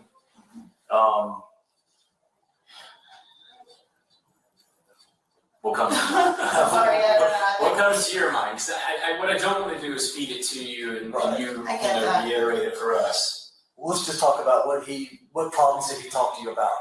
Did he talk to you about his problems and issues and what that? And this is what I was like scared of, like, you know, from the information that I got from the trial, and then obviously, you know, and I go back in my bunk and I'm like trying to think back, like it's like it's all perception. That's why I was like so irritated and frustrated, because as I'm seeing things being revealed, you know, I'm thinking back at the time and I'm just like trying to put things together, like, okay, was this happening when this was happening? And then it's like all getting jumbled in my head. Okay. And I don't want to give any. That's fine. Yeah. You're worried about your timelines. Don't worry about that. We can work timelines out. We can work timelines out with some other information that we have throughout this case. There's a lot, like you saw. Yes. There's a whole lot of evidence in this case. Yes. If you can give us the events that occurred, we can work out the timeline. So if you remember a conversation Charlie having with you, I'll work on the timeline of when that occurred. Tell us what conversation you I remember. don't want to say I don't want to say the wrong thing either. Well, here, like, I You want can't to say the wrong thing. make sure that you know, just. The timeline is not the most important issue at this point. For now, the detectives are more interested in the subject of the conversations. The biggest thing is because you keep thinking about everything you saw in trial. Take that out. We want to go by just by your memory. I know it's hard. Yeah. Yep. We're going by just your memory. Anything in trial, like he's saying, the timelines, things that we have now, we can see how that fits in and figure that out later. We're going to want to go from your memory and what you were thinking and your experience, your personal experience with this, how it progressed in that stance, not taking all the stuff that you saw in trial, all the things that now make you think of it differently. You want to know about how you thought about it at the time that it happened and how it progressed that way in your own experience, not by all the stuff you saw. So that should make it easier. So just work on that, and then we can worry about the timeline afterwards. Let's just get through your experience of it when it was happening. If you were telling us the truth and what you remember, Katie, before any of this nonsense, Yes. that's all we're looking for. Okay. We will ask the questions to clarify things. You tell us what you remember that led up to this situation. Okay. So basically, I mean, like what led up to the situation. When I was talking to Chris, I was like, just like things that are popping up as it went. And a particular day that I was thinking about was Halloween in Lincoln Road, when he did mention, but I don't I don't want to quote anything and I don't want to say anything wrong, like I said, and I just remember it, like, that's the thing, is like as he's saying things, and like you all know that Charlie talks a lot, so he's saying things and it's just we're going in circles.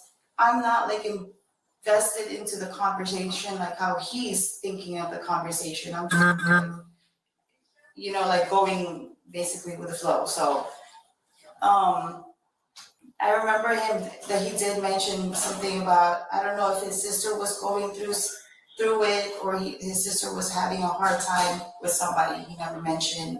Charlie's sister is Wendy Adelson, Merkel's ex-wife. At the time, they were going through a bitter divorce. I recently released another highly intense video on my Patreon, an explosive altercation between two cops, where tension escalated so quickly, resulting in a drawn gun and a devastating gunshot.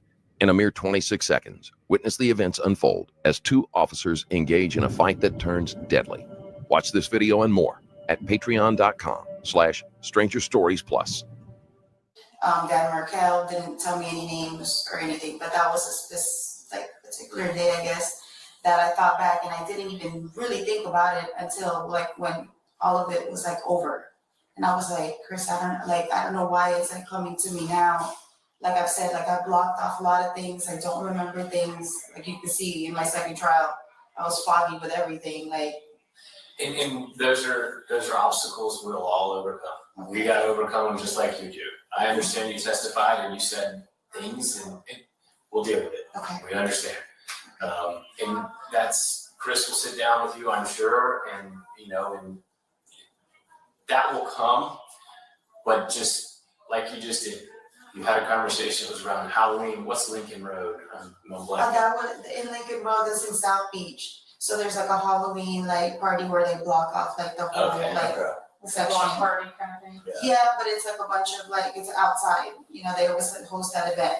And I remember when in a parking lot, or it was an outside parking lot, and that's the first time he's mentioned it. And mind you, this was 2013. This is in the beginning, so Yeah. I didn't think much of it. I just literally met him. This is one of probably an event that I can only pinpoint it because it was a specific, a particular event. I'm sorry. Understood. But you don't, specifically when he said you don't remember, Not he just remember. mentioned saying his sister was going through something. Yeah. And you didn't pay attention to it. Yeah.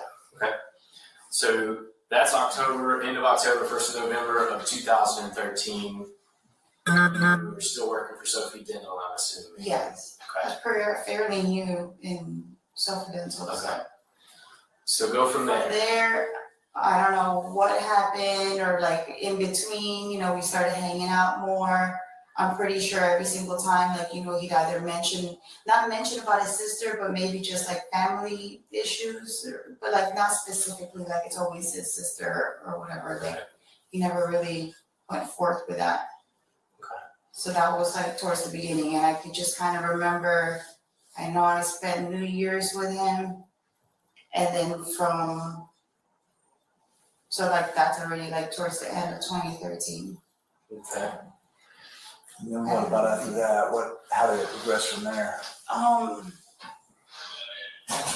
Like I said, I don't know, whenever he would mention anything about it, maybe every single time that we just, we'd hang out. I don't know specific dates, like I said, but all of that's been a blur to me, so.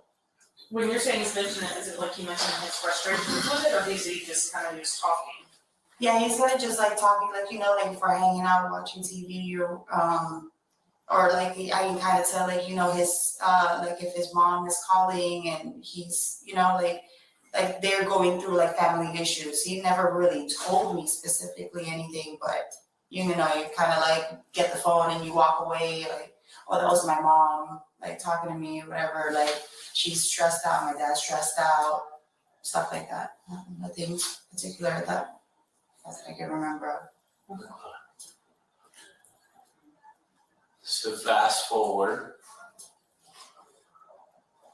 I guess that's January, early in the year of 2014. So obviously Dan Marquette was murdered in July of 2014. And as you saw in trial, Garcia and Rivera made a trip up in June. What can you tell us about that? That, I don't even remember. I mean, I obviously, you're just telling me to remember from what I remember, not from what I remember from trial. Right. I learned a lot of things from the trial. That's why it's so hard, and I want to say the right, not to say the right thing, but remember from how I remembered, my days. But my days are consumed with taking care of my kids. And just, me going through it, was afraid of you guys, all heard all the conversations and everything, just the back and forth. What led to the two of them making that trip to Tallahassee? Okay. So when I was, this is the hard part, because that's the part that I've never spoken of. Mm-hmm. And from what I just remember, I don't know the specific day, but I do know that Charlie had given a paper in an envelope, but he stuck it inside, I had a diaper bag that I used to use for Kaylee, but I kind of used that as a weekender bag, and he put it in there. Now, he's probably been talking about oh, I need somebody to, get beat up or whatever. That's why I'm saying from him, something happening to her husband to obviously murder, that's two different extremes. And So you're saying leading up to him putting that in the diaper bag, he was talking about wanting to find somebody to beat him up? he's, little by little, I think he was feeding stuff in my head that he needed this to be done. But me nonchalantly, I was okay, Magwana is trying to see if she can put the responsibility for her actions on Charlie, but she is involved too deeply for that to work. I know in hindsight, I should have, like I said, that's why I beat myself up a lot because, I'm like, I was stupid. Like I wasn't, but that's not what my mind frame was at that time. So it was kind of hard for me. And that's what kind of like, I'm kind of scared of because it's like, are they going to understand this? Because what I was going through a lot, like mentally with Sigfredo too, was, a lot of like fighting. And so it's like, I found comfort in Charlie because obviously he was the good time and he was the one, that it's like when I'm with him, it wasn't stressful. But it led to my whole life being turned upside down. Well, let's talk about this real quick. I know you took the stand like we talked about a while ago. You got on the stand and you said you didn't remember things. That's in the past. Yeah. We're not worried about what you said on the stand. We're starting clean here. This is a new clean break. Okay. I'm sorry. I know you're fine. You're fine. It's okay. It's okay. Just relax. Yeah, just listen. You're already where you are. Yeah. Okay. Whatever you tell us now, if you lied about something, if you weren't truthful about something, it doesn't matter at this point. You're not going to get in more trouble for it. Okay. Yeah. See what I'm saying? Yeah. So now's the time to be totally truthful with us. It's just to come totally clean, tell the whole truth all the way through from the beginning. Because Charlie didn't just slip a letter in without you talking about Sigfredo and getting to that point. That's what we're talking about. Tell us how you got to that point. I understand you're not going to remember time frames and things like that, and Charlie may have done this and done that and kind of led you to that, but how did that happen? What kind of conversation did you have about Sigfredo with him? And how did it lead But the up to whole that? time, it's like I felt as if Charlie kept planting this seed in my head. Obviously, I don't know if like he knew of Sigfredo, like he probably knew of Sigfredo from what, like me venting and saying like, like he's giving me a hard time, like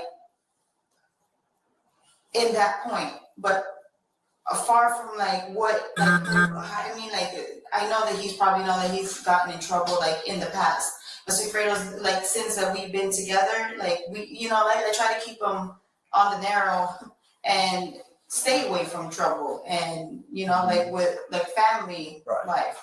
Right. So that's what, like this is through time that he's probably just been saying things and I'm just like agreeing with it. Like, again, I beat myself up for it because it's like, I wasn't paying attention to like things, like I was being nonchalant about it, and just be like, oh, okay. And then like, kind of just, then when I'm with Sigfredo, I'm like relaying stuff to him, but them really not knowing, like obviously even with conversations, it's like, I never said like, oh, I'm talking to Tuto, or like with him, he doesn't want to hear that I'm talking with Charlie. Right. But at the same time, it's like, they both know who I'm talking about.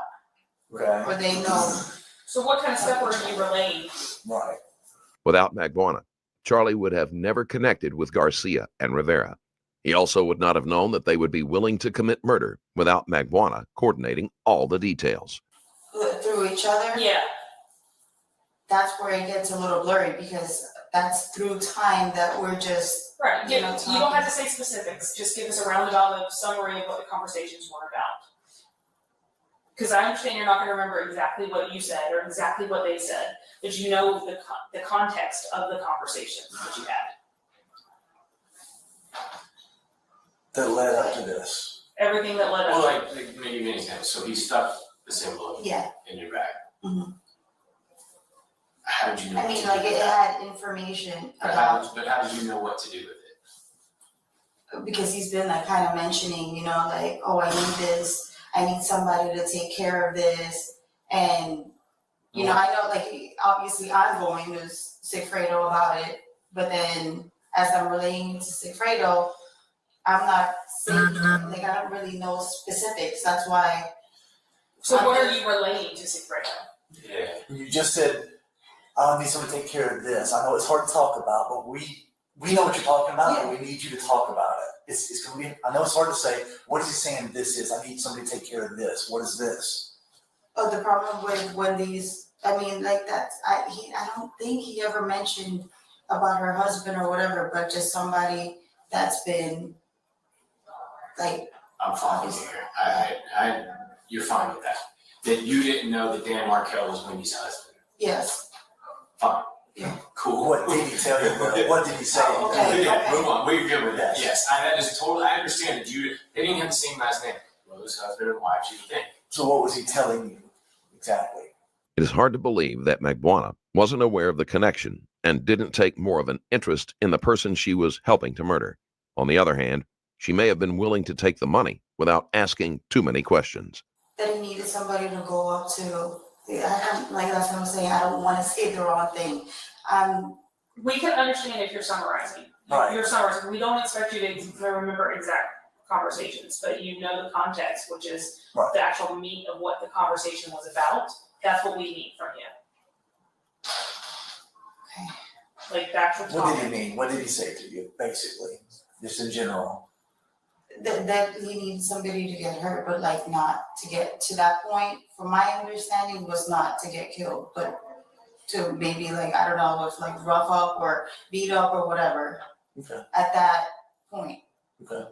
So I like that's what I'm saying. Like I just little by little, maybe he's like feeding things in my head, but I can't remember those specifics. And Okay, so then you're relaying now to Sigfredo. So what are you relaying to Sigfredo?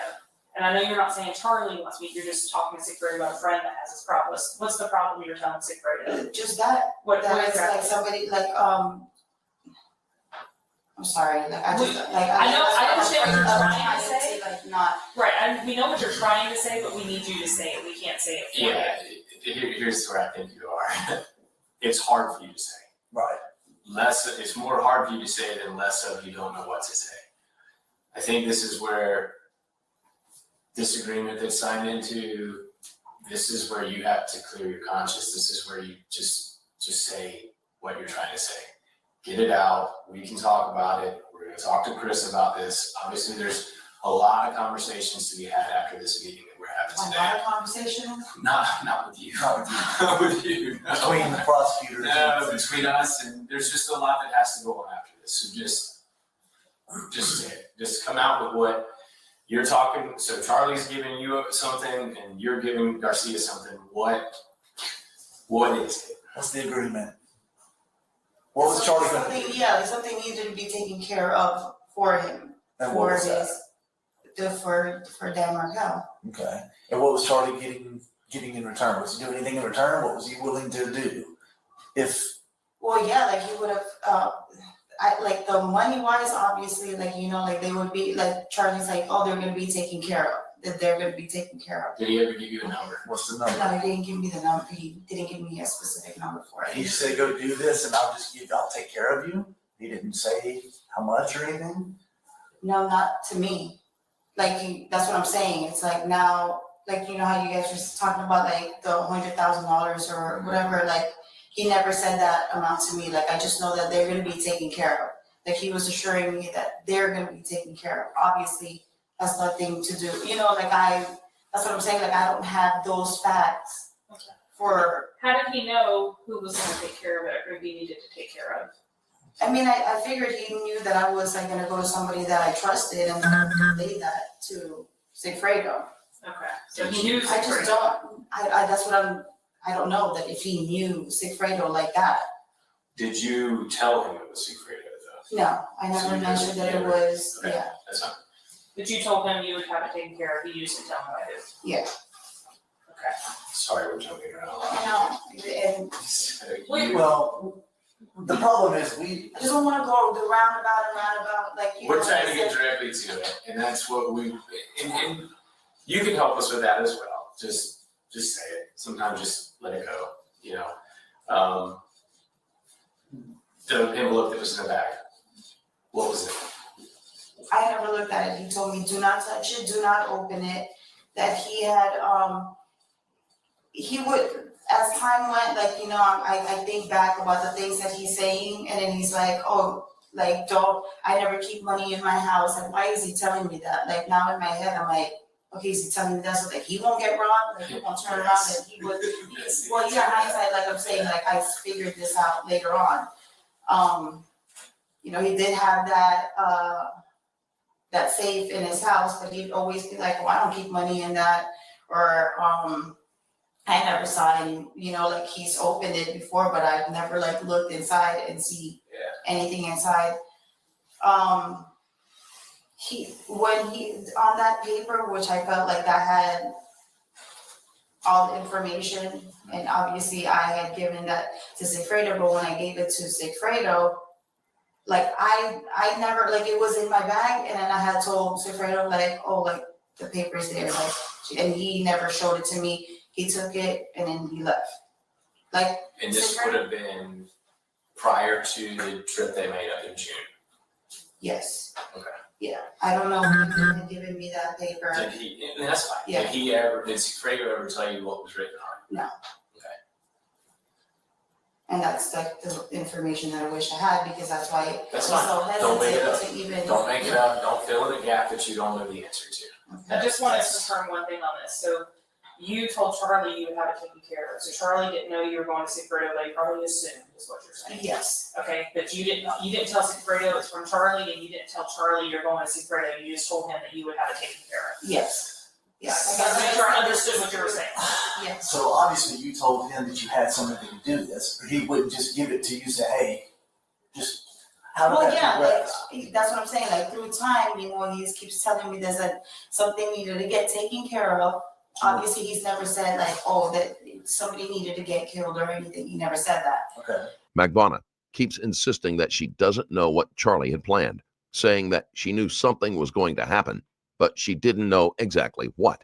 The setup was too elaborate to be a simple scare tactic. Before we move forward, I want to extend my thanks for watching. This video today has no sponsor, so if you're enjoying it, subscribing helps the channel grow. You can also check out my second channel, Stranger Crimes, after this video. But he's like, okay, through time, he's like feeding to me, oh, this needs to be taken care of, this needs to be taken care of. And then one night that I had slept over there, he had put that in my face. He's like, do not open it, Katie, like, do not touch it. Even when I put it inside in the envelope, like he's telling me things that he did, you know, like I used gloves, I didn't print it in my computer. Like he's telling me, he's like forewarning me, like, don't even think, like, I guess he didn't think that, you know, like he didn't want me to like obviously blackmail him or something maybe after, or. At what point did you tell him you had somebody that can take care of this? If he's feeding you this information for him to print this out and take this step, yeah, at some point you had to tell him you had someone to take care of it. What did you tell him to?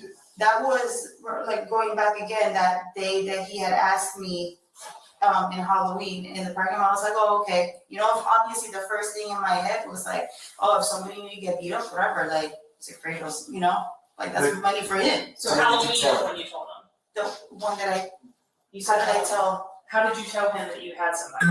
When you said Halloween, is that when you told him that you had somebody that could do it, or? To Charlie, yes. Yeah, I probably suggested, I'm like, oh, okay, yeah, I know somebody. Okay, so you're saying that was at the Halloween thing? Yes. Okay, so that's It's- what we it got just to stuck, yeah, it's stuck out to Okay, me. that's what I wanted, Yeah. that's what I was trying to get the clarification on. So you told him you had somebody, you just didn't tell him who, Yes, and you just left it at that. yes. And you didn't ask him how much he could pay, how he could take care of, any of that. He just always, he's always told me is like, oh, they'll be taken care of. Didn't give me an amount, didn't tell me. So what did you tell Sigfredo to get him to do it? Like I said, I don't know how I told Sigfredo. I probably told him like, hey, like, you know, you can make some type of money if you take care of this for somebody else. He's like, okay. But you didn't tell him how much? I didn't know. Or never gave you an amount or anything? No, he You just trusted always he would said, pay you. yeah, I guess, stupidly, yeah. I figured And Sigfredo they trusted can you like, enough. yeah, like it's, like I said, like you got, like you know, I'm the middle person, obviously, I see everything now, like, yeah, like it was going through me, but I know. And it's fine. You look back now and you feel. I'm like, I told, that's what I told Tara, I was like, listen, like, I was manipulated, I was used, I was, you know, and it's like, and I feel stupid because it's like, you guys are even like, I know, like, even through trial, like, you guys are, it's like, yeah, and I'm being truthful and that, like, when I see everything, it's like, of course, everybody's just looking at me like I'm a part of this whole thing. And it's hard for me to like, it took time, like, You guys didn't know what I was going through in jail. You didn't know, even with family-wise, you know, you met my brother. Like, how do you just go about it? Okay, I had this whole part in this whole situation, like even conversations with that's why I was upset too with the Dolce Vita, because it's, once you see it in a different way, you're just, and then you sit back and you're like, I don't remember, like, a lot of the things my brain has literally, and I wish, I wish you guys could just put something in my head and just extract all this information, but I can't time frame, which I know you guys can guide me with, but it's like, don't know what was said, I don't know how it went about, I just know like what, you know, certain things, and then from there, like I'll probably get back in the dorm, and then, I mean, like when I was in county, and I'll be like, oh my God, like, this happened, or this happened, and then after that, it's like I push it away, I've suppressed so much of like the whole situation, and I don't want to waste anybody's time. I know we got into this point. You're not wasting our time at all. McDonough switches her story up a little by saying that she has repressed a lot of what happened. This contradicts her earlier claims of not knowing what was going to happen. I want an end to this already. Like, Well, this is a way to the end, but like we said, you got to be totally honest with us. yeah, You got to be truthful. I mean, that's all we're asking you to do. Yeah. To the best of your memory, give us everything you can. You know, I know it's hard to talk about. I know you don't want to admit it. but There's there's little also, things. Some of it's embarrassing. it's not just, it's not that, it's just my brain, like, I don't know how to explain, my brain has like blocked a lot of things. So I like, even like, and then I second guess myself, and I don't, like, the last thing I want is obviously this, I already know how this goes, and I do not want to say something that did not happen or did not occur, and that's what I'm afraid of. I don't. Well, that's what we explained to you. We don't expect you to remember exact verbatim conversations, word for word what you said or what someone Of course, said. Because yeah. you know the context of the conversation, which is like what this conversation was about. Yeah. You know what the conversation was about with you and Charlie. You know what the trick or treat thing, the Halloween thing, that's when you gave Charlie, after he's been venting to you, you gave him the thumbs up, like, yes, I got someone who could take care of Well, this that's for the you. first time that he's like kind of mentioned something. Mentioned you trying to get it taken care of. Yeah. But he had been telling you and feeding you up to that about how he's frustrated with his sister's stuff. Well, yeah, like little bits and pieces Right. like that. And then that was like something that stuck out. And then from there on, all that time frame, that's why I just don't even know like what happened in between. But like I said, I was living my life as a mother, taking care of my kids. Right. Like, yeah, I should have paid attention. You know, you don't think I beat myself up every day thinking about like I should have paid attention. I should have taken this seriously. But in my head at that time, it wasn't like a contract. You're thinking someone's just gonna get beat up. Yes, like somebody to get hurt. Obviously, that's like one thing that, okay, you know, Sigfredo like would do. I mean, like we were financially like not, like he was doing his own thing and God knows what, like, I don't know. I don't even know why I went to him. I don't even know why this whole thing like literally like occurred. Well, let me ask you It this. just snowballed. So you know it, and obviously the trial came out and it was mentioned I don't know how many times. Charlie made a comment to several people throughout the years that, you know, tried hiring a hitman, but a TV was cheaper. Yeah. Had he ever made a comment like that to you? Has he mentioned that? Yeah. About the hit? I don't. To you specifically? Not that you remember from trial, but did you and he ever have a conversation like that? About hiring somebody? Yeah. Like, maybe he's joked about it? Yeah. I'm Do you pretty sure, remember, yeah, like, like he he's did? joked about it, but it's like, we're not even, yeah, I'm pretty sure he's joked about it, About hiring a hitman? yeah. He's very free with what he says, you know, and I never take, sometimes, like I said, like I literally like blocked it off. Okay, so they made a trip up here in June. Yeah. Did you all receive any money from Charlie for that trip? For when they. Like to help pay for the rental car or anything? I've had, I mean, like, I'm trying to think. Whenever, okay, so he got Sigfredo got that paper. Like I said, he's never told me anything about it. Obviously, there has to have been information in there. Obviously, they don't, either one of them don't want me to know, and I don't wanna know.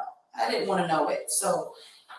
And you told Sigfredo it was in there to get it. Yeah, to get it, like, just get it off the bag. Like, I think he came over and then he probably went to the apartment, saw the kids, and I was like, oh, I have a paper for you in the bag. And then I just remember him stuffing it in his shorts and then walking out. Okay. And we never spoke about it again. Okay. Like, I never asked him, like, oh, what was on that or whatever, nothing. Like, we didn't have a conversation about it. Okay. So, and then, like, I don't know when Sigfredo, like, leaves. I don't know, like, what his, we'd be good, and then I don't know what's going on with him. And I don't wanna know what's going on with him, so I kinda like block that out too. Because when I was with Charlie, then obvious, and just like that too, like with conversations, it's not like I'm there like planning things or whatever, it's just whenever I'm not with one, I'm talking to the other. It's not nothing specific or anything that has to do with what happened. It's just, I don't talk to each other if like they're right next to me. Right. So obviously you guys weren't financially stable. Yeah. Renting a car to drive to Tallahassee is. Yeah. How did that happen? I think it's that Charlie has given me money, like I probably told him like, hey, I need some money so that like. Charlie has given her money numerous times, usually cash, so it could not be traced. And I would always just say like these people or whatever, but now I'm thinking about it, like he knew it was, Sigfredo the whole time. So yeah, probably like asking for like So $200. Charlie would give you all the money to pay for the rental car. Yeah, like he give it to me and then I give it to Sigfredo, I guess, like so that he can go about wherever he needed to go. But I didn't know about the Tallahassee, like even like anything with You didn't know Tallahassee. where they were going, you just knew that the problem that Charlie had, they were going to handle and they needed money to deal with it. Yes. How did you know about that he needed a rental car? What did Sigfredo say to you? About getting a rental car? How did you know it wasn't? I mean, he has a. Miami. How'd you know the problem wasn't in Miami then? How did you know he needed a rental car? That he had to go travel somewhere? Yes. I don't know, like when, I didn't know anything about like the Tallahassee thing, but I guess he had to go somewhere, it wasn't gonna be local.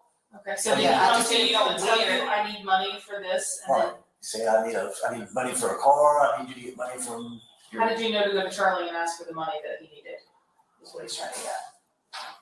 Well, because from the whole thing with the paper, but he didn't tell me what was on it or whatever, but I figured like he needed to scope someplace out, so if he's gonna go somewhere, then he needs a car. So here, To do that. you're trying to answer for Garcia. Answer for you. Garcia came to you and did he come to you and ask for money? Did he come to you and say, hey, I need money? Hey, what Garcia was doing is totally different. Yeah. How did it go from you back to Charlie, back to Garcia? How did that? I mean, I would assume that that's what Sigfredo told me. He's like telling me like, oh, I need money, like, to go scope this place out. So he needed like a vehicle. Do you remember having conversations with Garcia about that type of stuff? That, hey, I need money for a rental car. Do you remember having those conversations with him? That he needed money, yeah, for rental, I guess so, yeah. And then I would just relay it back to like Charlie, like I need money so that they, yeah. That's all I was asking. Yeah. How And did he you would know give that you you the needed money. money? I know, it sounds like such a simple thing, but it's like I guess I'm just. You're trying to go through my your brain. memory. Because Yeah. it could have been in Miami, right? Yeah, I guess I mean, I never assumed that it was gonna be in, maybe that was just my assumption, that it wasn't anywhere local. Yeah. Obviously, if he's needing money, like, what do you need money for? I'm not gonna ask you specifics. Say you need to get a car, you need, a place to stay, you need to rent somewhere. So I I was just- asking you questions, just trying to refresh your memory so Yes. you can bring up Yes, sir. details Yeah. about what you remember, Yeah. okay? So we're not trying to trick you or get you off track, And we're I just get trying to refresh your that, memory. I'm trying to recall back too of like how it even like occurred or what was happening. Yeah. So at what point, how did Charlie get the money to you? Did he just meet you and give you I cash? mean, like I was hanging out with him, so it'd be like, yeah, he'd give you like Hey, a couple I $100, yeah, like, and obviously he knew what it was for. Like not like, I'm just like, I didn't think about it. Like, you know, like I wasn't there like, oh, okay, like this is for this and that. Like that wasn't. As the go-between, Magwana knew more than she is admitting to the detectives. Charlie would not have continued to give money without knowing exactly what it was for. And if he had been in contact with Garcia himself, he wouldn't have needed Magwana at all. I'm just, okay, like I was just okay with it. I was just doing it. You know, okay, you need the money, okay, I don't want to know what for, I don't know, like obviously now I know the rental and all that stuff, but it's like, I didn't know. Like, I got, get him the money to yeah, take care of Charlie's do problem. whatever you need to do, whatever, like, and then I will get it from one hand to another. Okay. All right. At that point, did you know Lewis was involved? No, that whole thing, yeah, with Lewis was all, Oh, actually, okay, I know we're gonna be jumping into a lot of things, and I hope I'm not frustrating you, No, because you're I fine. feel Go like. ahead. you're not frustrating us. No, I'm watching you process it in your head. And it's like I talk with my hands, I'm getting nervous, like It's fine. It's fine. Go ahead. because I know like my brain is like jumping from one place to another. The whole thing with Lewis is obviously like, and that's how Sigfredo functions too. He never tells me. You think he's gonna tell me? He doesn't tell me things. This is what I want you guys to understand. Sigfredo does not tell me things. He tries to keep me away from a lot of things. Sure. A lot of things upset me through the trial that I found out that it's like it hurts for me to know because this is the father of my children. You know, like I'm not like he's not a bad person. I know it sounds bad, but it's like he's not this person. And granted, I went to him, obviously, stupid mistake for even me to be involved in any of this. But when the whole I guess the bump or whatever, and like the weird phone calls and Charlie telling me this thing or whatever, little by little, I kind of like, and then the whole Lewis thing, and that's what like clicked in my head. I was like, Lewis, like Tato and Tuto, like, you know, they always mistake their names. And then I'm just like again, me and Sigfredo, we never had a chance to like talk. Like he doesn't, like I've asked that, you know, I've asked plenty of times, like, Tara, why can't we be in a room with, you know, Sigfredo? Like, I need to know these things. Like, I can't answer these questions. I know it's kind of just like, I know to protect, like, you know, like both sides or whatever, but I needed to see him face to face. I needed that, like now it's like we've been so separated so far. It's like I don't even know. See, the problem is we don't want you talking about what Sigfredo told you after the fact. We want you telling us what you know leading up to all this and during all of this. You were with Sigfredo. You were with Charlie. Yeah. You were part of a lot of these conversations. Yes. And that's what we want to hear from you is what those conversations were and how they went along. I mean, at one point you did know Lewis was involved because you tried calling Lewis to get a hold of Sigfredo right after the murder. Yeah. You had his old number. Yeah. You called his old number. So somehow you did know that he was with Lewis. That's why you tried to call Lewis. But I never knew, like I really honestly never knew that he would, like that Lewis, I mean, obviously like now I think about it, like they're always together, like, but at that time I'm trying to reach Sigfredo. I don't know what made me like call him or him call me, or I'm just trying to reach him. I'm trying to get to him. Yeah, and he's the only one you tried to call at that time until you got a hold of Ortiz. But anyways. Before that trip, you knew that he was going with him on that trip. No, I never knew that he was So going how with did you him. go to call him? Maybe not the first trip, but the second trip you knew he was there, right? Because you were talking to him during that second trip, right? Talking to Sigfredo.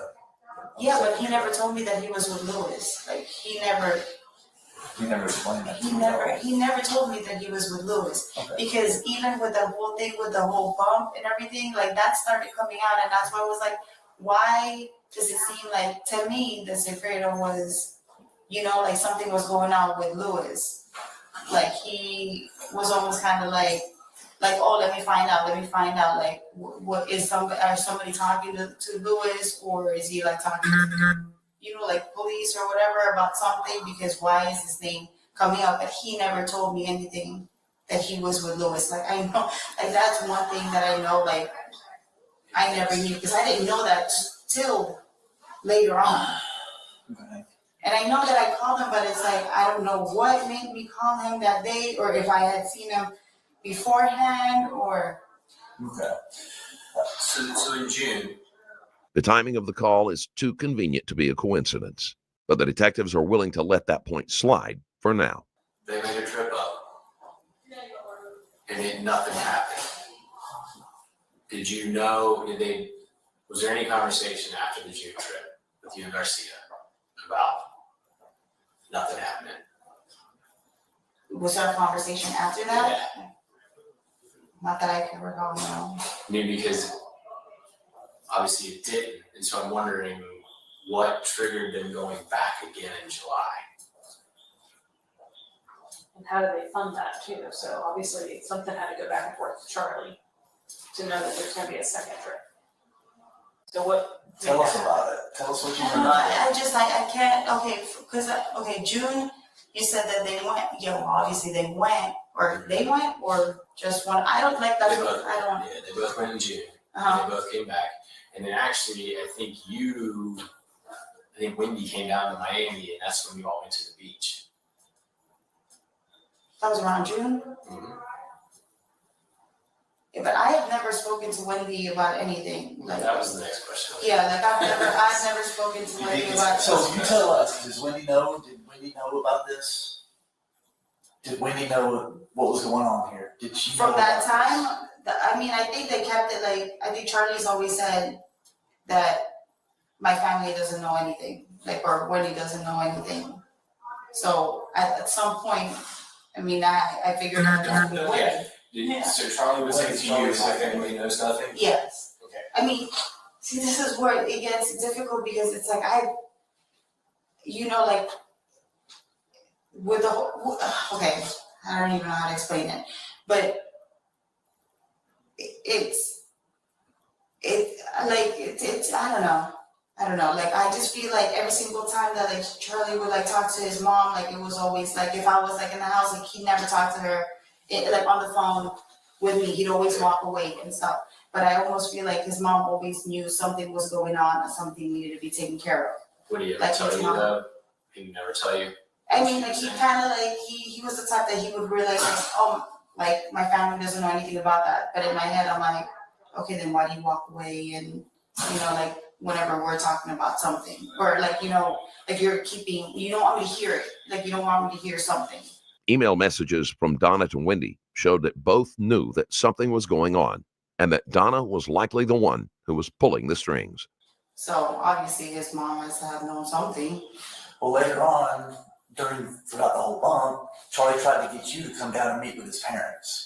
Do you remember that? We even played those calls in trial, so you've heard that call again since you've had the calls. But not to meet his parents, it was to meet him. To meet his parents, because you decided not to go inside. You said, meet me down the street at the restaurant. I don't want to meet your parents. I want to meet down the street at the I don't restaurant. think I ever said I'm going to meet your parents. That was on the calls. He was wanting you to. He was wanting you to come into the icon and meet with his parents. And you were like, yeah, I want you to come down. I don't want to come in there with them, and I want you to come down to Charlie. So you don't remember that either? No, I remember meeting up with him, but I don't remember him like insinuating like, oh, he said that he was with his parents, but I've never like been never met with his parents at all? No, not like Okay. together like that, like we're all together now.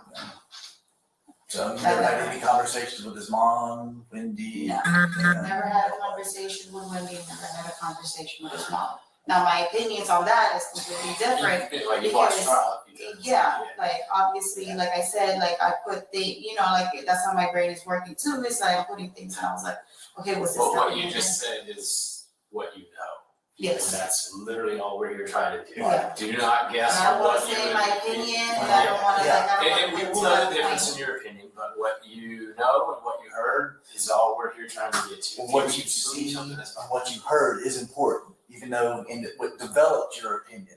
Yeah. Did you see something outside of what you saw in trial? Did you see something before trial, before all this happened, that led you to that? What do you So mean by that? we'll go back to. Did you hear Charlie saying something? Did you see him doing something?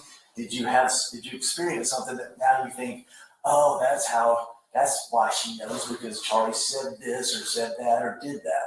Is there anything that led you to believe Well, that? the whole conversation with his mom, like, like again, it's like was going back and forth. Like he's having a conversation with his mom. He must have mentioned something about me because his mom is like obviously talking about me. You're talking about the Title III calls again. What you heard in trial? Yeah, I believe so. Yeah. Okay. Yeah. So I guess we'll backtrack. Let's go back to July 2013. They make another trip. Was the circumstances surrounding that was similar to the other one where money had to be exchanged to rent a car? Yeah, if Sifredo had asked me, like, you Do you know, remember that? if he didn't have any money, he probably would have asked me, like, hey, I need some money. But do you remember? I don't. You don't remember I it? don't remember if he had asked me for money for Do you that. remember Sigfredo going to Tallahassee? No, this is the whole time. So I'm asking a couple specific things in this world because these are just things I'm trying to confirm. So, do you remember anything about when Rivera testified about this stuff? Do you remember anything about the Instagram of Rivera posting something stupid? What, he was talking about, like, the tiger or whatever he had? Yeah. He had- It has changed, yes. It might be a zebra next week, I don't know. I mean, like, through the trial and stuff, but. No, nothing but that do you happened. remember? Oh, like, you him, personally- that happening? No. Yeah, you don't remember calling and saying, hey, you dumbass, you put something on, I don't remember what you said. No, I would've, yeah, that's what I'm saying, like, I never knew about Louis being with Sigfredo. Alright, so Like, let's I go to just, the. like, I don't know how much I can trust him, but like, Let's go I to the don't part know. about after it's done. And there's a phone call between you and Garcia. It's the first phone call, you've seen it 1,000 times. First phone call after it's completed, they're about an hour and a half away from Tallahassee. And Rivera says he hears you and Garcia talking. Mhm. Where were you when that conversation took place? Garcia made an incriminating post on social media shortly after the murder, giving away his location. Magbuana angrily confronted him and forced him to take it down. When I was talking to Sigfredo on the phone, After Dan has already been shot.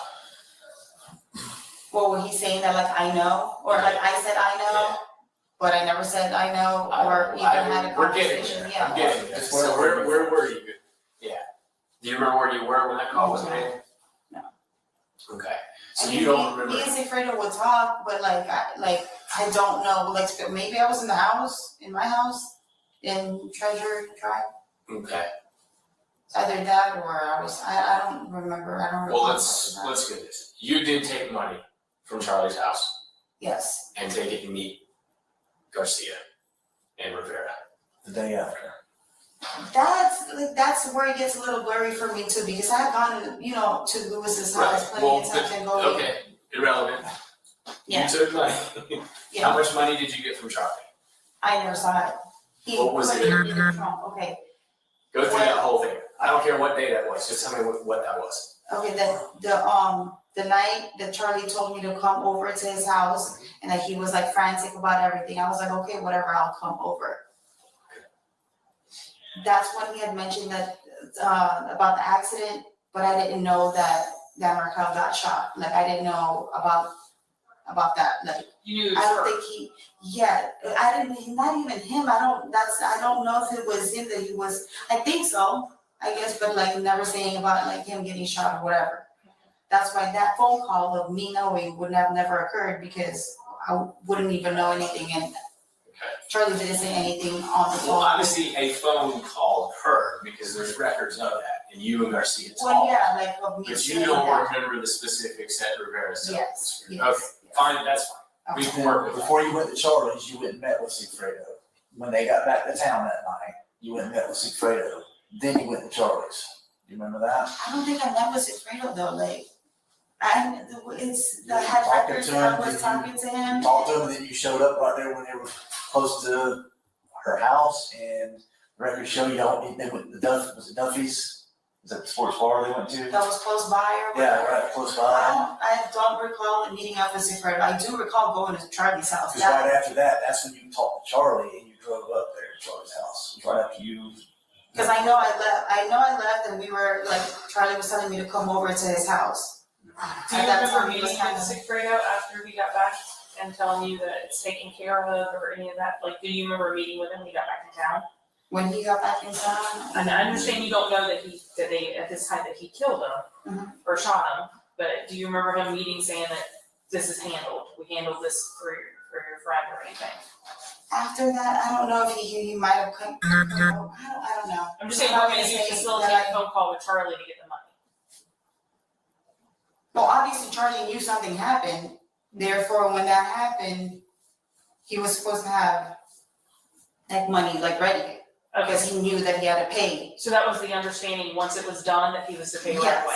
Yeah, but I wasn't, like, I didn't know I'm going up there to go meet up with Charlie so that I could, you know, to get that, like, he doesn't wanna say anything obviously on the phone. Right. So when I got up there, I just remember that he was like frantic and he was just like, I even remember he had like a gun with him and I was just like, what? Like, but he was like just acting weird at that, when I got to his house. And I know he had taken like a Xanax and then I might have too because we just fell asleep. Like I can't even recall like what conversation was happening or whatever. I just know that he, in the morning before I left, he's like, hey, it's in your trunk. And I was like, okay, in my understanding that's like the money in my trunk. Never looked at it, never opened anything, never had it like in my hand. Okay. So when you met up with him, where'd you meet up with him at? With who? With Charlie? No, with Garcia and Rivera. So you left Charlie's house that next morning? And then what Yes. happened? Tell us what happened next. When I drove back down, I think that's when I'm trying to look for Sigfredo, and he was like nowhere to be found, and that's when I had like called, I don't know if he called me or I called him or whatever, because that's why with the phone number was like confusing me, because other people had their phones, like, remember you told me, I mean, like you said that it wasn't even, it was. So you mean you called a number you had for Rivera that somebody else answered? No, you're talking about Ortiz, aren't you?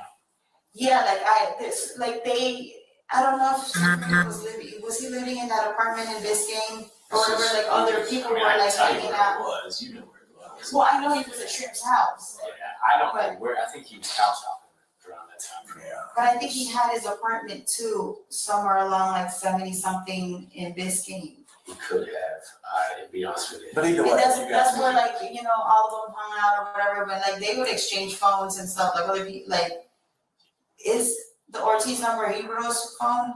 Yeah. Okay, so I remember Hebreo was always like at his house, so I'm trying to contact them, that's why I'm never trying to contact Lewis. So you're wondering that what was it later. That was after you tried to call Lewis. You tried to call Lewis first on his old number, and then you called him after that. Okay, But So all this was just that's to the record run show. Sigfredo. yes, So all these calls you're making is you now have the money, you left Charlie's house, Charlie gave you the money, it's your understanding, obviously you didn't see it and touch it, I get that. yeah, But you knew that he put money in the back to pay it. yes, yes. So all these calls you're making is to try and find Sigfredo to give him this money, is that Yes. correct? Yes. Where'd you find him? I think I was parked behind, I don't know if I don't know how it came about, but like I just ended up like in the, kind of like, in the hallway of like the alleyway of Lewis's, apartment. Mhm. And he just like jumped inside the car out of nowhere, like he Lewis was, did? no, Oh, Sigfredo Sigfredo did. did. Oh, okay. Cause, you know, I guess he didn't want me to know that he was somewhere else and clearly he was at Shrimp's house and, you know, I couldn't find him or anything. What made you go to the alleyway outside of Lewis's I think he apartment? told me to go over there, or, So you got a hold of him on the phone and he told you to go meet him over there? yeah, I just thought that I had to go over there. Okay. Alright, what happened then? So he goes, he gets in the car, I was like, hey, you know, you got a package in the back, grabs it and goes. And then I left to go home because, yeah, I left to go home. Did you ever see it at all? No, I never saw the Like in the package. package, you never, you just jumped out, No. grabbed it out of the trunk? And he didn't give you a third of that money? He didn't give me money till like he came back like later on. I don't know if it was the same day, but like then he gave me money. How much did he give you? I didn't like, I don't know. Came back You where? can ask me a random question. Was it stable? Okay. He came So out. you can't, you don't know how much he gave you, is that what you said? Huh? You don't know how much he gave you? No, he didn't. I What mean, did it I look like? didn't count, like I know it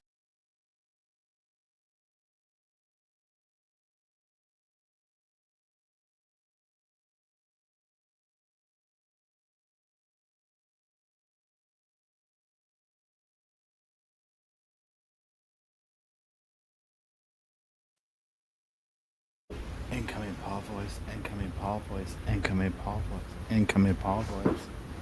Incoming Paul voice. Shabba-da-da-ba. How is everybody? I hope y'all are doing well.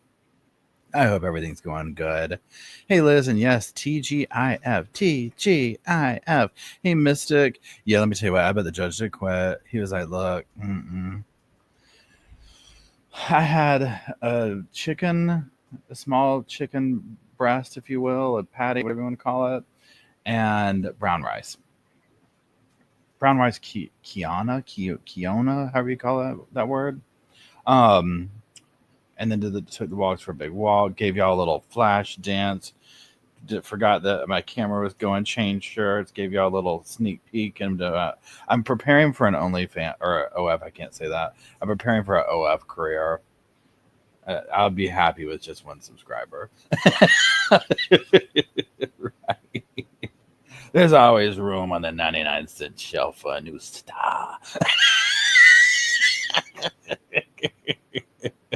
Can you imagine? Oh, quinoa. Thank you. Thank you. I'm looking at you, and you've got 99-cent rental rack potential. I can see it now, plastered all over the place. Thanks. No.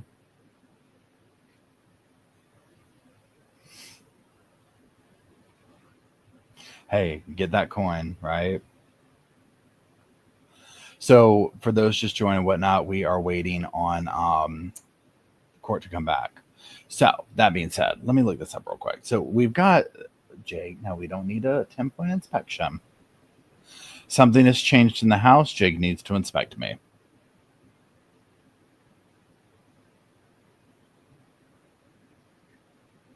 I'm just going to kind of be sifting through this. So one of the SOFA squad members works like at this courthouse, basically like next door, near it or whatever. And so she's been going to the trial and whatnot. She's talking about coming on once the trial wraps. Go on. I don't need you in my mouth. And so she sent me an email kind of updating me on like what the vibe is and all that type of stuff, right? So I'm just going to go through it because she said I could read it, but I was like, well, let me make sure there's no, personal stuff. And she's like, no, it's cool, but I just want to make sure. Yep. Okay, yep. Okay, yep. Okay,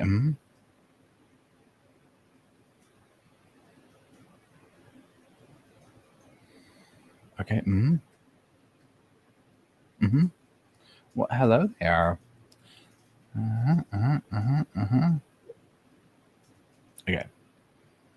So let's go over this real quick while we're waiting. Now, maybe let's wait till the end because I'll start it and it's kind of lengthy. She's talking about just quick synopsis. We'll do it at the end when they wrap. So she works at the courthouse. She's going to be going. She lives in Tallahassee, has lived in Tallahassee, lives in the neighborhood that Wendy lived in. And so she's talking about the route and all this kind of stuff and like what's, you know what I'm saying? Like what's normal, what's not normal, what's the vibe around the locals in Tallahassee with their opinions of the case and when Donna got arrested and all the things, right?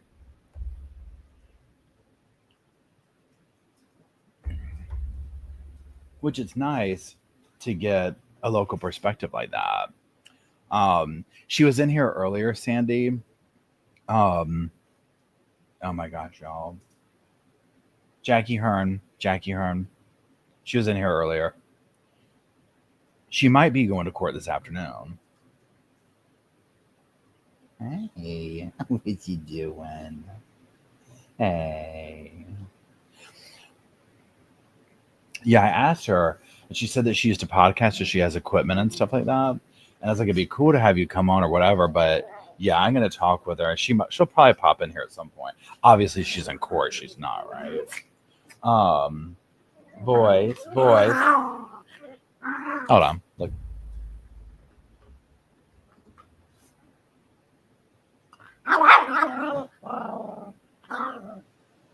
No, we don't bite.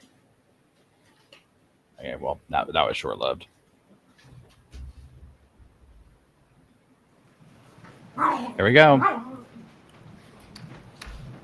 Lights, camera, action, Harvey. Harvey, we need you to act. Okay. Hush. We don't bite Daddy's hand off like that. No. Yes, you play with that. Okay, I'm gonna mute myself. Everyone can be seated. The jury, I hope you had an enjoyable lunchtime. State, please call your next witness. State calls Detective Grossman.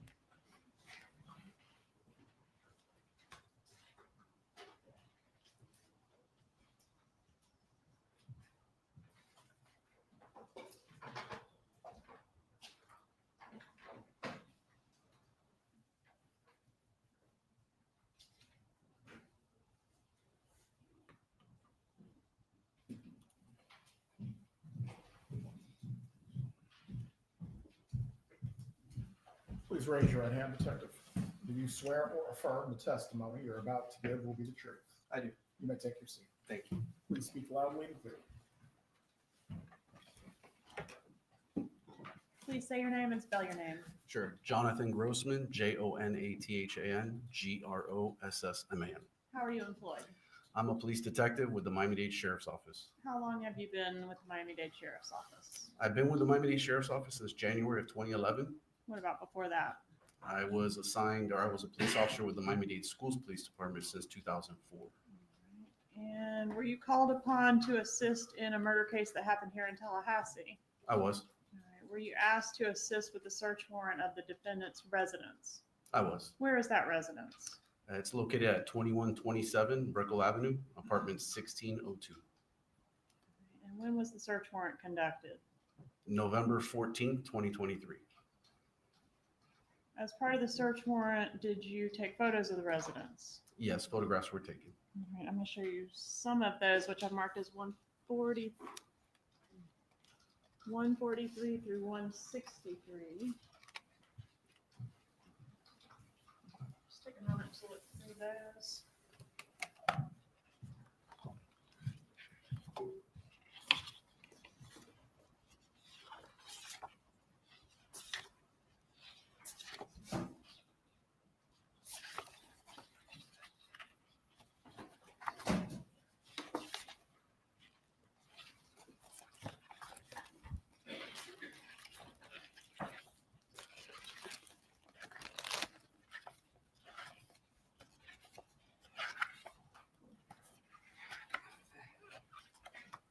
Yes. Are they fair and accurate photos of the residence as it appeared that day? Yes. This time I'd ask to move to evidence 143 through 163. Any objection? Objection. States 143 through 163 are admitted. May I Please publish? silence all devices. Yes, you may publish.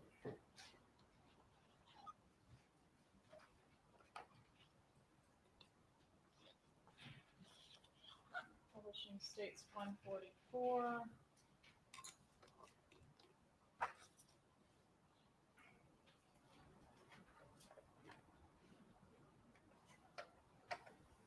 Is it a condominium located in a high rise? Yes, ma'am, it is. States exhibit 145. Is this kind of the view from the entrance to the residence? Yes, ma'am. That's would be closest to the front door looking in. And did you observe some luggage there in the residence? I guess toward the entryway. Yes, there was luggage. States 147.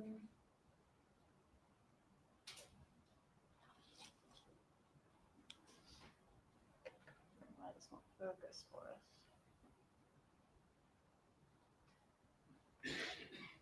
Seems to be better when it's zoomed in. Or not. States 148. Use the luggage tags. Yes. Consistent with destination Saigon by way of Dubai.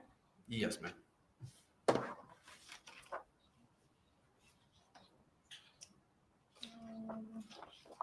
State's Exhibit 150. As part of the search warrant, did you see some camera equipment? Yes, we did. Interview.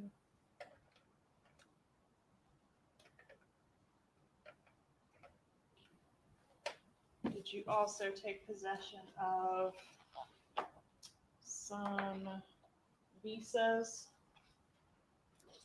Publishing States 149 Vietnam visas? Yes, we did. Okay. Approach and show you what's been marked as States 129 and 130. Are those the visas that were seized? Yes. In whose name are those visas? One is Harvey Adelson and the other is Donna Adelson. Are those in the same or substantially the same condition as they were when you seized them? Yes, sir. Move into evidence 129 and 130, Your Honor. Any objection? No objection. 129 and 130 are admitted. Publishing States Exhibit 146. Did you seize this day planner? We did. Is this how it was, open like this when you found it? Yes, it was.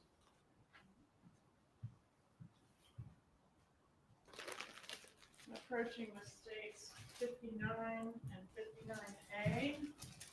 Showing you 59 first. Is that the day planner that you see that's pictured on the screen there? Yes, it is. Is it in the same or substantially the same condition as when you compounded it? Yes. Judge, at this time, I'd ask to move into evidence States 59. Any objection? I'm sorry. Strike that. I wasn't moving it in. 59A served, showing you that now. The intention, Judge, is just to have 59 identified and 59A admitted. Sir, 59A, have you had an opportunity to examine it? I recall part of it from the 59. Okay, and does 59A contain fair and accurate copies of pages from 59? From what it appears, yes. This time I'd ask to move to evidence 59A. Any objection? No objection. 59A is admitted. Publishing States 143.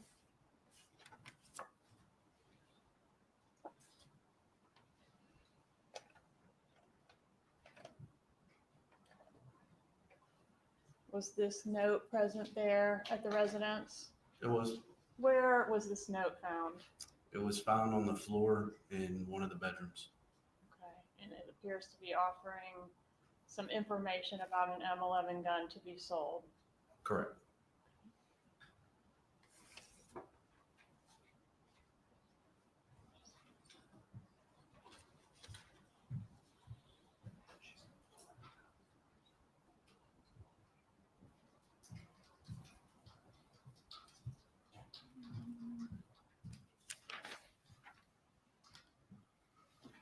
Yeah, you did say the date of that the search was conducted, but in case anybody missed it, will you say it again, please? Sure. November 14th, 2023.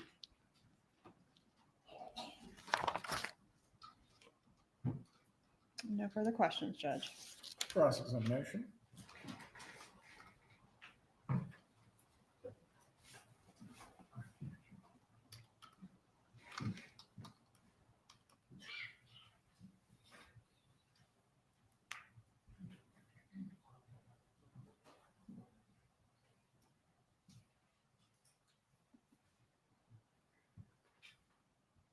Good afternoon. Good afternoon. Came all the way from Miami. Yes, ma'am. Sorry about that.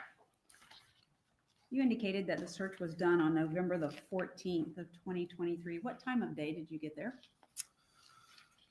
I think we arrived around 1:15, 1:30, and I think we executed the warrant around 2:30.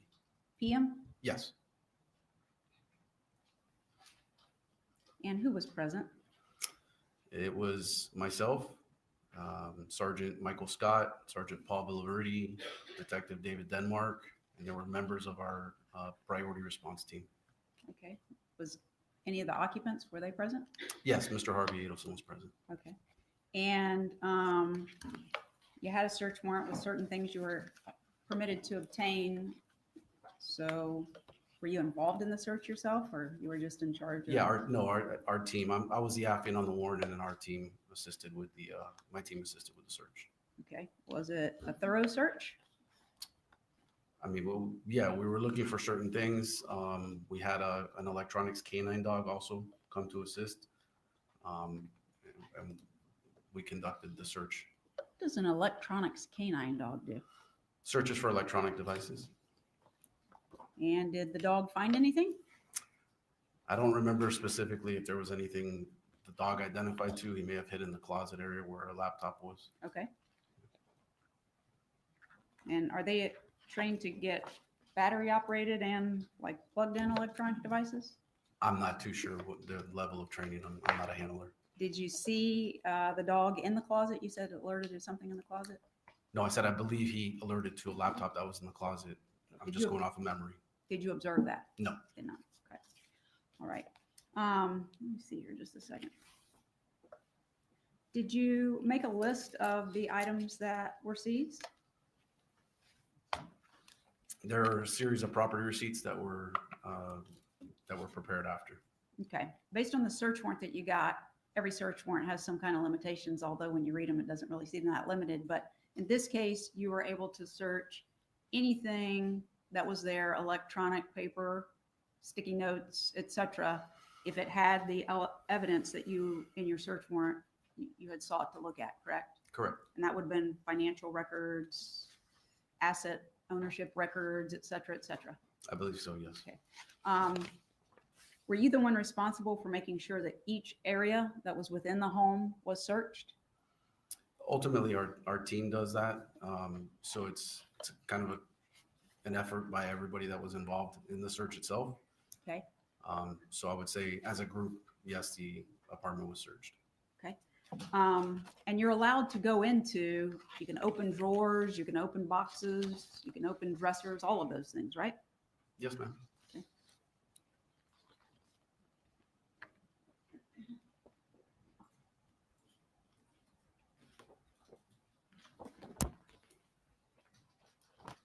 May I approach the witness? Thank you. I'm going to show you what's already been entered into the evidence as State's Exhibit 160. Does that appear to be one of the photographs of one of the closets that was searched? Yes, ma'am. And 157 that's been entered of the State's, does that also appear to be? Yes, ma'am. Okay. And looking at in Exhibit 157, I'm sorry, I don't mean to get in your personal space. No, you're good. Okay. In 157, this appears to be female clothing here, correct? It does. And on the left-hand side, it looks like blouses on the top, right? Yes, ma'am. Jackets on the bottom, correct? Yes, ma'am. And then on the right-hand side, you can see some dresses that are hanging up, correct? Appears to be, yes. Okay. And on 160, does that, take your time looking at it, but does that show any electronic devices in that particular closet? If you look towards the end, you see a USPS box, and there will be a laptop underneath. Okay. Did you notice anything else?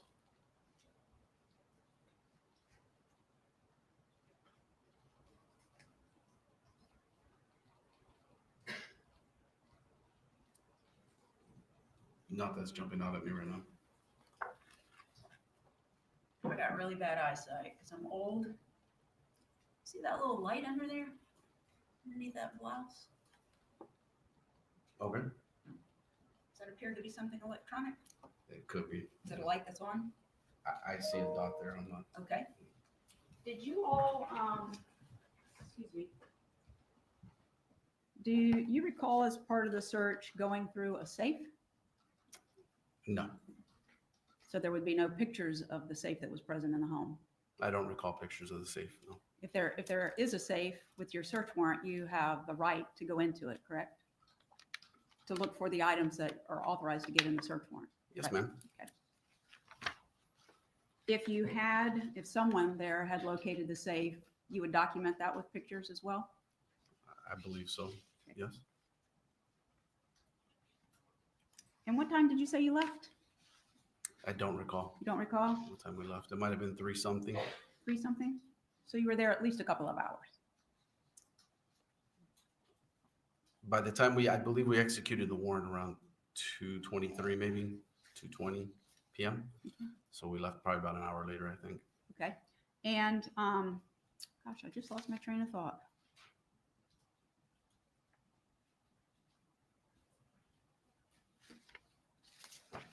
When you went and executed the search warrant, were you kind of aware about the general facts in this case, what the allegations were? Yes. Was this your first assignment on the case? No. What else had you done on the case? In 2015, we assisted with the case. Okay. I believe you maybe did some searching of the Prius. I did. Okay. Were you aware that there was an allegation that there were stacks of $100 bills that were in groups of 10, which would be 1,000 if my math is still correct, and they were stapled together? Were you aware of that? I've heard that during the course of the investigation. If you had found that inside the apartment, would you have documented that? Probably. Just 1 second, please.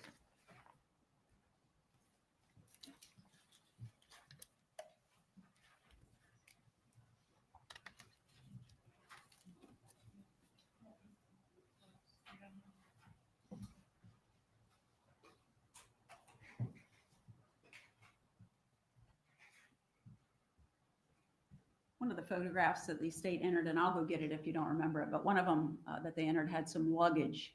You remember that picture? Yes, ma'am. Did you all search the luggage? I don't believe we entered the bag, no. Okay, thank you. I have nothing further. Redirect. You may step down, Detective. Will he be recalled? No, sir. You are released, sir. Thank you. Have a good day. Please call your next witness. They called Patricia Bird.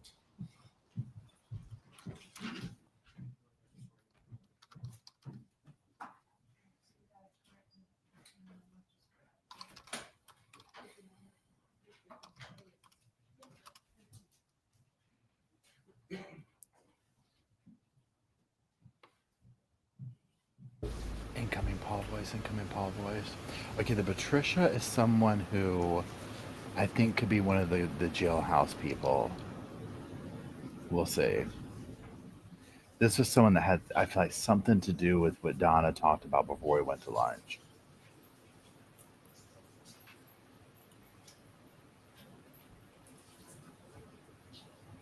Yep. Here we go. This should get saucy. Please raise your right hand and be sworn. Do you swear or affirm the testimony you're about to give will be the truth? Yes. You may take your seat. Please speak loudly and clearly.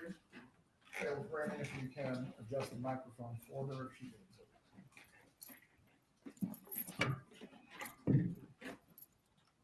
Will you tell us your name and spell it for the court reporter, please? Patricia Bird. Thank you. P-A-T-R-I-C-I-A, Bird, B-Y-R-D. And are you in custody at Leon County Jail? Yes, Are you in custody for violating your probation on a felony case? yes, And is it your understanding that for that felony case, if you were convicted as charged, that you could receive up to 15 years in prison for that felony? yes, And is that felony that you're in custody for, is that the only felony that you've been convicted of? yes. I have a pending case.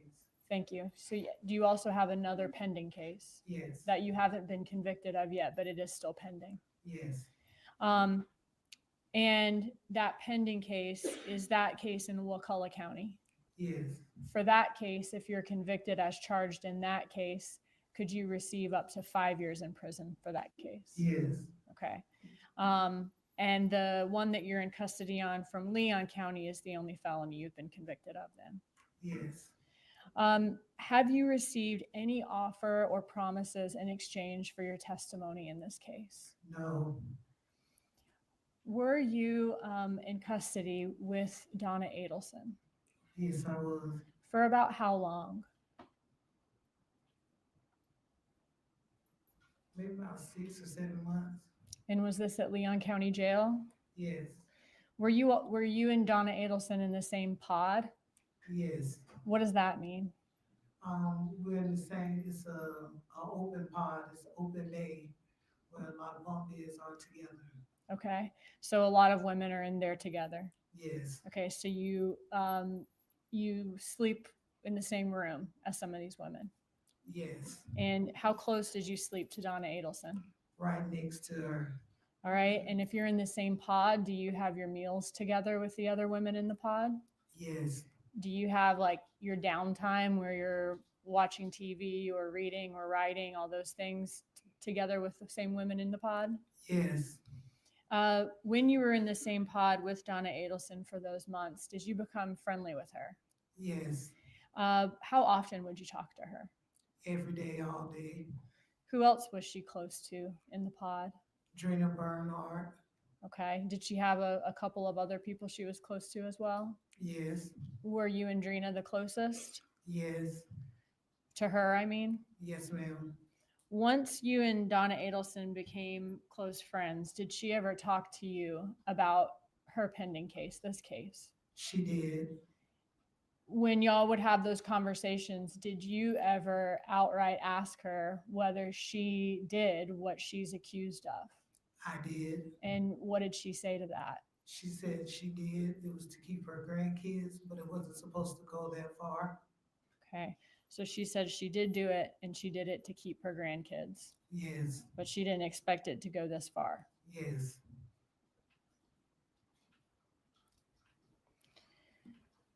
Did Donna Adelson ever ask if you were ever in custody with a woman named Catherine McDanois? Yes, she did. And were you ever in custody with Catherine McDanois? Yes, Was that several years ago? yes, ma'am. And about how long were you in custody with McDanois for? About a year or two. Now, did you tell Donna Adelson that? Did you let her know that you had been in custody with McDanois? Yes. Since you had been in custody with McDanois, once Donna Adelson knew that, what did Donna Adelson want you to do? She wanted me to say that me and Beaumont told me when we killed him, I knew my boyfriend's parents had money. Okay, so basically, she and some other people did this crime, and they did it because her boyfriend's parents had money. Yes. Who did she want you to tell that to? She wanted me to tell it to whoever came up and asked me about it, and the investigators. Okay. Did she offer you anything in exchange for you providing that information? Yes. What did she offer you? A trailer and some land, and she would have her husband fix my teeth. Okay. So, like, if you got out of custody, she'd help you buy a trailer and land, Yes, and that her husband could fix your teeth, yes, like veneers. yes. Now, was any of that true as far as did Mag Banois ever say those things to you? No, she did not. Did Donna Adelson give you other gifts while in custody? Yes. Like what? She would buy canteen and she would bring it over to my bed. What's canteen? Canteen is food that we buy off commissary. Okay. It's kind of like chips and candy and other things that and you. noodles and stuff like that. Okay. But it costs money to buy those things. Yes, Okay. But she would buy those or extra and she'd give it to you. yes. Now, did you ever speak to her attorneys or investigators who came to the jail to see what information that you had? Yes. Okay. Do you remember whether you spoke to a man or a woman? It was a woman. Did you tell them the information you told us today? I did. Did you tell them that that information that Meg Banois said was true or not true? It was not true. Okay. But that Donna Adelson wanted you to say that? Yes, ma'am.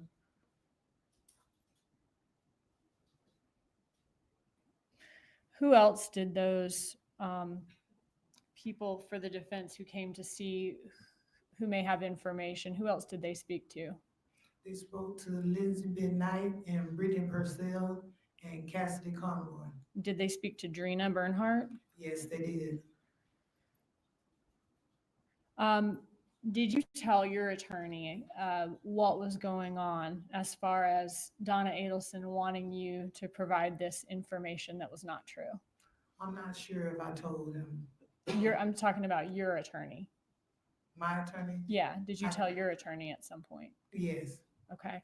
Once you told your attorney that, did an investigator from the state attorney's office come speak to you to get more information about what happened? They did. And did you tell him everything that you told us today? I did. Just a second.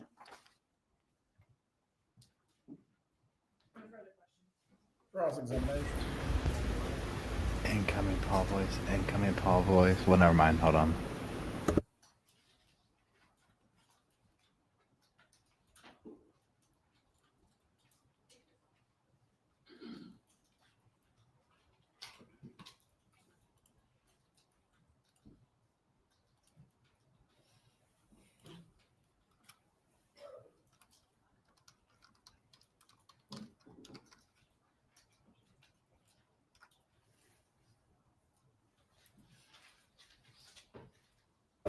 They better get up there and ask her something better than the stuff they've been asking.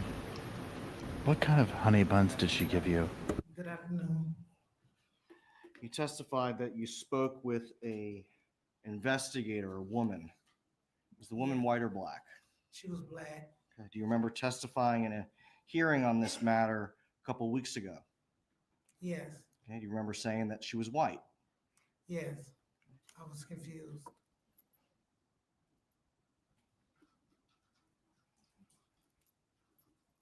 You were confused by the question, or you were confused about the race of the investigator that you spoke with? It was about the question.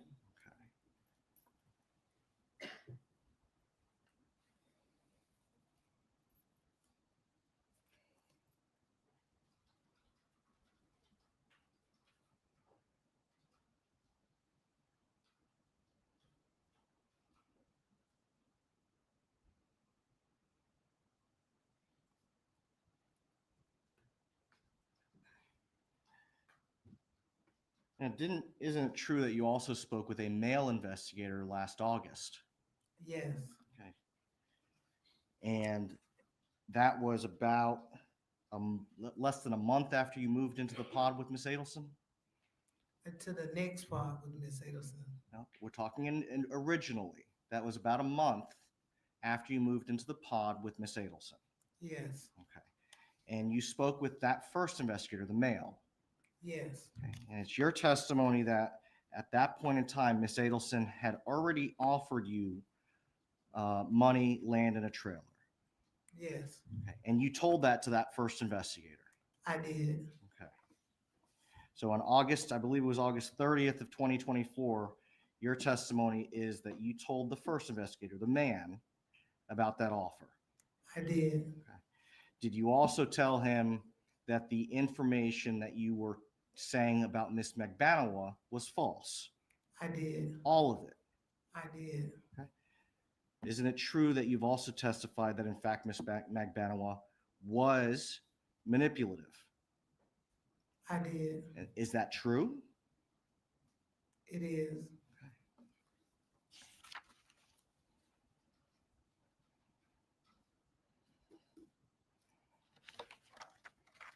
Now you testified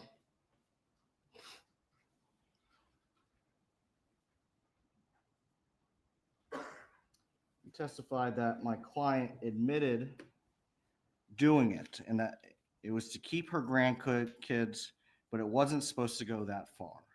Correct. Okay. Now, isn't it true that the only thing that she did was write checks to Miss Magbanawa? I'm not sure. Isn't that what she told you? Not sure.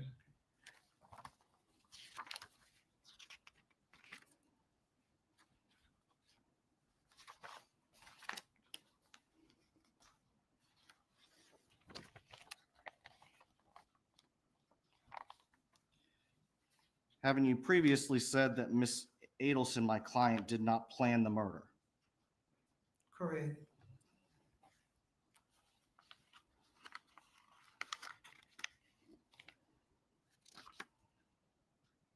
How many times did you meet with an investigator from the any of the defense attorneys in this case? Could you repeat the question?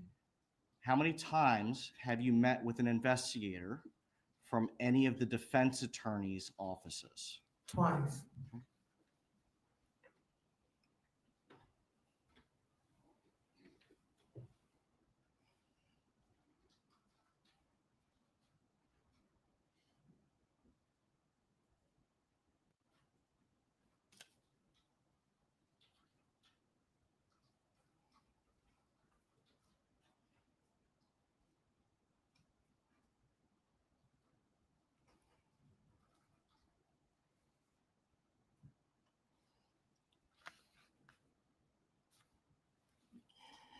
Remember previously testifying that someone from the defense attorney's office came 4 or 5 times.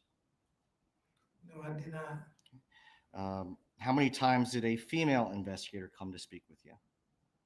Once. Do you remember testifying previously that you said a female investigator came twice? If I said it, then that's what it was. Can I get a page marker on that, please? I don't have it. Please show the witness the prior statement or testimony so she can explain, deny, or admit. Just a moment, Your Honor. Incoming Paul voice. Incoming Paul voice. Incoming Paul voice. So, for these kind of witnesses, I'm talking about her, I'm talking about Catherine, I'm talking about Rivera. I feel like it's almost like you have to go back and forth a little bit with it, and almost like obviously I'm not holding up in the same place as like the sergeant. Like I think it's a somewhere in the middle is the truth. You know what I'm saying? Do I think that this took place on some level like this? 100%. Donna was going to be an easy mark because this is what she does. And if I was this lady and I was like, this woman's got a high profile case and she wants to talk about this, that. Oh yeah. What do you want me to do? Sure. Here's my commentary list. Absolutely. And mark my words, it wasn't going to be a double wide she was getting her. It was going to be a single wide. Okay. They tried to buy their way out on the cheap. If she had offered this woman, there's $1 million in it for you. Honey, she'd be up here talking about Donna cried over Dan every day. You know what I'm saying? Investigator Newland and Pat Sanford at the Leon County Detention Center, page 20. And we'll start with the female investigator, lines 16 through 18. May I approach the witness? You may.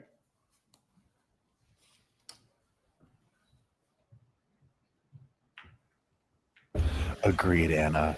Donna would just want to run her mouth. Charlie told on himself 10 times over. They probably had to pick from who was going to tell, right?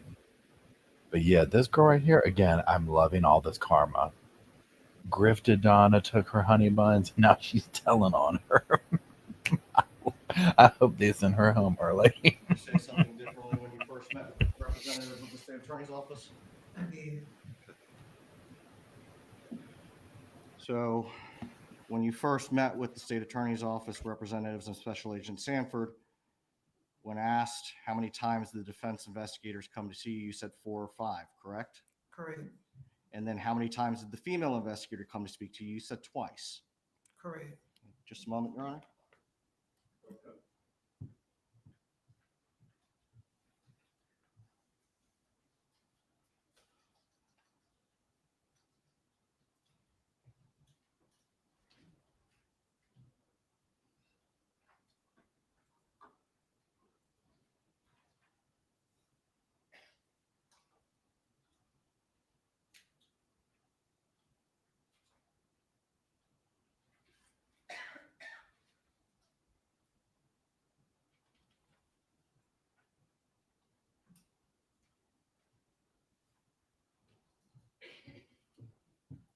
Ms. Bird, you've testified that you were incarcerated with my client for 6 to 7 months. How much of that time were you actually sleeping in the bed next to her?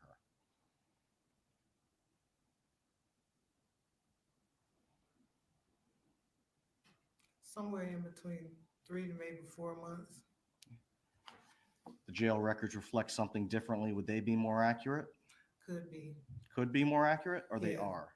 They are, because we were. Thank you. Nothing further. Redirect examination. We were in 2 different pods. Okay. So did you sleep together, or I'm sorry, sleep in the same pod as her, sleep next to her in one pod and sleep further from her in another pod? What do you mean? I slept next to her in one pod, and then we slept in the same section in another part of the jail. Okay. So when you're sleeping in the same section from someone, are you still in the same room with them? Yes, Okay. Despite whether you were sleeping next to her or a few beds over from her, did you guys still have downtime each day in the pod together? yes, Okay. And did you talk most of the day, every day, for several months at a time? on a regular basis. All right. Regardless of how many times the defense sent investigators to talk to you, you did speak to them multiple times. Yes, And you also spoke to state attorney's office investigators, is that right? yes, And your own attorney? yes, And you've testified at a prior proceeding as well? yes. Okay. And did you ask Donna Adelson whether she wrote checks to Catherine McBanois, or did you ask her whether she did what they're accused her of doing? I asked her if she did what they accused her of, Okay. And she said yes. and she said yes. Thank you. You may step down. Will this witness be recalled by either party? No, sir, she can be released. Thank you. Defense. Potentially, Your Honor. All right. Ms. Bird, you may be called again by the defense. Please call your next witness. So I mean, overall, I mean, I have no reason to disbelieve her, right? This is so on brand for Donna, okay? And this is the thing. They all think they're so slick, but they're getting grifted over by all these people. Like this lady did what anybody else would. I mean, I don't know what kind of charges she's sitting in here on, whatever, but Donna's like a bargaining chip. I don't blame her. Please raise your right hand, Ms. Brumhead. Do you swear or affirm the testimony you're about to give will be the truth? I would have taken her honey buns and her Please soup speak loudly and and told on clearly. her. You can adjust the microphone if you need to. Yeah, she was going to give her a trailer and some land and fix her teeth. Drina Bernhardt, DRINABERNHARDT. Ms. Bernhardt, are you currently incarcerated in the Leon County Jail? Yes, ma'am. All right. And are you in currently on 2 different felony cases? Yes, ma'am. Okay. On the first case I want to ask you about is the VOP, or violation of probation case. Is that one of your open cases? Yes, ma'am. And is that a second-degree felony punishable by up to 15 years in prison? Yes, it is. Okay. And then also a third-degree felony is also pending, punishable by up to an additional 5 years. Is Yes, that ma'am. right? Okay. And are both of those cases totally unrelated to the murder case that we're here about in this courtroom? Yes, ma'am. Okay. And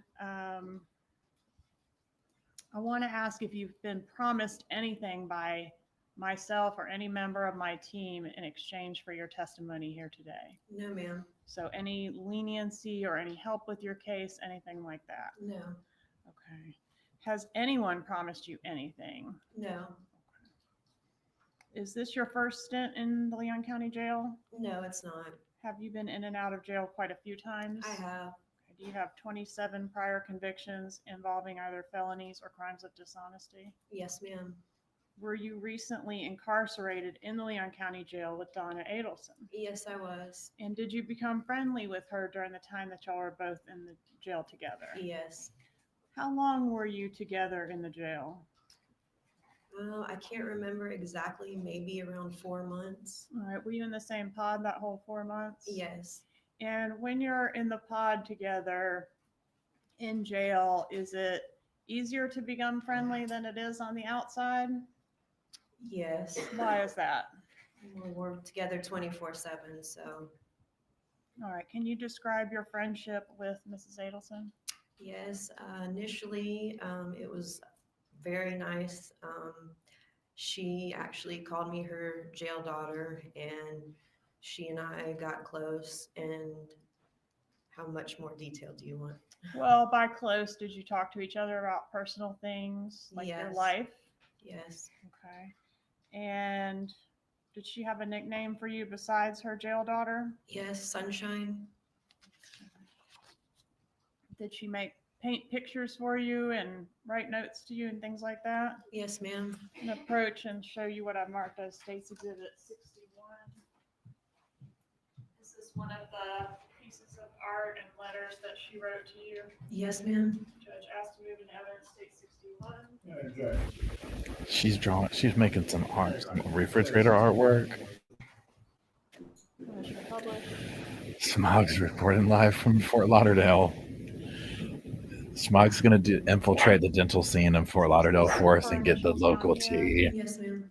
And on the back, is that a little note to you? Yes, it is. Dear Drina, I hope your life will be filled with love, joy, and flowers. You deserve only the best because you are the best. Love, Donna. Is that what you wrote? Yes.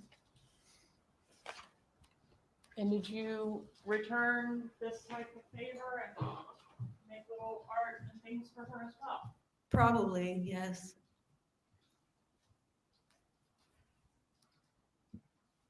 Did she ever talk to you about her grandchildren? Yes, she did. And did she tell you anything about the type of relationship that she had specifically with the children of the deceased in this case?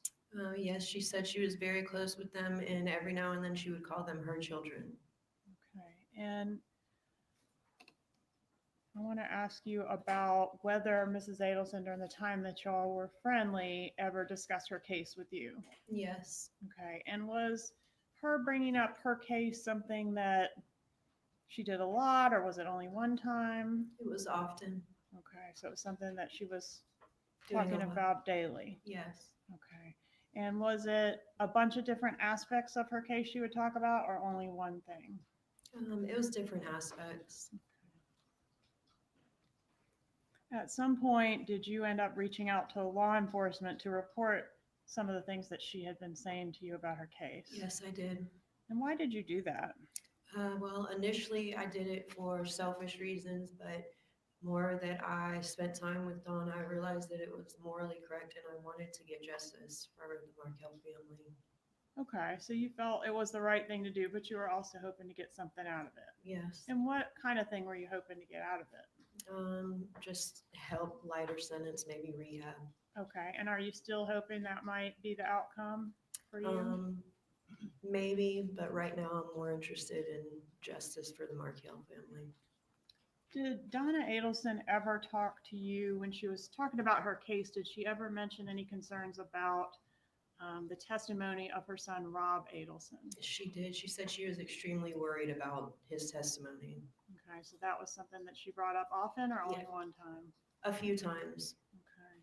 Did she ever mention to you a state witness by the name of Catherine Magbanoa? Yes. And was Ms. Magbanoa somebody that was known to you? Yes, I knew Miss Magbanwa from being locked up with her years before. And how did she first bring up Magbanoa to you, or did you bring Magbanoa up to her? I can't remember exactly how it was brought up. I just know that it was brought to her attention. Brought to her attention that you knew Magbanoa? Yeah. Okay. And at some point, did the defendant try to recruit you to become a witness for her in this case? Yes. How did she first approach you about that? She asked me if I would be willing to do it, and I said yes. Okay. And was this topic discussed one time or more than one time? More than once. How many times can you estimate? A lot? A lot, yes. Okay. And what is it that she wanted you to testify about? She wanted me to testify about numerous different things about Kay, mostly about Miss Magbanwa. And Miss Magbanoa, you knew her by the nickname Kay? Yes. Okay. And so she had some things she wanted you to say about Kay. Correct. At some point, did she prepare a script for you of exactly what she wanted you to testify to? She did. I'm going to approach and show you what I've marked as State's Exhibit 62. Incoming Paul voice. Incoming Paul voice. Shh. The jury's got to be over there just falling out over this. She got a script and everything. United States 62. I do. Is this the script that was prepared for you by Ms. Adelson? Yes, ma'am, it is. Good evidence, state 62. Objection. State 62 is admitted. And publish. This is completely on brand for Donna. This is very Donna coded.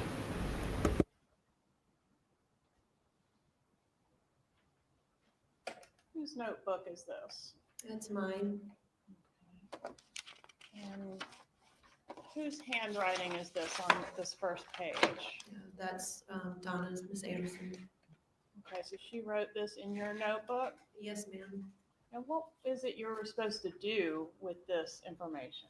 I was supposed to study it and answer it correctly on the stand for her.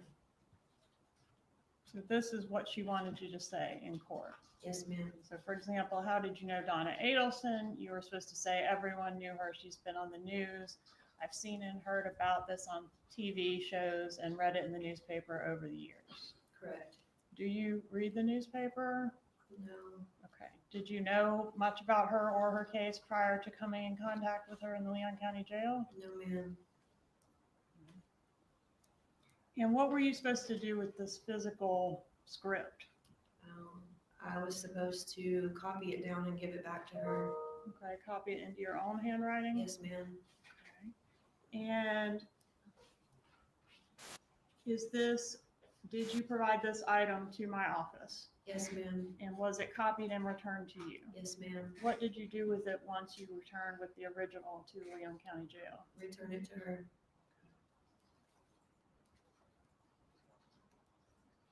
I'm gonna go down a paragraph here.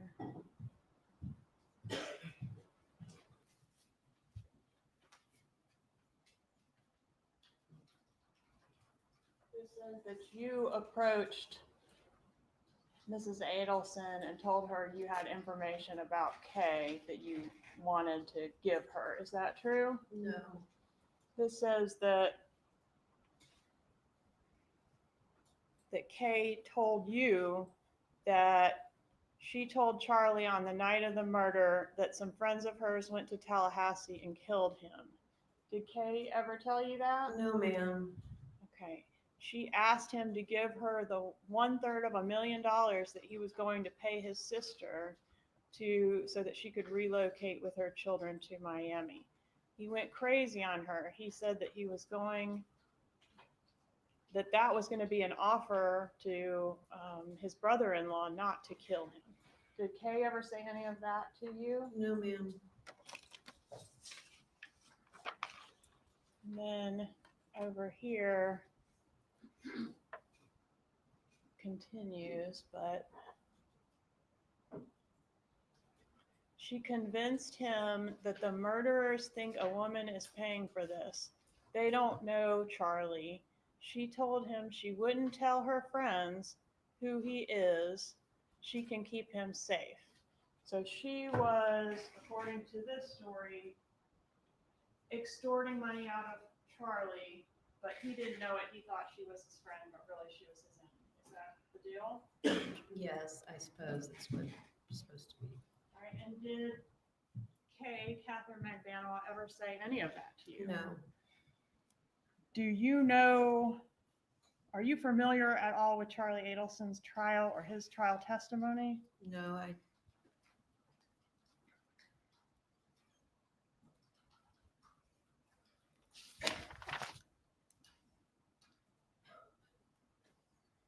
There's a part on here that says,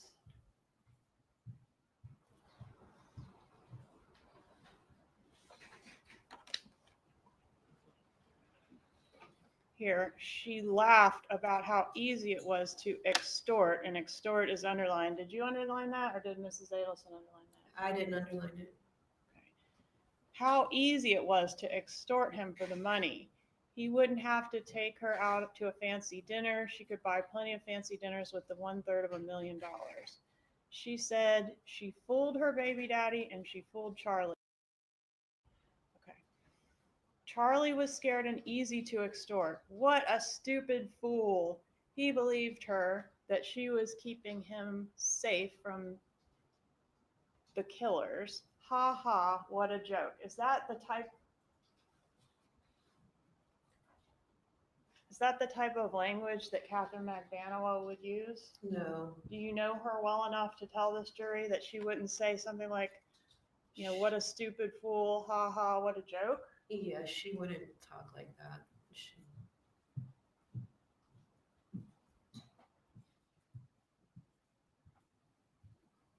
But that's what Mrs. Adelson wanted you to come in and tell this jury. Yes, ma'am. Did she give you anything or promise you anything in exchange for reciting this script? While I was in jail, I received packages and phone calls, and I was promised things as well. What type of packages? Packages are in jail just like a bunch of basically gas station food, but it's exciting when you're in jail. Okay, and what about phone calls? What do you mean by that? Just the phone calls are very expensive from jail, so she would let me use her phone to call my mother and other people. Okay, and you said she promised you other things in the future. What other types of things? $10,000, a grand piano. What else? She promised me cameras, but none of that came to fruition. No. Okay. And what about pills? Did she mention anything to you about pills? Yes, that if I needed pills, that I could call a doctor named, I think Obed. I think that's his name. Okay. Yes. And that person would write you some prescriptions? Yes, ma'am. And why would you be in need of prescription medication? I'm a recovering drug addict. Did she tell you that if you were to be released, that you could make these phone calls, including this phone call to Dr. Obed? Yes. Okay. And how were you going to get these other items, like the $10,000? The money would be through something called Zelle. Okay. And who was going to send the money through Zelle? Harvey. That's her husband, Harvey Adelson? Yes. And how are you supposed to contact Harvey Adelson? Through a phone app called Signal. Okay. Had you ever heard of the phone app Signal before? No, ma'am. Okay. One moment, please, Your Honor. No further questions at this time, Judge. Cross-examination. Yes, Your Honor, just a moment. For the 40 cross, please approach.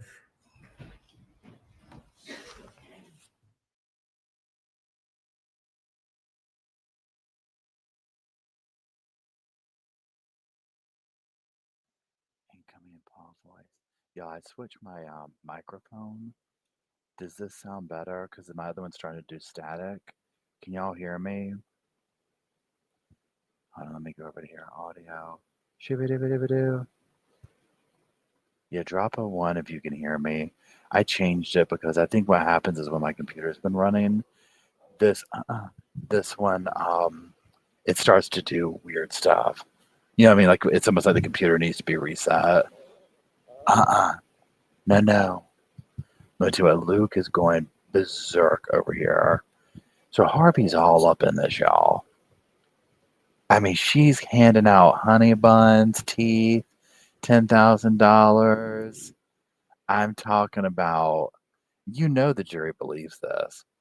I mean, they don't seem like they're lying at all. I mean, Donna, that's so cringy. And like the way the letter was written, it's like, no.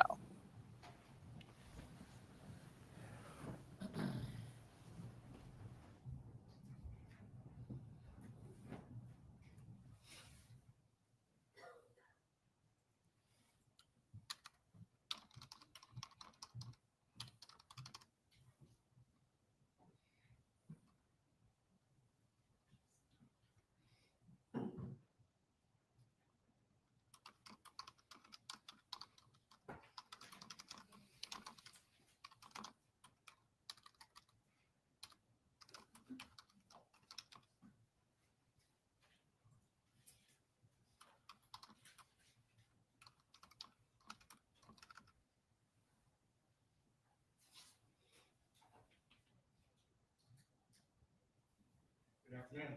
Good afternoon.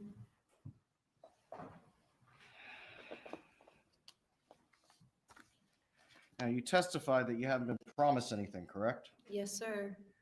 Isn't it true that you were released from jail on February 11th, Yes, 2025 as a result of your cooperation in this matter? I don't know if it was a result of my cooperation, but yes, that's when I was released. Okay. And so you met with law enforcement. In fact, you sent a letter to a Detective Turner in December of 2024, correct? Correct. Okay. And you said that you had information about Donna Adelson, correct? Correct. And that you cooperated in the past and you wanted to do it again. Correct. And then as a result of that, on December 18th, Detective Turner came and met with you.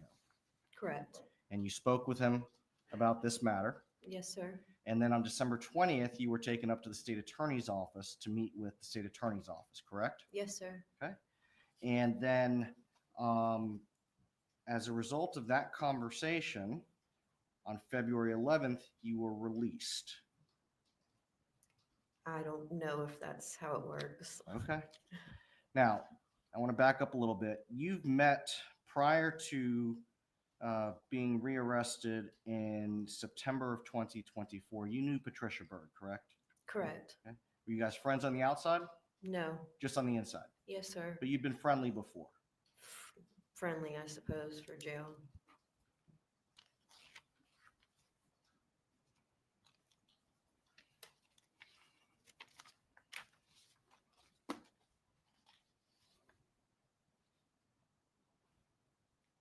Now, when you first met with law enforcement or the state attorney's office on December 20th of 2024, towards the end of that conversation, you said to them, "Did I do a good job?" Isn't that true? Yes, it is.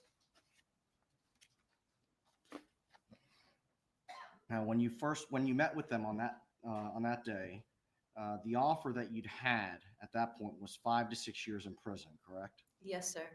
Okay, now I want to back up a little bit. Let's see. So that violation of probation.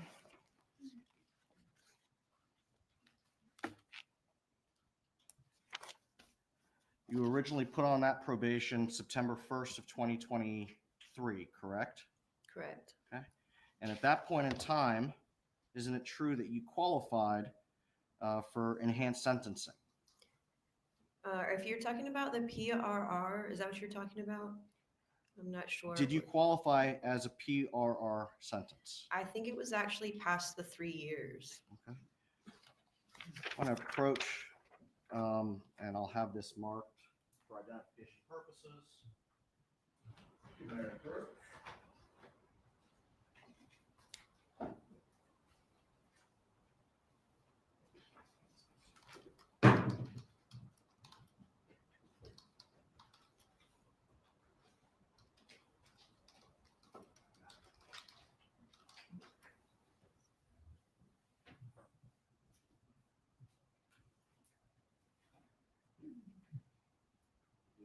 Identification purposes.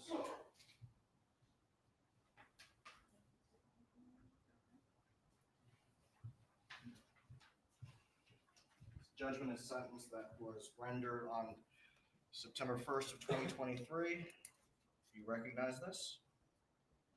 Yes, I do. And it indicates that you qualify for PRR sentencing, but the state is waiving it at that time, correct? Okay. Yes, it does say that. Okay. And so this is a judgment and sentence or conviction for one count of burglary of an occupied dwelling, and one count of burglary of a dwelling, 2 counts of burglary of a conveyance. Is that correct? Yes, sir. Okay. And PRR sentencing means that when you commit a qualifying offense within 3 years of your release from prison, the court has to sentence you to the maximum sentence day for day unless you have a plea agreement that says otherwise, correct? Yes, sir. Okay, so that would mean that this sentence, the court would have to sentence you to 15 years day for day in prison, correct? If I went to trial, yes, sir. If you didn't have this plea agreement. Yes, sir. But you did have this plea agreement Yes, and you were put on probation. yes, sir. Now, it specifically says if you violate probation, they can reimpose the prison releasee reoffender sentence. Is that correct? Yes, Unfortunately, you did violate that probation, didn't you? I did. Okay. And on June 18th of 2024, probation officer signed an affidavit of violation because you started using again, correct? Yes, sir. You were rearrested. You didn't go back to prison, did you? No, You got chance for more treatment, didn't you? I did. Now, originally in that 2023 sentence, you did an inpatient program Yes, at Sisters in Sobriety. and you completed that. I did. Here, when you were reinstated in July of 2024, you were stepped down to outpatient, correct? Yes, sir. You didn't report to probation, did you? No, You started using again, I did. and you strung your probation officer along, lying to them. I don't think I did that, but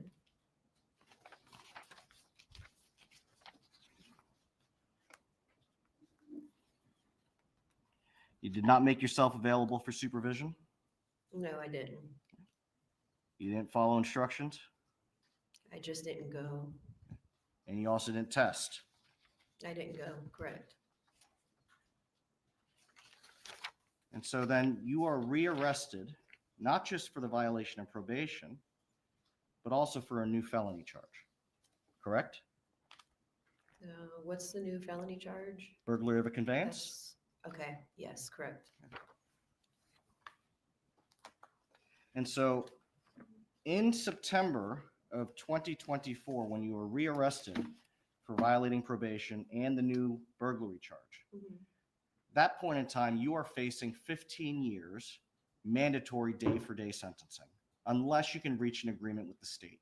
Correct, And then you meet Donna Adelson, correct. your get out of jail free card.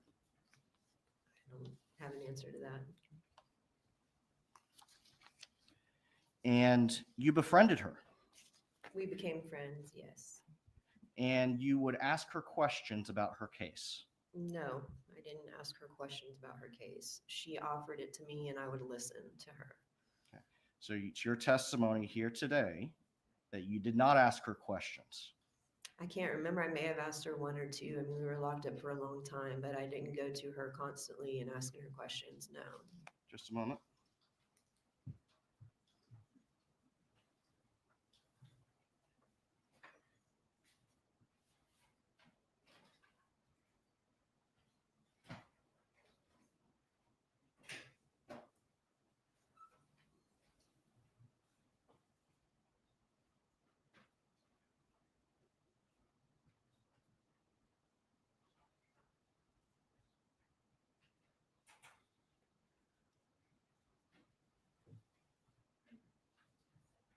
Before you ask your next questions, please make sure it's sufficiently clear as it relates to matters that have been ruled upon. Yes, sir. And that's exactly what I'm having ensure done.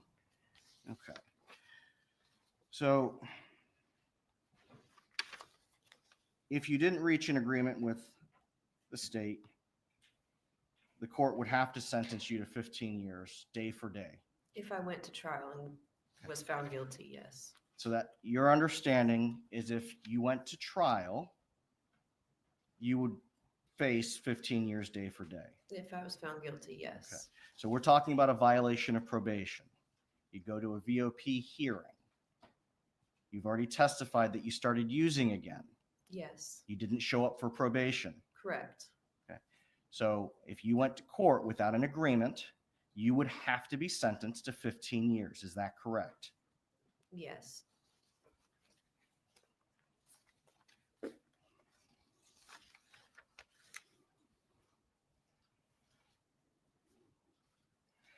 Now, isn't it true that when you went to meet with law enforcement on December 20th of 2024, You made sure a couple days prior to this to sit down in a location in the pod and engage in a lengthy conversation with Donna Adelson, correct?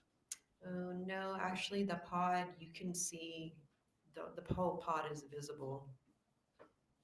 Isn't it true that you told them that you made sure that you sat where a camera could catch you while you sat with my client going over paperwork?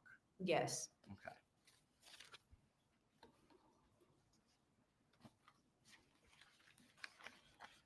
And you wanted them to make sure that they could get video of you with my client. Yes. Just a moment, Your Honor. Incoming Paul voice. I'd be like, and your point is, yeah, I made sure she was facing the thing. I took notes. I've also been taking notes on the way over here from county. I've got 2 license plates of people who ran a red light. I've got a jaywalker. Okay. I got a illegal person parked out front. Honey, we're not doing that 15 years. Not with this tea. I got that letter. That she was naive about jail? Yes. Meaning that she just wasn't aware of what went on in jail? Yes. I may have. I don't remember. Now let's talk about that video. I believe the state's going to be introducing that a little bit later. Now, describe for the jury how it came to be that my client wrote down the script that they've introduced into evidence. How it came to be? Yes. Donna wrote it, and she and I were supposed to go over it and practice it. During that time that you were sitting there, did you write anything down? I may have colored or written something, but I honestly don't remember. Did you take things out of the notebook that you'd already written and show them to her? Probably, maybe. I don't know. I honestly don't remember. It's been a while. So you don't remember telling her what to write? No, I didn't tell her what to write. Your testimony here today is that you never told her what to write. Yes. Okay. That's the one thing you are sure about here today. Just a moment, Your Honor.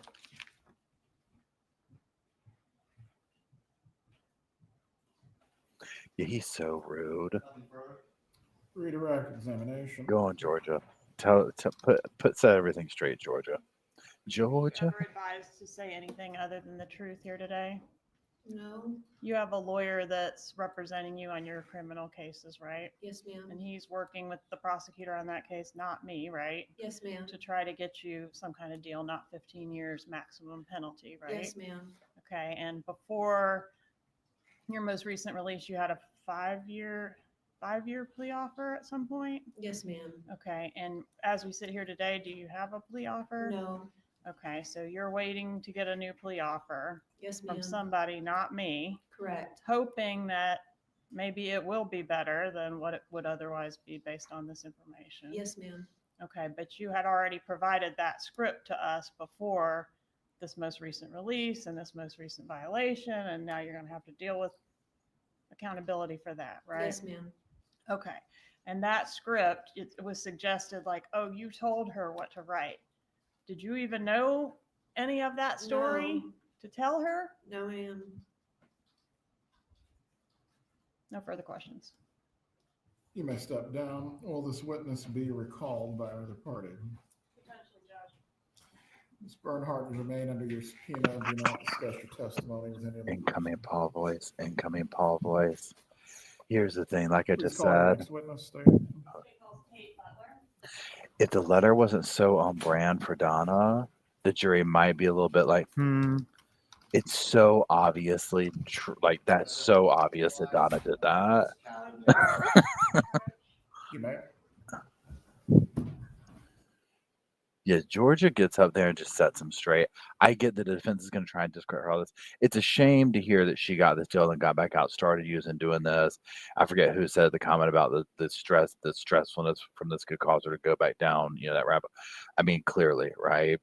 But it's like, with these, I'm like, no, they're coming and talking. They're telling the thing, like, they're not going to make. Here's the thing. I don't think that the state would have somebody come up here and make some BS up and do this and that. You don't have to with this crowd. You don't have to. You just put them in somewhere and they tell them themselves. Like they do, the Adelsons do the work for you, right? That jury has seen enough of her to know absolutely Donna wrote that letter. Absolutely Donna offered that young lady before, I can't remember her name, that offered her the trailer and all that to talk about Catherine.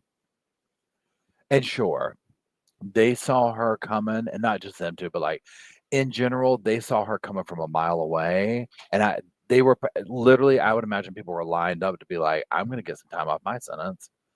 Let me talk to Donna, right? It's just like Donna being Donna. Man, I'm telling you, I'd be up there too. I'd telling her so fast.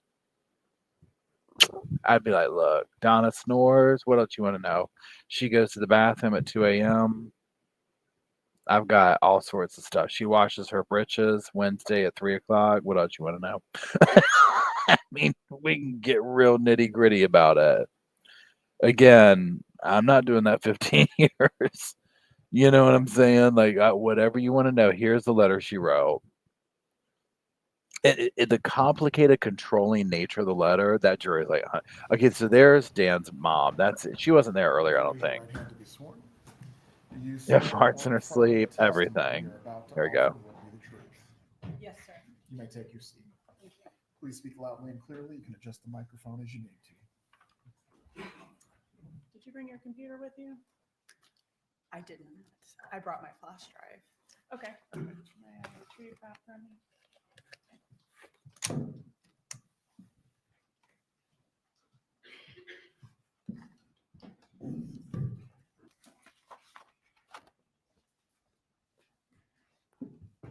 Please introduce yourself and spell your name. Good afternoon. My name is Kate Butler, Katebutler. How are you employed, ma'am? I'm a senior crime laboratory analyst at the Florida Department of Law Enforcement at the Pensacola Regional Operations Center and the Forensic Document Examination Section. How long have you been so employed? 16 years. What are your duties there?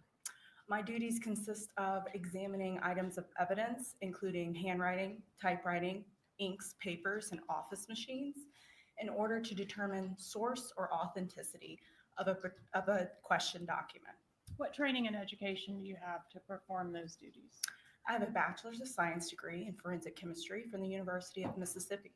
I completed the 2-year, 2-phase training program at the Florida Department of Law Enforcement in the Forensic Document Examination section. This training program consisted of 2 phases. The first phase was mostly reading academic texts, published articles, and research on all aspects of forensic document examination.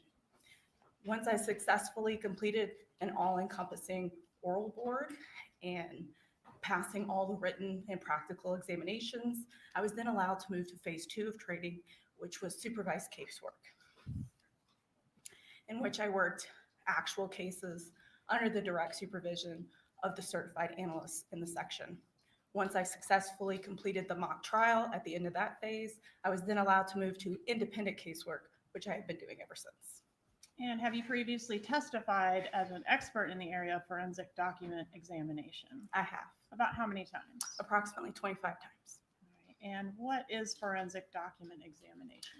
Forensic document examination is a highly specialized forensic discipline in which we examine items of evidence, including handwriting, typewriting, inks, papers, or office machines, in order to determine the source or authenticity of that document. Source meaning, was it written by a particular person, printed by a particular office machine? Authenticity, is it genuine, is it counterfeit, or has it been altered in some way? When I complete my examinations of the evidence, I then write a report as to my findings and, when necessary, testify to those. How is handwriting identifiable to a particular individual? The best way to explain how handwriting is identifiable is to ask each of you to remember back to when you first learned to write. You typically learned in the 2nd or 3rd grade using a copybook. You learned to make repeated iterations of each of the letters of the alphabet as well as the numbers until you had the basic model of each letter, each word, lowercase and uppercase. You learn to put them on a baseline. You learn to make uppercase letters taller than lowercase letters.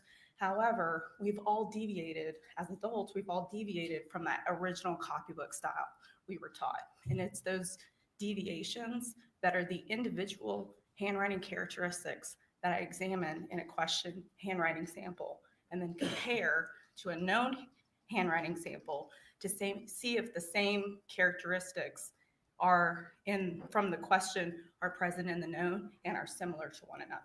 Once you made a comparison between a known sample and a question sample, how do you report your results?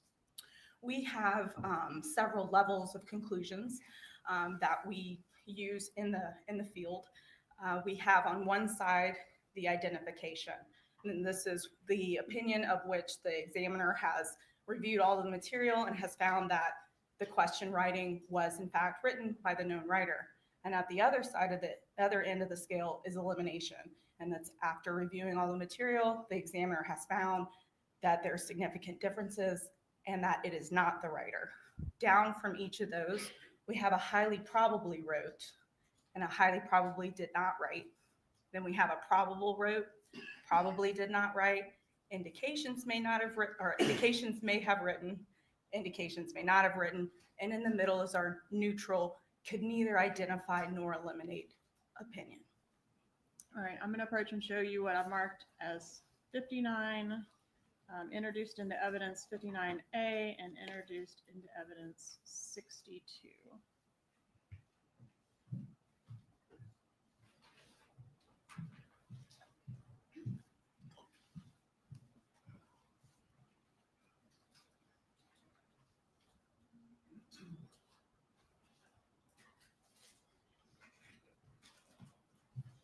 Are you want Butler to open your bags? No, sir, I don't think that would be necessary. Go ahead. Showing you States Exhibit 59 for identification purposes only. Do you recognize that exhibit? I do. And what did you do with that exhibit? This particular exhibit, I inventoried to describe the contents of it. I then digitally scanned it and then used it as the purported known writing of Donna Adelson in my handwriting comparison. And States Exhibit 59A, does that exhibit contain the scanned pages that you selected from 59 to use as your known sample? Some of the pages, yes, ma'am. Yes, we did have one additional page in there. Yes, ma'am. All right, thank you. And States Exhibit 62, is this the question sample that you used to compare against the known sample in States Exhibit 59? Yes, these are the images of the question document. Okay. Did you prepare a PowerPoint presentation to assist the jury in understanding your testimony here today? I did. Has been published?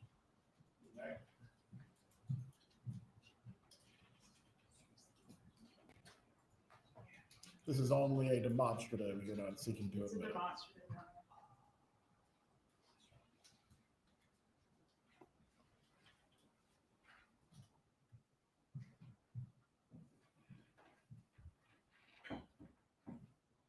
Where I put my clicker, but if you'll just tell us when to advance the slide, we'll do that. I will. Okay. All right, so let's start with the next slide, please. Okay, so these are just the two exhibits that you compared as we just discussed. Yes, ma'am. All right, next slide, please. Okay, the question handwriting sample, next slide. Okay, wait, go back one. Okay, so what does this show? This is the third page of the 3 pages of question writing. And do you select certain characters or words for comparison? How do you start? I look and examine every handwriting characteristic that is available for me to examine. I notate as I examine the question and known materials. So whenever I find a particular characteristic, I may note where that particular characteristic was found within the known writing. However, I compare all of the question individual characteristics within the handwriting to the known characteristics within the known. So you're not just picking out like, oh, she makes her S's this way. You're looking at every single character. Every single handwritten character. Yes, I examine all of it and compare it to the known writing to see if each individual characteristic is present, that is present in the question, is present in the known or not, and if it's it's a similarity or if it is different in any way. And all of that funnels into the totality of your conclusion? That's correct. At the end of the complete side-by-side examination of all of the question handwriting with all of the known handwriting, I then evaluate all of the observed characteristics, and then I make a conclusion as to the authorship. Okay, next slide, please. And let's skip to the next one. All right, tell us what we're looking at here. I'm going to look for the pointer while you're talking. This is a demonstrative court chart. It has some of the words and letters from the question documents. Thank you so much. So I have looked through the question documents, of which there were 3 pages. I found certain words and cropped those words digitally and placed them on this chart. I did the same thing with some of the words and letters from the known writing. And I have put similar words and letters so that I can better explain how it is that I am able to, first of all, choose an individual handwriting characteristic, and then how I'm able to show that it is found within the known writing and that it is similar. Does the next slide indicate the points of comparison on these particular characters? Yes, the next slide has some arrows and other markings which are pointing out some of the individual characteristics that I found in my examination and showing how they are similar between the question writings and the known writings. Oh, I apparently clicked it. I clicked it. Oh, for you. sorry. Go ahead. Would you like me to describe each of the characteristics? Yeah, thank you.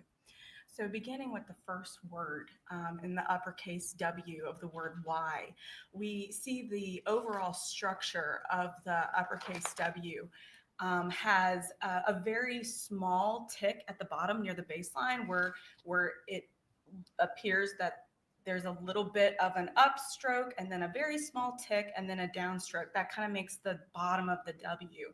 And that particular shape of it being sort of flat on one side but pointed or angled on the other side of the W, on the side that's next to the H, the right side of the W has a bit of a curve, whereas the left side does not have that curve.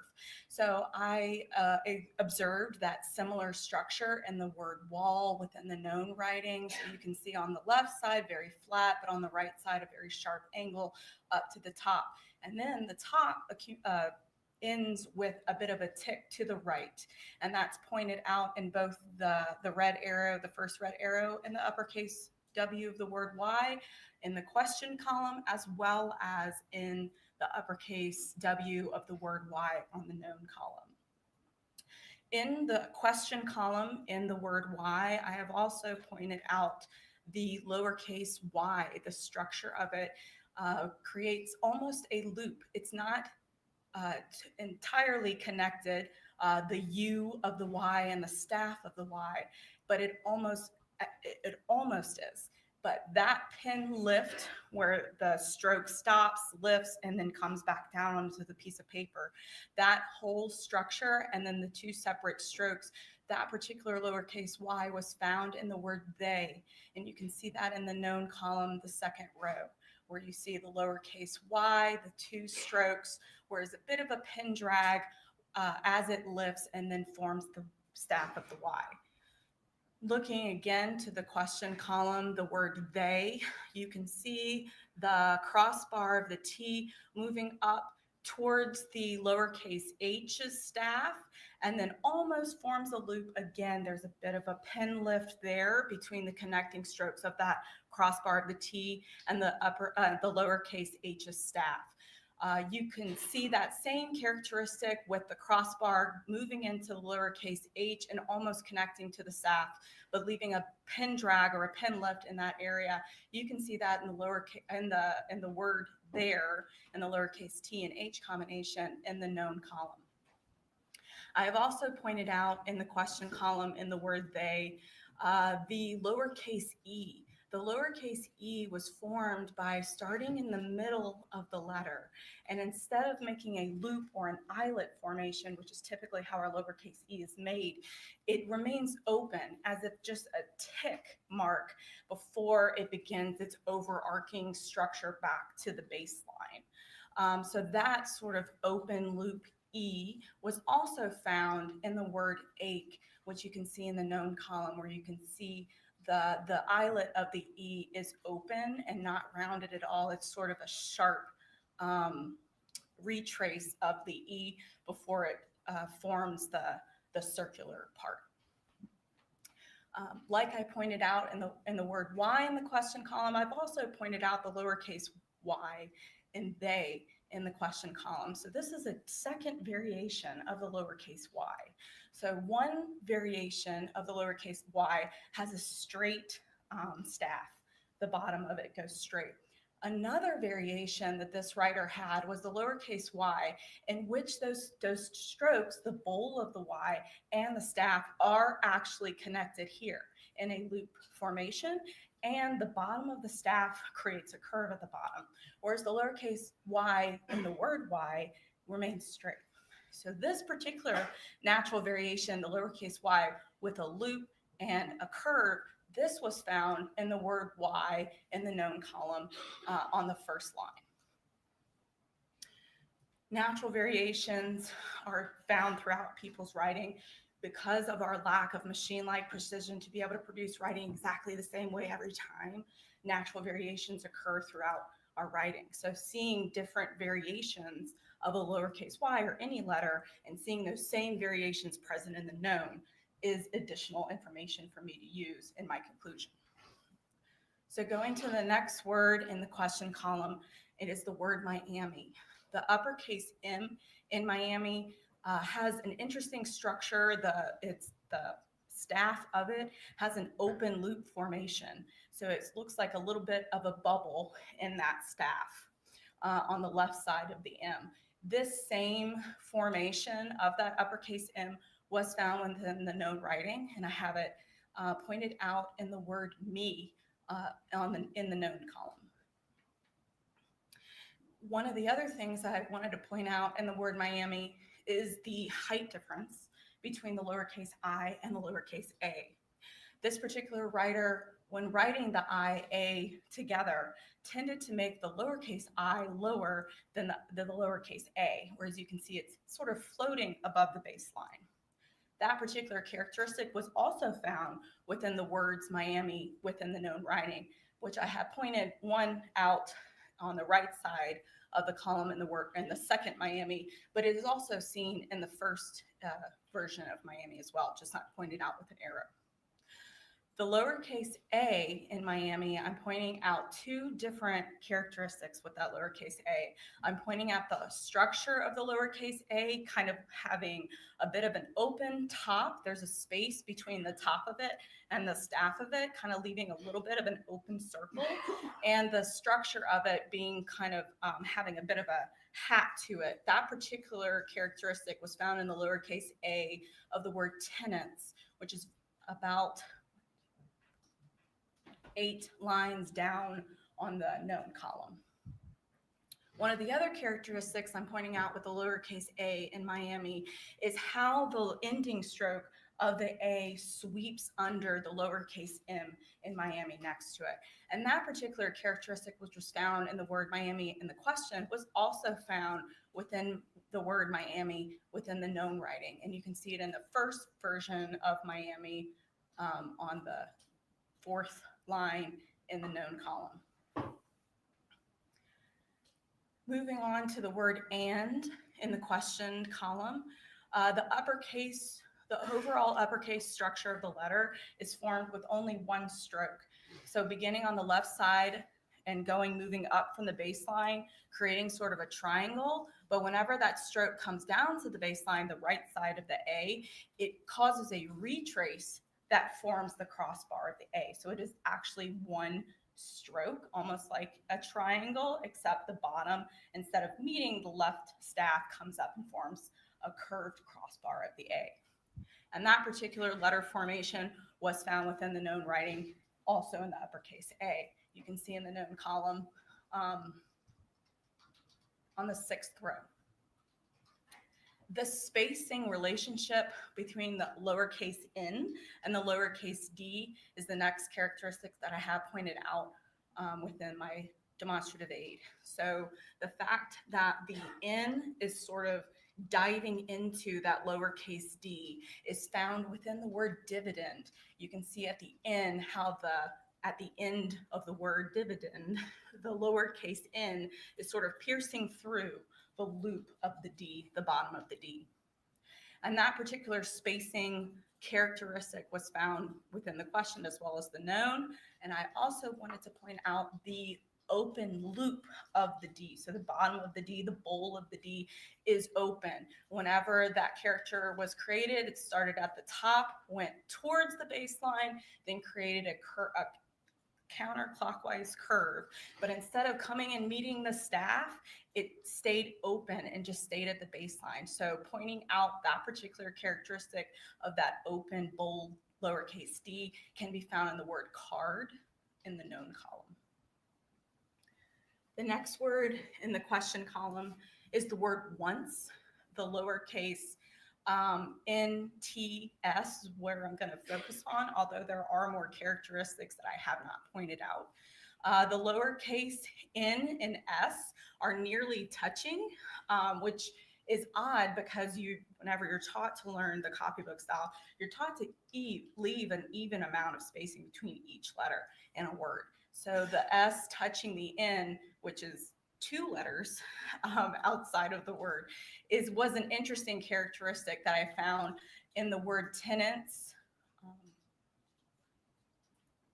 on the 8th row on the known column. You can also see it in the word comments, though I don't have it pointed out with a red arrow, but the N and the S look like as if they are touching. The combination of the crossbar T to the lowercase s to the formation of the lowercase s in the word once on the question in the question column, that particular characteristic was found within the word comments, where you can see the lowercase t's crossbar continues out to the right and then forms a loop as it makes a counterclockwise loop around and then comes closer to the baseline and then kind of goes underneath the lowercase t to touch the lowercase n. That particular combination was found within the known writing in tenants as well as comments. The next word in the question column is the word whatever. The lowercase w in the word whatever, there's a line underneath it. That is indicating is that the left side of the W is actually lower on the baseline than the right side of the W. And that particular characteristic was also found within the known writing in the known column 8 within the word once. I didn't use this laser the whole time. The lowercase w in the word once on the known column, the left side of it is much closer to the baseline than the right side. Moving on to the next characteristic, it is the spacing between the lowercase t and the lowercase e in the word whatever. The t crossbar is touching the lowercase e. That particular characteristic was found within the word after. And the formation of the V is a very blocky shape with the left side being lower than the right side. The bottom kind of creates more of a square rather than a curve or a V shape retrace. That particular characteristic was also found within the known writing in the word deliver. Another characteristic within the word whatever in the question column is the combination of the ER. The lowercase e, as it ends, creates the beginning stroke of the lowercase r, connecting the e and the r at the bottom. And that particular characteristic was also found within the word deliver and the word after in the known writing.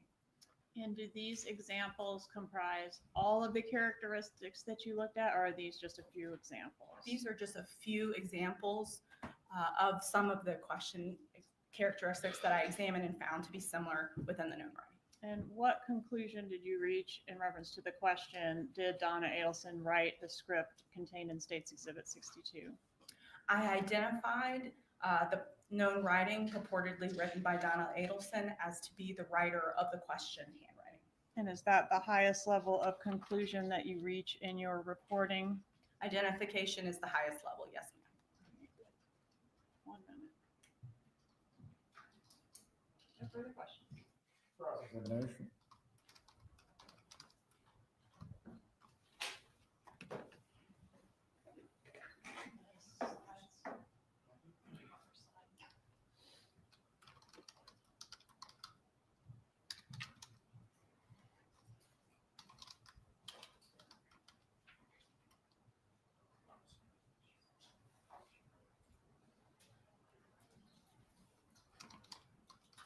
We've never contested that our client wrote that document, no questions. You may step down. The comment is struck. Members of the jury, you are to consider what came from the witness stand as the evidence. You may step down. Thank you.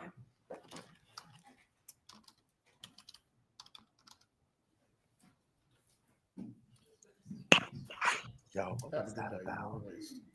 Please call your next witness. That's fine. Members of the jury, the bailiff will take you to the jury room. We'll resume at 3:35. Yo, what was the point in him saying we never contested that she wrote the letter? Why? I mean, to me, I'm like this. Why'd we just do all that? And then when they like strike the last comment, like, it's like, what was that about? So the jury knows we didn't need to see that handwriting. When she got down to the second thing, it was like, okay, next, right? It's like some of this. I mean, I get like I'm obviously joking, right, and being dramatic or whatever, but they need to do, dot your i's, cross your t's, whatever. But I was like, oh, just put the things. Okay, we're good. Like, if you could just talk freely, and the jury be like, are y'all good with this? Do we need it? Yeah, honey, you can get down. I get it. Bless her heart. She was so nervous, but she did good. I mean, she got up there, got all this. It is what it is. I mean, there's no question in my mind. Even before that, sealed the deal. And so then I think what the dude was trying to do, because remember how the defense was like, um, insinuating that the prison daughter told Donna what to write. That's the only way you can get out of that because it's so obvious that Donna wrote that letter. I mean, Donna wrote the letter, right? So the defense right there just said, we've never contested that she wrote the letter.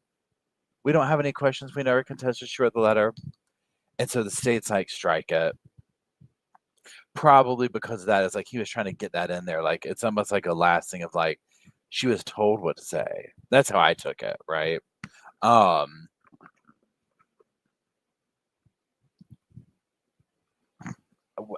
Again, the reason the defense, and this is my opinion. I don't know how much these attorneys cost, but again, if you look at some high-profile cases that we've gone over, and maybe not even here, but like other high-profile cases, they get like major attorneys attached to them and whatnot.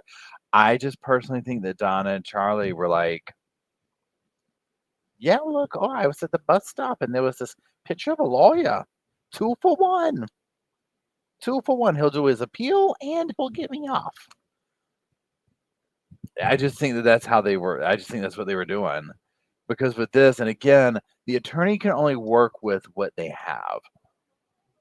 So to me, anyone sitting here and looking at the evidence that is stacked against Donna, other than wanting to get a paycheck from the Adelsons, there is very little. To me, this is bordering on a plea case of like, your best bet is to plea out. Like, this is the evidence. It doesn't look good. But they're like, yeah, you know what? If we can get in the courtroom, Donna, and we can do 80%. 80%. I'm flying you to Vietnam. I'm flying you to Vietnam. You know what I'm saying, Bobo? You know what I'm saying?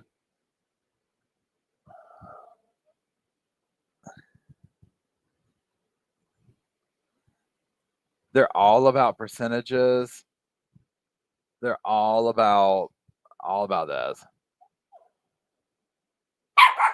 Hush. Hush. No. We've had enough barking. Okay, as a matter of fact, let me go take advantage of this and get them situated. We'll be back in a minute.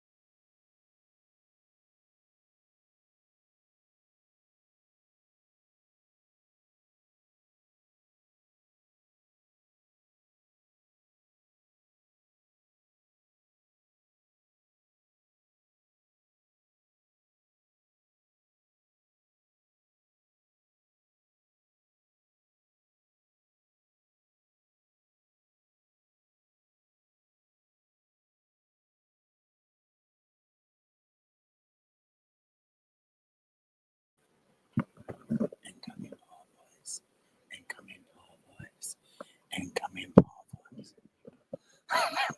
I keep walking around the house.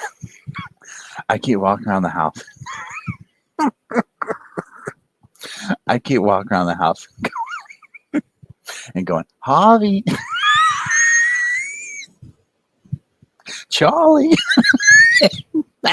It's getting so pissed off. Javi, Charlie.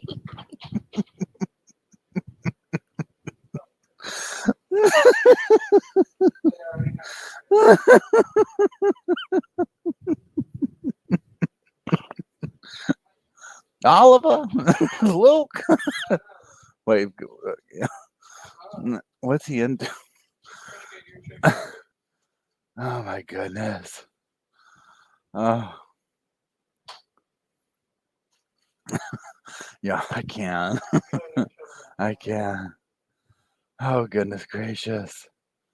Oh goodness gracious. Okay, so yeah, if you're just joining, it's not looking good for Donna.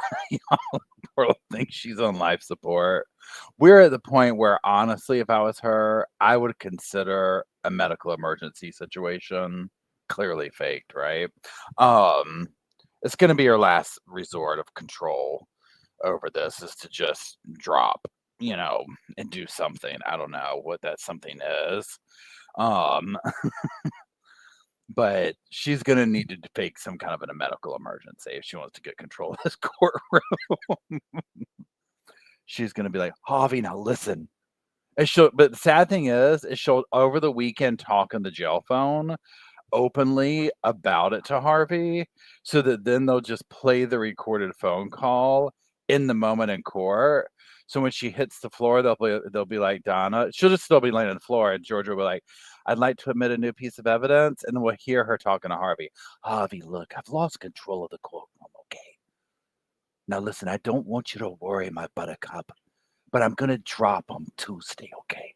And I'm gonna do it real good, Harvey, real good. Okay, so don't you worry.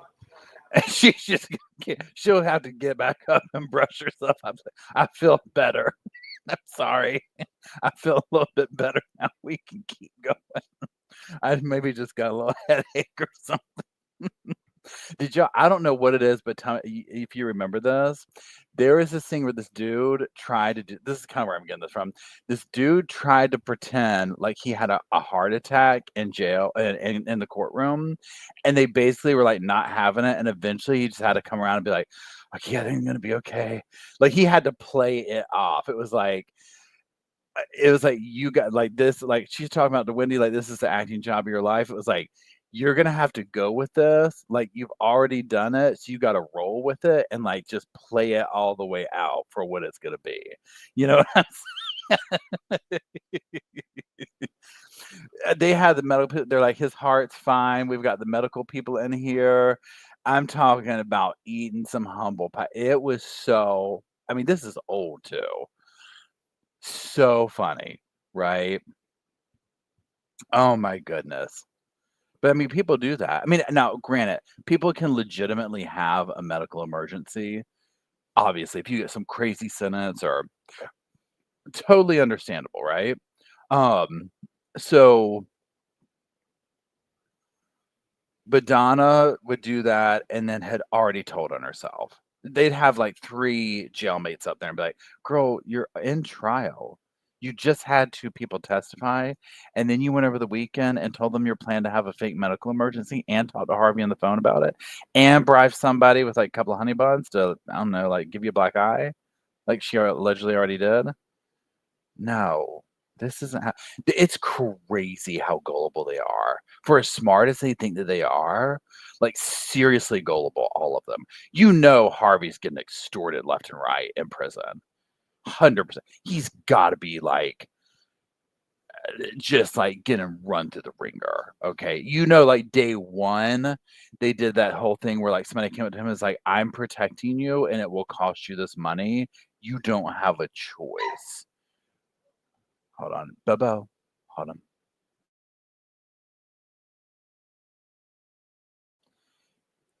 The boys are, I spoke way too soon earlier. I was like, they're really calming down. I mean, talking been pure chaos over here.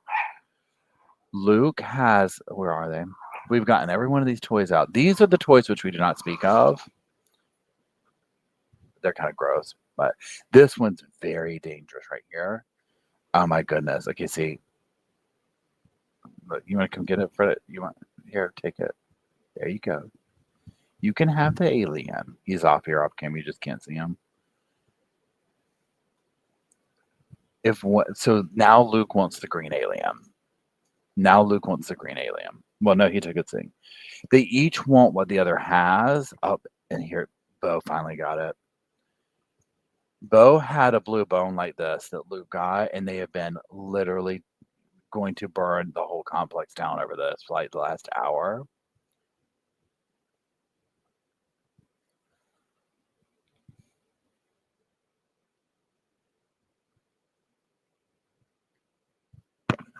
Yeah, literally, right, Sandy, just like children.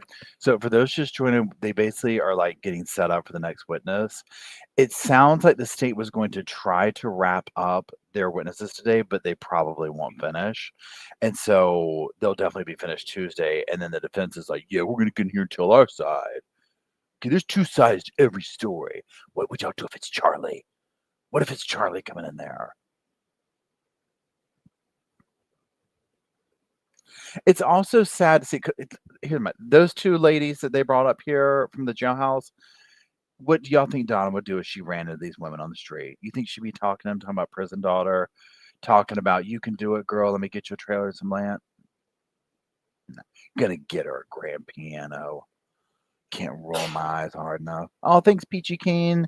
To be spent, hold on, spent on the pups only treats. Dipping with. Oh, thank you, Peachy Keen. Bobo says thank you in his own little way. You know that she would turn her nose up at them, right? 100%. You want that? There you go. You can have it. Good boy. Yes. There you go.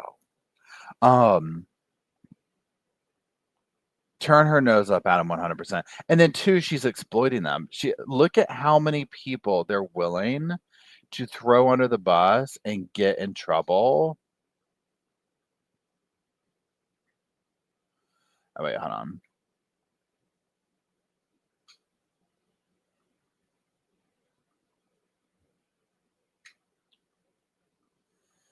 Okay, so Shayna's just sent the charges for the ladies that were up there. Okay, so the first lady, harassing telephone phone call, VOP, contempt of court, violation, injunction, projection, domestic violence, FTA, operate motor vehicle without valid license, discord conduct, injunction, protection, domestic violence, injunction, protection, domestic violence, S activity with 16 or 17-year-old, human trafficking, commercial S trafficking, cash purge. So, there's a lot. S offender violation, failure to report vacating residence within 48 hours, harassing phone call, et cetera, et cetera. Then there's more. Let's see what the other lady is. The jailhouse. And now the jailhouse daughter. Now this one's, the other lady only had, this one, I can't even get through all these. Obtaining or attempting to obtain hydrocodone by forgery. So that's where Donna, because they could get them those kind of drugs, right? Hush, hush, hush, hush, hush.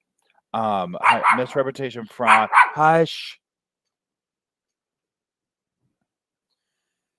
Obtaining or attempting to obtain Adderall by forgery, misrepresentation, fraud, mischief, grand theft, burglary, conveyance of burglary, grand theft, obtaining a controlled substance by forgery, credit card fraud. Okay, hold on.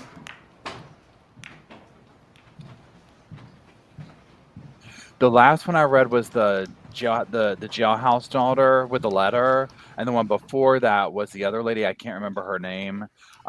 Patricia or I can't remember her name.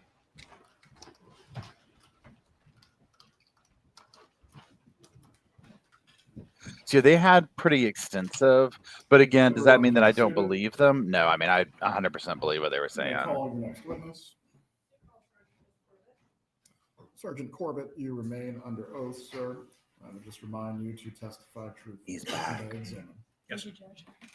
Does your second presentation in this trial today contain text messages from Donna Adelson? It does, yes. And were these text messages ones that were from her phone that was seized in Miami Airport in November of 2023? Yes, they're from a forensic examination of that phone that was taken from her person. And does this presentation also contain messages from Charlie Adelson's iCloud? It does, yes. And were the amount of messages in both that iCloud and from that cell phone voluminous? They were, yes. Your summary that I've labeled 73B, and for the record, I'll make the summary from his first part of his presentation 73A, and this one will be 73B. Do these include some of the text relevant to the specific things I'm going to ask you about today from those voluminous records? It does, yes. At this time, I would move State 73B into evidence subject to the court's ruling. Any objection? Subject to the court's ruling, Your Honor. 73B, you said? Yes, sir. 73B will be admitted. And I'd also make 73A, please. Any objection as to 73, or were those already admitted? 73 has already been admitted, so I'd just be amending the name of the exhibit. Go ahead, you may continue. All right. Just as you did in your first testimony, did you create a PowerPoint of your summary that will go into evidence with the jury as a demonstrative here in court? I did, yes. And does this demonstrative contain other evidence that maybe the jury's already seen in this case, such as State's Exhibit 62? I believe it does, yes. All right. Permission to use a demonstrative, Judge? You may. All right. Looking at State's Exhibit 62, this first slide, does this appear to be a question and answer session here? There's a part that says Q followed by a question and a part that says A followed by the answer to the question. That's correct. And when a witness is on the stand in a trial like you are today, does your testimony have to be in a question and answer format? It is, yes. All right. If we could go to the first page of State's Exhibit 62. Looking at this first bit of information here, what does this writing say that Kay said? It says here in the highlighted section that Kay said she told Charlie on the night of the murder. I'm going to object. This is testimony is cumulative to the other evidence that's already been admitted. Overruled, the witness may provide context concerning the admitted evidence. What does it say that Kay said? She said she told Charlie on the night of the murder that some friends of hers went to Tallahassee and killed him. Okay, and does that story sound familiar? It does, yes. And are you familiar with Charlie Adelson's testimony in his trial in October of 2023? I am, yes. Okay. Does the next sentence say she asked him to give her $350,000 he was going to pay so his sister could relocate with her children to Miami. He went crazy on her. He said that was going to be an offer to his brother-in-law, not to kill him. Is that right? That's correct. Okay, so according to this story and to Charlie Adelson's story at his trial, no one hired these hitmen to kill Dan Markell, right? That's correct. They just did it in their own in hopes of getting paid. Correct. All right, looking at the next page. Is this the bottom part of the first page combined with the top part of the second page? It is, yes. Okay. Looking at the next sentence, does it say he threatened me that he was going to go to the police? I told him if he went to the police, these murderers would kill him. And if they don't get you, they'll kill your mom and dad, exclamation point. You should have seen his face, exclamation point. He turned white, exclamation point. He was scared shitless, in quotations. Yes.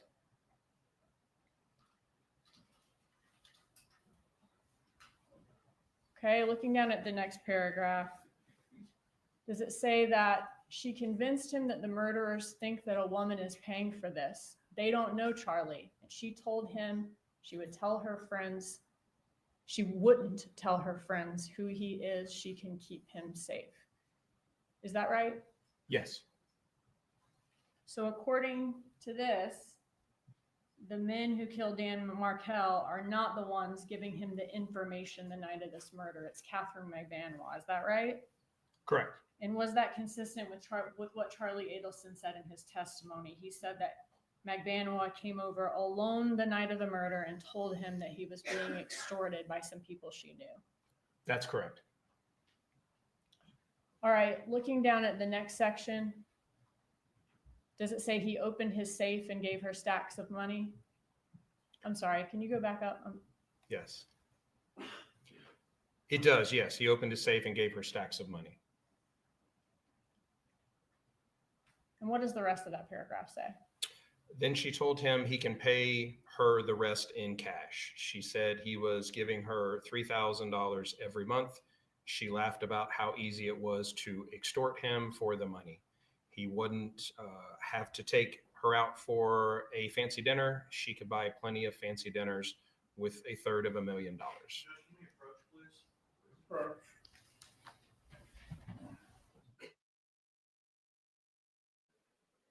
Incoming ball voice. Incoming ball voice. This is really not going well for her today. Really not going well for her today. I mean, poor Donna. I wonder how one would convince themselves that it's like that you're not,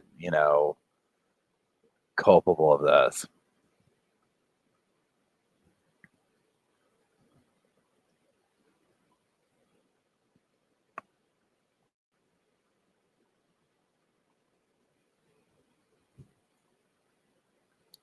He's like, man, I just want to go home. He's like, I've been doing this for a minute. So, correct me if I'm wrong, y'all, because I am kind of zoning out on him.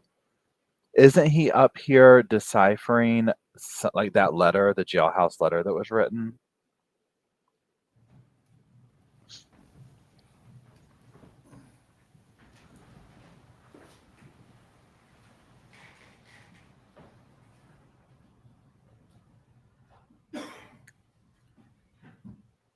I wonder what happened. Did she hit her nose? Oh In Charlie no. Adelson's testimony, did he say that he paid Catherine McVanois $3,000 a month because he did not have $350,000? That's correct. Okay. Did he say he gave her, I think it was $138,000 that night or the next morning, and then the rest was $3,000 a month over time? That's correct. And was that paid, he said, from $1,000 a month in her paycheck from Adelson Institute and $2,000 in cash? Yes. And in his testimony, did he say that McVanois assured him that none of the money would be going to her? She was giving it all to the extorters, including the money from her paycheck. Yes. And did he testify that he told his mother, Donna Adelson, about the extortion in September of 2014? Yes. All right, can we move on to the next paragraph? I have a couple of questions about that.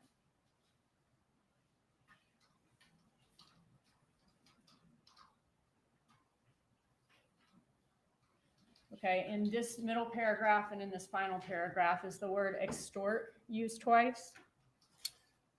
Yes. Okay, and then at the bottom, haha is written out. It is, yes.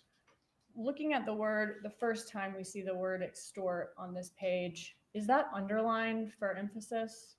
It appears to be yes. Okay, when did Donna Adelson first learn of the meaning of the word extortion? Well, we know that there was a search from the web history of that forensic examination, and I can move to that now, that was in October of 23. That is reference to extortion versus blackmail. Okay, and what date was that search made? Again, October 16th of 2023. Was that about a week before Charlie Adelson's trial began? It is, yes. That she's looking at the difference between extortion and blackmail? Correct. And that would be even though, according to his testimony, he and his mother had been being extorted since 2014. Correct. All right, after Donna Adelson's phone was seized on November 13th of 2023, were we able to extract the data through a Cellbrite report? We were, yes. And from the phone in her possession, was there evidence that Donna Adelson and Wendy Adelson were talking about Charlie's trial and verdict as it was happening? Yes. What date did Charlie Adelson's opening statements begin on October 24th of 2023? Yes. Okay. So that would be the first day of the trial when there was an opening statement and the state started calling their first witnesses. Is that right? That's correct. Okay. And then what day did Charlie Adelson testify in his defense in that case? November 2nd.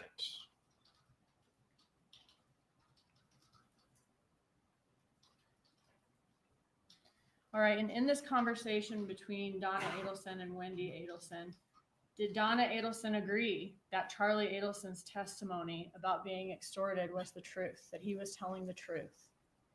She did, yes. Okay. Can we see that exchange? Yes. Now, right before this exchange, did Wendy Adelson send a prayer hands emoji?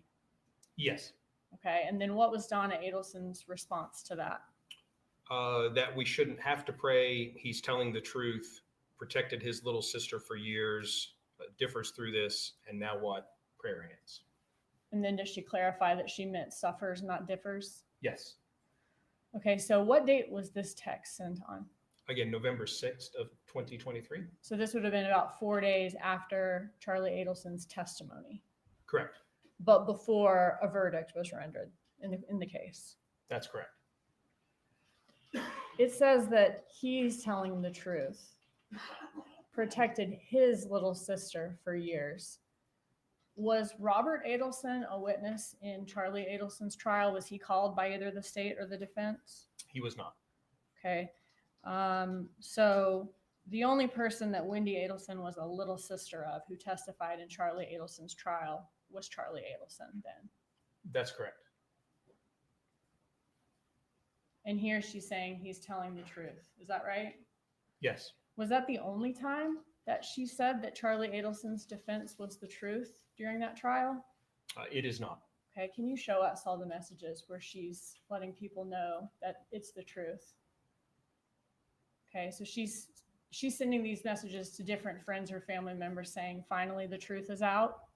That is correct. All of these messages were sent in a relatively short time frame to various friends and associates. Okay. Were there more messages than just this? There were. Okay. And so she's seeing if people are watching more about it being the truth. Is that right? Yes. It says Dan just proved extortion. Was Dan Rashbaum Charlie Adelson's attorney at trial? He was, yes. Besides these things, I mean, what else did Donna Adelson say? Or did she say anything else to Wendy Adelson? Okay, thank you. Okay, here is she asking someone to watch opening because the truth is out. That's correct. All right. What else does Donna Adelson say to Wendy Adelson about this extortion defense? She says that she's sorry this has been our life for so many years. It has been torture, but your lawyer didn't want you to know what happened. I think if you did, our relationship and your with Charlie would have been much different. I hope he knew what he was doing. Your testimony was crucial. Let's see what a jury does to him and to the rest of us. You know I'm next, but that won't happen. I'll take care of that. What date is that? Or That was wa- that sent? I'm What sorry, date was that sent? November 1st of 23.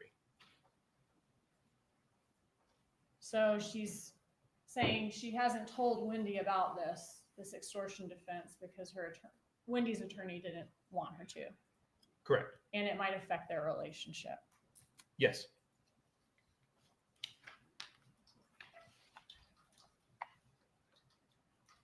Did we look in the cell phone reports and records to see whether there was any phone evidence of Charlie Adelson being extorted by McDanois or Garcia or Rivera? We did, yes. All right, looking at the day after Dan Markel's murder, which would have been July 19th of 2014, would that have been the day after Magbanua would have told Charlie Adelson he was being extorted per his testimony and this State 62? Yes. Okay. What did Charlie Adelson and Magbanua, what were they saying to each other in text messages that day, the day after this alleged extortion? So he speaks of heading to the gym, asking her if she's taking her children to the beach. She replies that it's beautiful, probably the pool, and he encouraged her to have a nice day. Okay, so then this would have been after Magbanua left his home that morning that we saw in your first presentation is headed south toward Rivera's. Is that right? That's correct. Okay, and Charlie Adelson reaches out to Magbanua first. Is that right? Yes. Okay. And he says he's headed to the gym? Yes. Any mention of extortion, bad guys, money in these messages? No, Does it appear that there's any anger or fear in these messages? it does not. What about, and in the, what about in the week following the murder? What did they talk about that week? Well, there's additional messages from the 19th later on in the afternoon. And then, yes, we have messages from the next week. And what were their conversations that week like?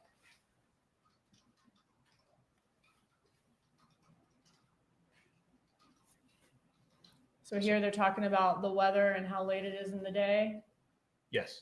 Okay. What about the next messages? She wants him to get Jerry to call in some prescription shampoo for her. Yes. Okay. What's next? He says sweet dreams. Yes. What's next? She's complaining about a headache, migraine. Yes. Okay. What's next? He's saying laugh out loud. Yes. All right. Any more after that? Here she says, have a good day, smiley face. And he says, you too. Correct. And is that all we have from that week? Yes. Did they ever discuss extortion, bad guys, money? No. Okay. Does it seem like pretty mundane things? It does. Yes. All right. From 2014 to 2016, those 2 years after the murder, do Charlie Adelson and Catherine Magbanua stay in regular contact with each other, even after they break up in the fall of 2014? Yes. Okay, from the messages, do they appear to have a close friendship? I would say yes. Can you show us some examples of that? Here is she giving him some relationship advice and saying he'd make a great dad. Yes. All right, what's next? Does Charlie Adelson tell her he loves her in October of 2014? He does. Does he say, it makes me feel good that you care about me? I'm very lucky to have you as part of my life. He does. Okay, what's next? Oh, I'm sorry. Can you go back? Does she respond that she will always care about him? Yes. Okay, what's next? And here they have an exchange. Is this in February of 2015? It is. And here she says, I always know how to make you smile. And he says, yes, you do. Correct. What's next? What do they say here? It's February 24th of 15. Good, I love you. And he replies, I love you too. Okay. What about later that year? Are there more friendly exchanges? October 27th of 2015. And she's maybe wishing him a happy birthday and thank you for helping me and I love you? Yes. And what does he say back? Can't wait to get lunch with you. You're the best. I am lucky to have you as a friend for life. Smiley face? Yes. Okay, what's next?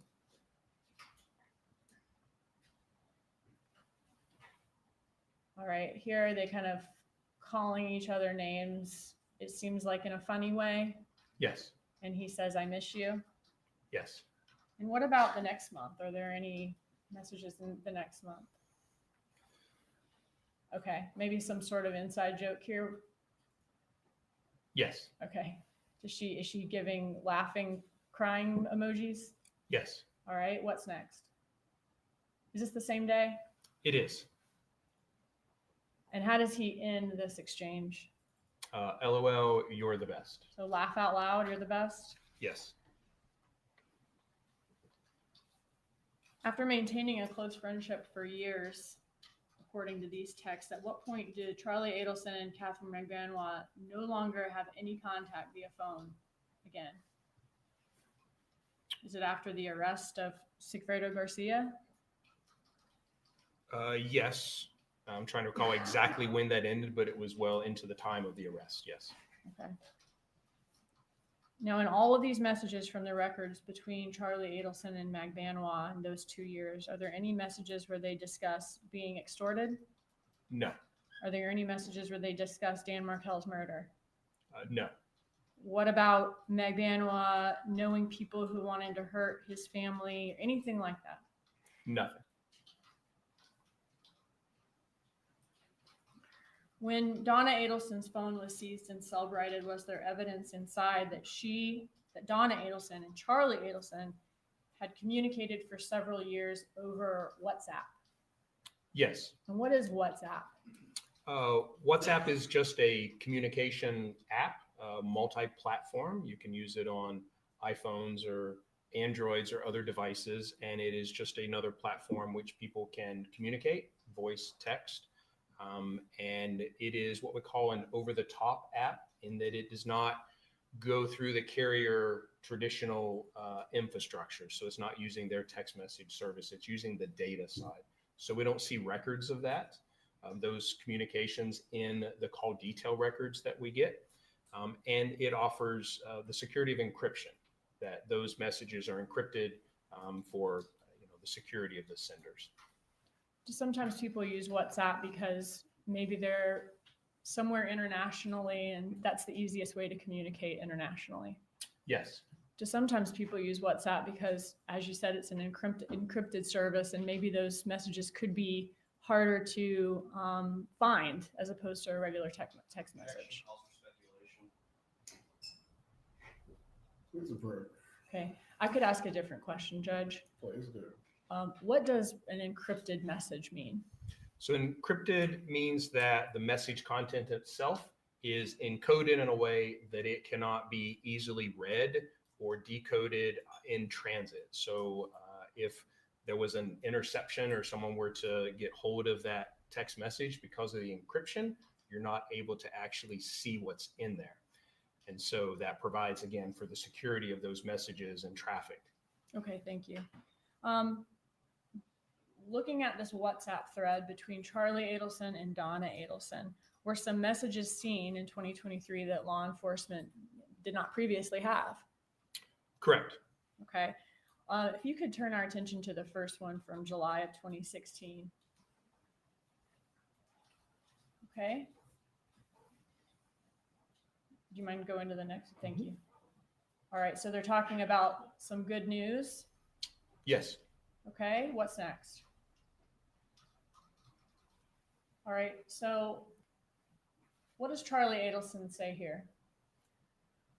He says that the information he got, no, it's in the paper from yesterday. And I spoke to Marcus this morning. He said it's not official yet, but it's looking that way after he spoke to Garcia attorney. Okay. And when was that message sent? July 21st of 2016. Okay. Was David Marcus, spelled with a K, was that Charlie Adelson's attorney at the time? Yes. So according to this text, Charlie Adelson's attorney was talking to Garcia's attorney, and he's letting his mother, Donna Adelson, know that in this message? Yes. Who did Marcus run into when he met with Garcia's lawyer? Katie. I believe 73A and 73 have been admitted at this point. They're in evidence. The objections are ruled. what happened when Garcia's lawyer, when Charlie Adelson's lawyer met with Garcia's lawyer? Who did they run into? Miss Magbanua. Okay. Now, how do we know that Kaddie is Magbanua? That's how he had her listed in his contacts within his phone, Charlie Adelson's. Okay. So throughout their relationship, Catherine Magbanua's phone number and all these messages are all to Kaddie in his phone. That's how he spelled Katie. Correct. Okay. And then how does Donna Adelson respond to this? To the small world comment, she replies that it is. And then he goes on to discuss the meeting. So does he say that his attorney said they said hi to each other, they shook hands, he introduced himself, and she is nice and beautiful? Correct. Okay, and how does Donna Adelson respond? Like all your girlfriends. Okay, so this is July of 2016. So is this about 2 months after Garcia was arrested for the murder of Dan? I'm sorry. Yeah, Sigfredo Garcia was arrested for the murder of Dan Markel. Yes. Okay, and Katie's his baby mama? Yes. Okay. Did Donna Adelson or Charlie Adelson express any anger here or four-letter words for Garcia, the man who shot Dan Markel and had been arrested for it 2 months earlier? No. Or for Katie, the mother of his children? No. All right. Looking at the next month in August, show us this WhatsApp message. Now, is it between Charlie Adelson and Donna Adelson? It is, yes. Okay, can you read us the message from August 2nd here? Charlie Adelson says, did you see in the paper where the state star witness that rented the hotel room is a convicted cocaine dealer? Maybe those guys were just up in Tallahassee buying drugs and just in the wrong place at the wrong time. Maybe the coke dealer did it because Danny did not pay him for his drugs, just like he stiffed everyone else he did business with. This whole thing is just crazy. So at this point in August, you said Garcia and Rivera, they had been arrested for at least 2 months, right? Yes. And at this point, Charlie Adelson, according to Charlie Adelson, and according to him, he and his mother had been extorted for almost a year and a half as of a couple months ago. That'd be correct.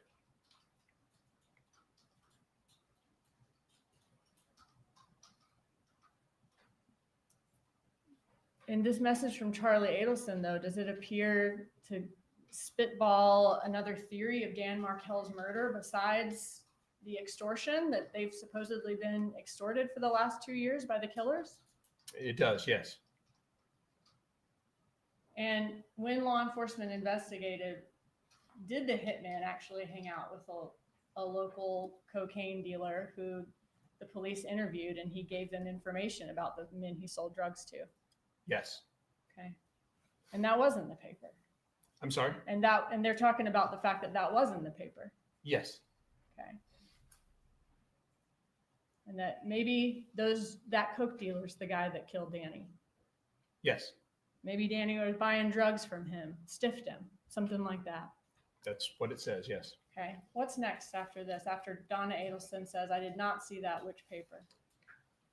Charlie indicates that it was in the Tallahassee Democrat, and Donna that she has stopped reading everything. And does she say, wow, exclamation point, I've stopped reading everything? Yes.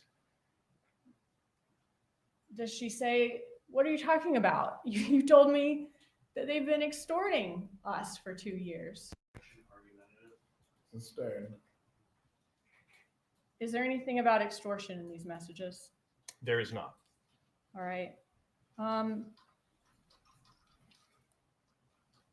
Last thing we saw from at the beginning of the presentation, we saw that in Donna Adelson's phone, she said that he was telling the truth in his trial, and the truth is out. Was there another message to Wendy Adelson after she told Wendy Adelson?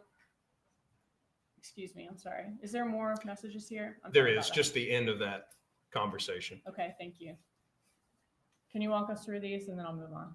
Certainly, it's just the conclusion of that the guy admitted to selling them cocaine and hanging. It's cumulative. Okay, is this the end of the conversation that we just saw? It is, yes. Okay. And do these messages mention extortion? They do not. All right. Going back to November of 2023, did we find messages in Donna Adelson's phone from November of 2023 when the verdict was announced between Donna and Wendy? Yes. Okay, can we see that message? Or maybe this, okay. She says there's a verdict. This is on November 6, 2023. Is that correct? That's correct. Was a verdict delivered, meaning read out loud by the clerk or by the judge sometime between 5 p.m. and 5:15 p.m. on that day, November 6th? Yes. Okay.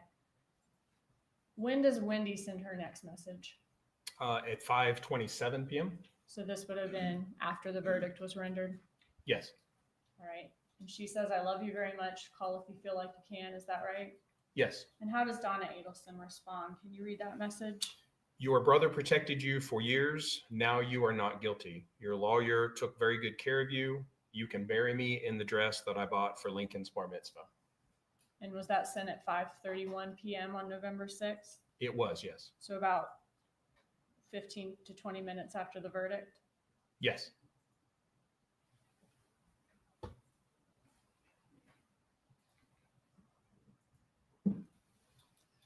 All right, so now we know the time of the verdict, sometime between 5 and 5:15 p.m. on November 6th.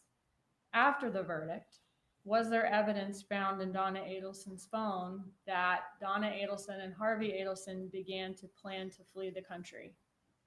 Yes. All right. It's argumentative.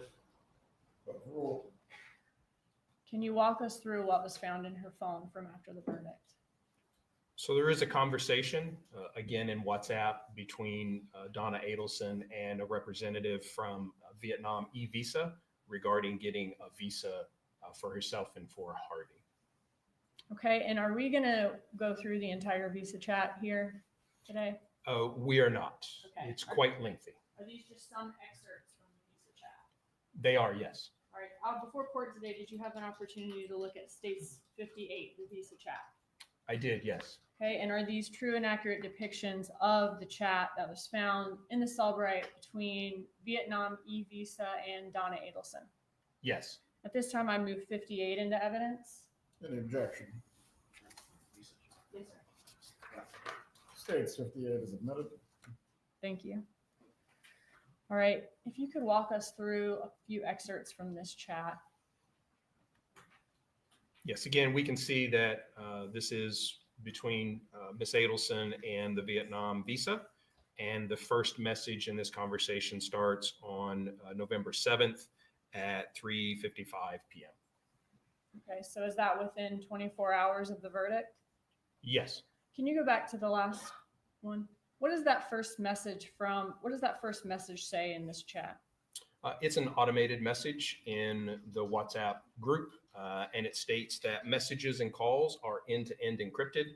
No one outside of this chat, not even WhatsApp, can read or listen to them. Tap to learn more. And the only way we're reading them is because we were able to take or seize the phone and get the information off the phone. That is correct. Okay. All right. Can we look at the first messages sent in this chat? Can you read this to us? Sure. Hi, Daisy. I'm trying to get a fast-track emergency visa for Vietnam. Same objection that we talked about sidebar. Overruled, this has not been published before the jury. This is the publishing of the evidence at this time. You may continue. I'm sorry, you left off at fast track emergency visa for Vietnam. I filled everything out on the online application. I filled out the visa option. I wanted the fastest I can get it, put in the applicant details with our photos approval. It's for Donna Adelson and Harvey Adelson. Yes, that is the site we applied for online. I just do not see how to pay for this. Okay. And what's next? She says, if I do not get there until the 12th or 13th of November, is that a problem? If I am putting down November 11th as the date to arrive. Okay. And then do they talk a little bit about how long her visa will be for? Yes, she indicates I would like the 90-day visa and clarifies 90-day multi-entrance. Okay. What happens when she finds out there isn't enough time to get a 90-day visa because it's an emergency fast track one? So her reply is, if we get a 30-day visa, can I extend it while I am in Vietnam? Okay. But then the chat says we can arrange for the 90-day. Yes.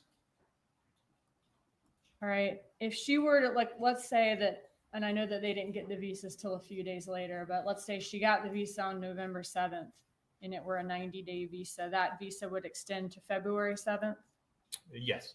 Okay. And that's the choice that they gave her, the 90 or the 30 and extend. Yes. Okay. All right. Now, eventually in this chat, does she send she and Harvey Adelson's pictures? She does, yes. Okay. Are they letting her know all the things that she'll need to provide? Yes. Okay. And does she say 90-day multiple entry is what I would like as fast as possible, and that next Monday, as the next Monday to receive the visas, will be fine?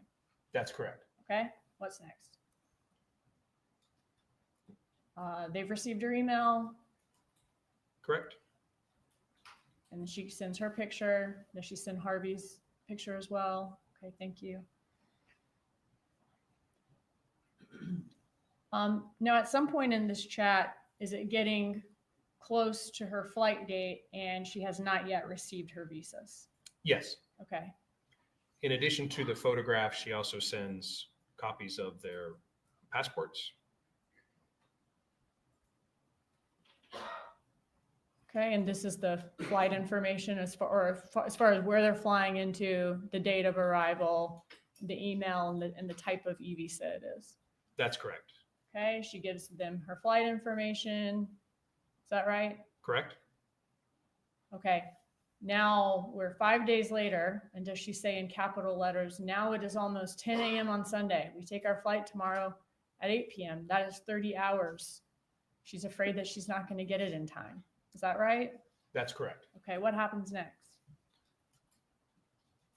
So the response is that we will send e-visa to you within 21 hours from now. It's fine for your flight.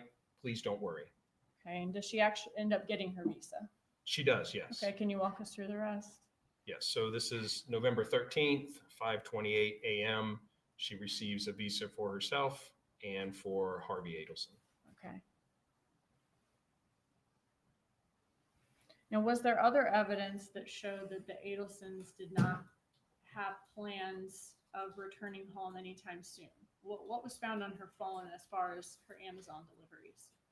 So there was a message to herself, kind of as a reminder, and this was on November 8th, to stop Amazon deliveries. Okay, and was there a note left in their apartment to sell a belonging? Yes. Okay. Does this indicate that this is who Wendy should call to get the paperwork so the gun can be sold if it is to be sold? Yes, as it needs to be sold with the paperwork. All right. What about, we've heard about Donna Adelson's planner. Was there some entries in the planner for the week after Charlie Adelson's trial that indicated they weren't planning to come home anytime soon? What's the first entry here? So the first entry we see is sell and list jewelry, dishes, implants, comics. Okay, and what date was that? I'd have to go back to the top to see the date of that, which we actually don't have on the top of that. Okay, I think we do have it in evidence. So, what number is that? Okay, so the first entry you're pointing out here, though, I'm sorry if you could go back to the highlight. Oops.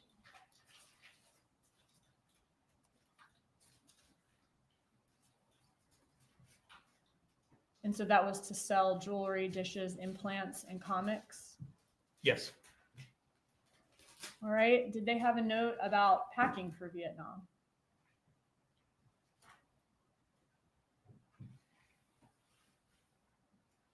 Okay, was there also notes at the bottom about canceling disability insurance? Yes. 2, in fact. Yes. Was there a note for, I'm looking in the middle of the screen here, for Wendy to tell Dan regarding Vietnam, and he must tell Charlie on his private line? Is that right? Yes. Would Charlie Adelson have been in custody at that time? Yes. And if the Adelsons were to call Charlie Adelson and tell him they're going to Vietnam, would that call be recorded and available to law enforcement? Yes. If Dan, Charlie's attorney, calls Charlie to tell him that information, would that call be private and law enforcement cannot listen to that? That's correct. Okay. Are there some more entries in this planner? Is there an entry regarding child support at the top? Okay. If they were paying child support for Charlie's child, does it show that they intended to pay, or they have a note about this child support through November 2025? That's correct. So they're making a note of that for the next 2 years in advance. Correct. Because at this point, we're in November of 2023. Yes. All right. And then looking down, we see that note's on Saturday, November 18th. If this planner was collected by law enforcement in Miami on November 14th, would this have been like a note of a reminder to yourself in the future that you've made here on the 18th? It could be, yes. Okay. And is that reminder, tell Wendy, do October expenses for 3 properties and enter in computer? Yes.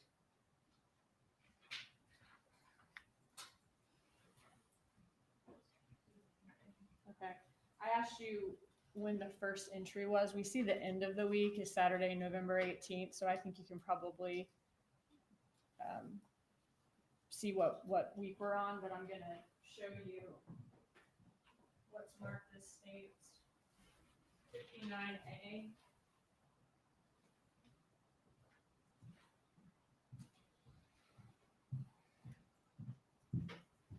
Looking at this first entry here that we saw of selling the jewelry, dishes, implants, and comics, what day was that? That was Thursday, November 9th. Okay. So that would have been 2 days after the visa chat and 3 days after the verdict? Yes.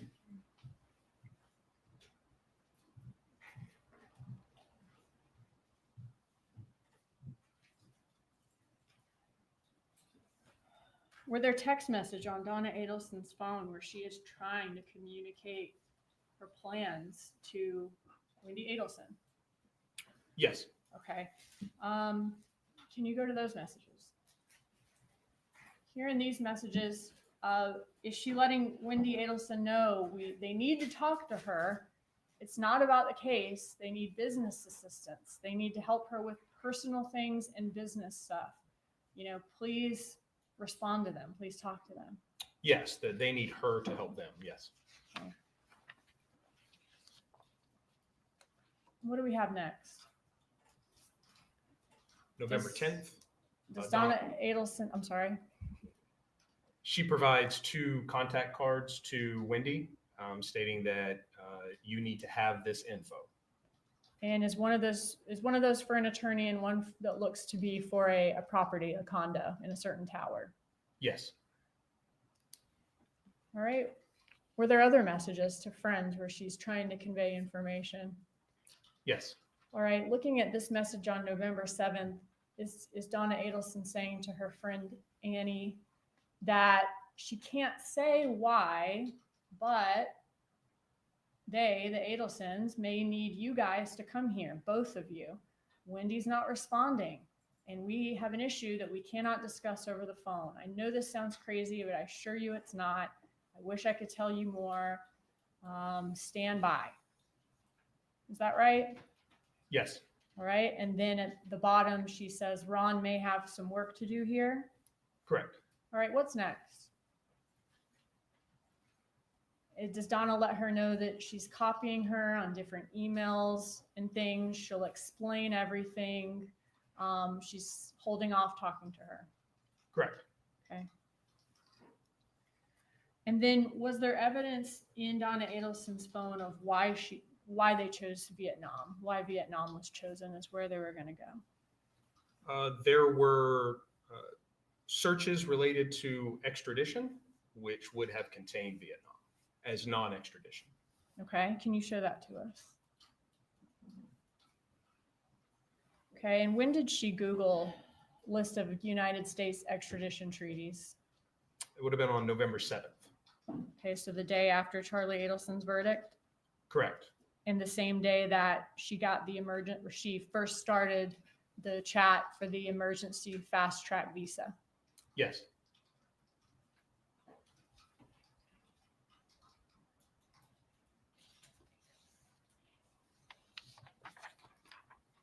One second. No further questions. Thank you. Cross-examination. Just a moment, Your Honor.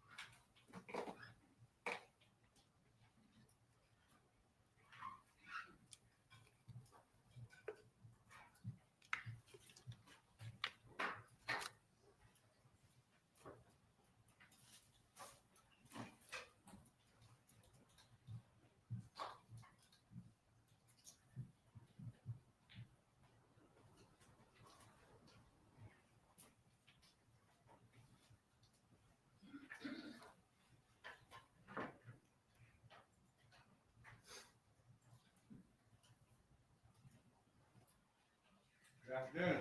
Good afternoon. We meet again. We do. So, I think I'm going to go backwards a little bit. Now, you agreed that WhatsApp is used internationally, correct? It is, yes. And in your presentation, you indicated that in my client's planner, there was some notations to sell jewelry, dishes, implants, and comics. Yes. My client at the time was 72 or 73. Did you believe she had a comic collection? I'm not sure that she did. And what about implants? Well, other than the fact that Donna or Harvey Adelson was a dentist. I'll show you. Let's see, this is not too far. May I approach with states 155? You may.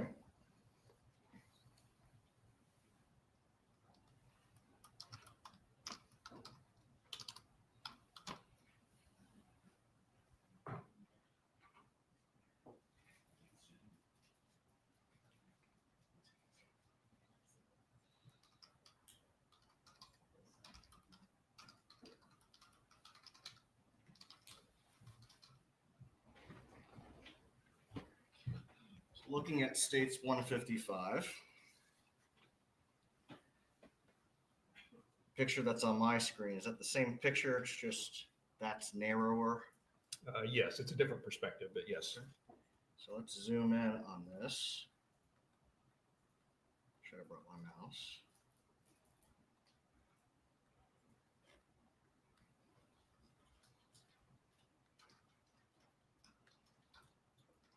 Can you read what that says? Or you want me to turn it? It says implant motor.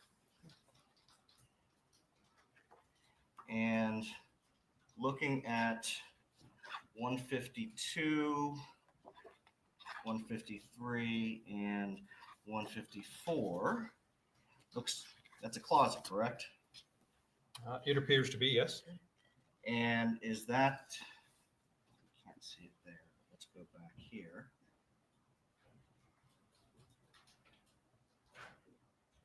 That's the bedroom closet where that implant motor was, correct?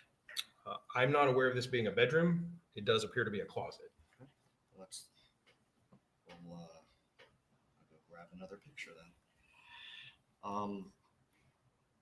That picture indicates that there are dishes in that closet, correct? There are dishes in the closet, yes.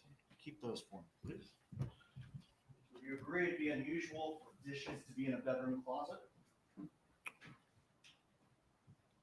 Possibly, yes.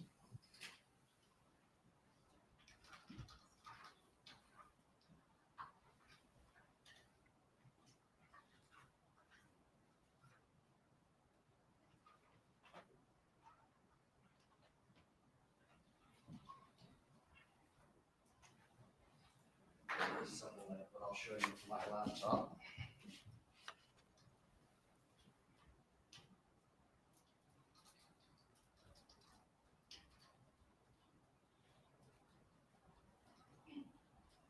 And approach. I'll have to clarify my last answer too. There are dishes in my spare bedroom closet, so. I did not know that to ask that of you, but. I just want to be honest. I will have this printed, Your Honor, this next picture, but it's identified as RTC_0029. Would you agree that that depicts a bedroom? That does, yes. Let's go here. Are those the boxes that we saw in States 155? They appear to be yes. Same paper, and you have the coffee maker. Yes. Okay. So we're still in that room. Let's see if we can get a different perspective here. Would you agree that they didn't do a very good job documenting this search warrant? Well, it is a little hard to figure out from the smaller pictures. I don't necessarily disagree that this is the bedroom closet. I just wasn't personally there. Okay, so you have that small piece of luggage. Yes. In this picture, that's 155. And then in this one here, it's 0043. Would you agree that that's the same piece of small luggage in the same closet with the dishes? Yes. Take this from me.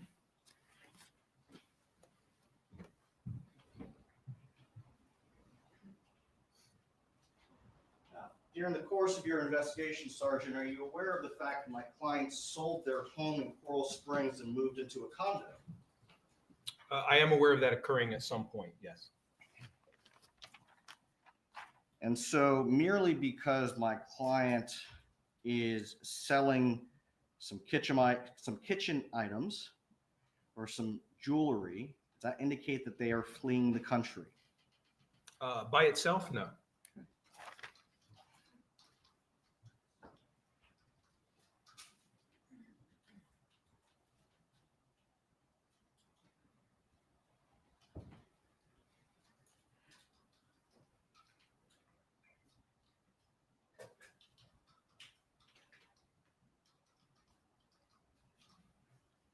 Now, if someone's going out of town, would it be unusual for them to stop Amazon deliveries? It would not.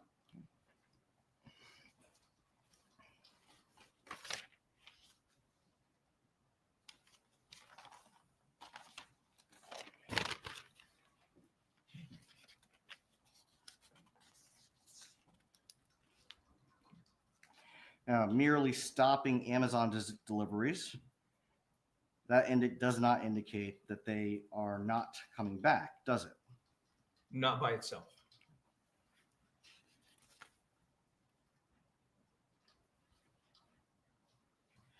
Do you have any knowledge whether or not the trust that was set up for Roman Adelson, Charlie Adelson's son, took care of child support for a certain period of time? I have no information about that trust. Would you agree in looking through that calendar that Mrs. Adelson, my client, constantly updates it to give herself reminders? I would agree, yes. is there any evidence that you discovered in your investigation that indicate that my client moved assets overseas? None that I am aware of. That's a no. That is a no.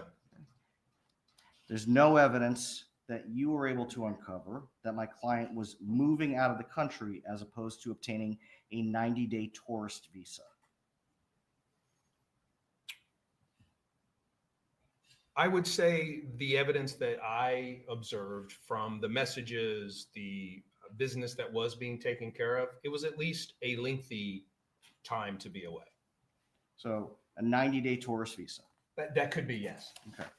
Now, do you know what it means for a tourist visa to be multiple or multi-entrants? I do not specifically. Would you agree that a fair definition of that would mean that the person who holds the visa can enter the country, leave the country, and return to the country? Yes. And a tourist visa, if you know, is just that. It's for a tourist, not for a resident. Correct.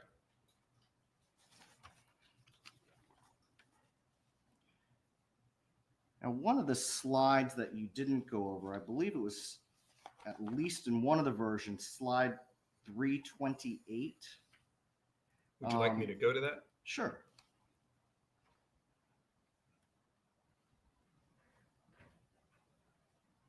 See which way is faster.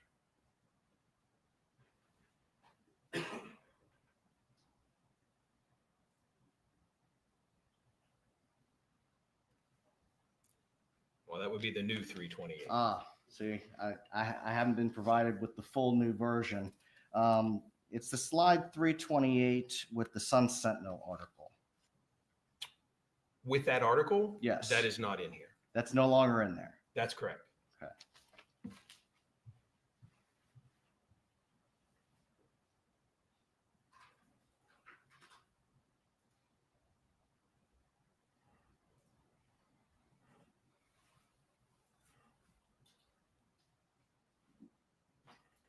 All right, approach.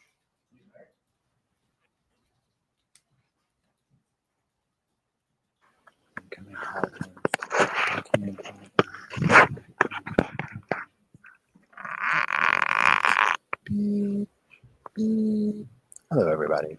Sorry, I was over here ejecting for about 15 minutes. I was like, this was like, Yes. Do you know where that is? It's not in here. It's not in that one. Do you still have it where you can display it? I can get to it, yes. We'll probably, yeah, as long as I stay muted. Yes, thank you. Just to clarify, Mr. Sullivan, this is the version not in evidence, but you still wish the witness to place it on the screen. Yes, it was in evidence, and I guess the state changed the present. It was not in evidence. The one in evidence does not have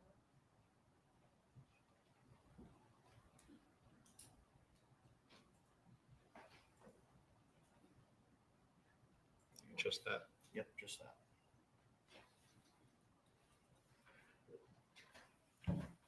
Says, I think it's going to be a speedy trial, Weinstein said. Who is Weinstein? Attorney. One of Charlie's attorneys? Yes. Thank you.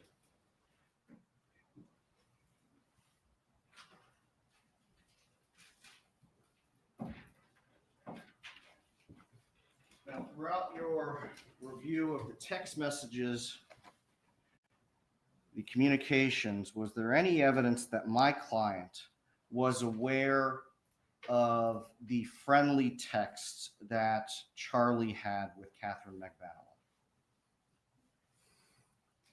There was no evidence that your client was specifically aware of the content of the communications between Charlie and Katie. No.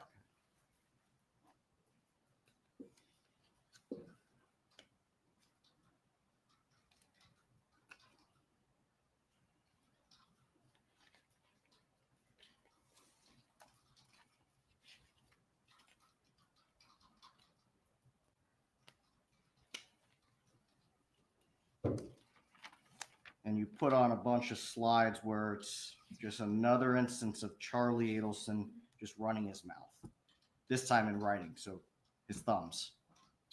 Yes, there are a lot of communications.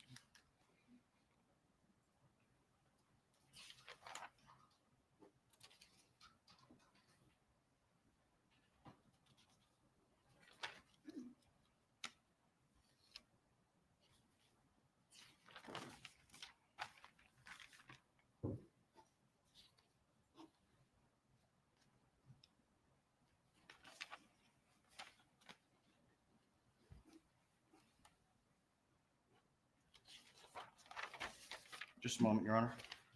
Go ahead.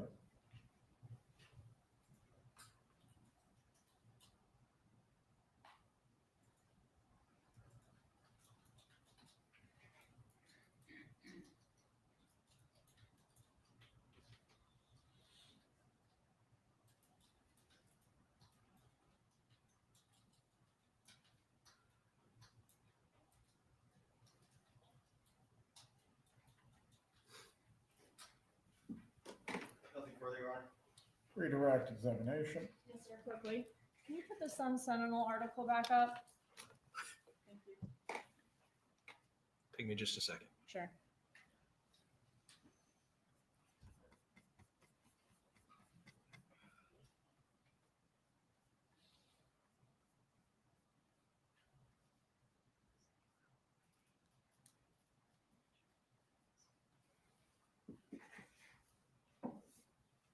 Okay, thank you. Now, we saw the text earlier where Charlie Adelson says to Donna Adelson that, did you see the good news in the paper yesterday? Something along those lines, right? Correct. Okay. And Donna agreed, it is good news. Yes. Okay. So did we try to find some papers from the day before those messages? I think that message was on July 21st of 2016 to see if there was a local paper in Miami that maybe published some, or in Florida that published some information about this case the day prior. We did, yes. Was this the closest in time article that we could find that talked about Dan Markel's murder? It was, yes. Okay, and was this from the Sun Sentinel? It was. Which is a big paper in Miami. I believe so, yes. Okay. And in this paper, was this article published on July 16th of 2016? Yes, So not the day before, but I think it would be 5 days before. that's correct. Okay. And, but we don't know necessarily looking at those texts, was it published or did Charlie see it in the paper the day before? Is that right? Charlie says, though, it was good news in the paper yesterday. He does, yes. Okay. And in this article from the Sun Sentinel, does it talk about the murder of Dan Markel and that Garcia and Rivera have been arrested? Yes. Okay. And what you've got highlighted in red here, does Weinstein, who was Weinstein an Adelson family friend at that point? Do you know? Yes. Okay. Weinstein says, I think it's going to be a speedy trial. I don't think there's going to be any more arrests. After it talks about the arrests of Garcia and Rivera. Is that right? It does, yes. Okay. So if Charlie Adelson and Donna Adelson are referencing this paper, then they would be saying that it's good news that there's not going to be any more arrests. Is that right? Yes. And is that the reason that it was of interest to us? It was, yes. Okay. But ultimately, it isn't the day before, right? It is not. Okay. All right. Looking at defense asked you about, I think ultimately you said, from the totality of the evidence in this case, not just one thing or not just one other thing, but a totality of the evidence, it looked as though the Adelsons were planning to have a lengthy time away. That's correct. And quick, right? I mean, wasn't Donna Adelson asking for an emergency fast track visa?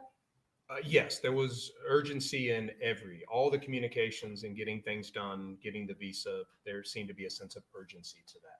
And did Donna Adelson specifically look for non-extradition countries in her phone before? Objection, asked and answered. The rule doesn't ask and answer, but we have covered this subject. Let's do it. Okay. And was Vietnam the country she chose? It was, yes. Thank you. May step down, Sergeant. Thank you, sir. Will he be recalled during the trial? You remain under your subpoena. Please do not discuss your testimony with any other person. Thank you, sir. Your wife says those are the holiday dishes. They are. I'm curious about these plates, but I have things to do. Might have to have a fence here. They're in very nice protective cases. One matter, State's Exhibit 72, the state thought it was admitted as Experian GPS for certification. The clerk does not show that item admitted. Could we I did not admit check that? on my list of them. Could we admit that item at this time, Your Honor? Is there an objection to state 72? No, Your Honor, we thought they had admitted it as well. State 72 is admitted at this time. Judge, with that, let's take rest. Very well. Members of the jury, we are going to take our break in the trial at this point for the weekend. Once again, I'm going to remind you not to discuss this case with each other or any other person. You are also not to seek out any outside information or news reporting on this matter as well. We will resume with the trial on Tuesday morning after the Labor Day holiday.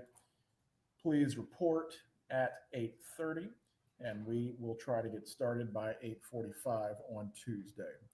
Enjoy your holiday weekend. I think football is back. You have something to watch that does not concern this trial. Have a good weekend.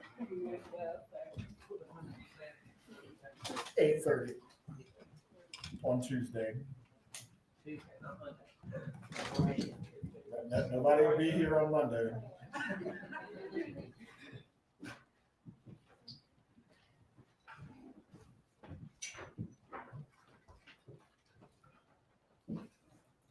Everyone can be seated. Defense have any motions to raise at this point of the trial? Your Honor, I thought, my understanding was that we were going to do that Tuesday morning.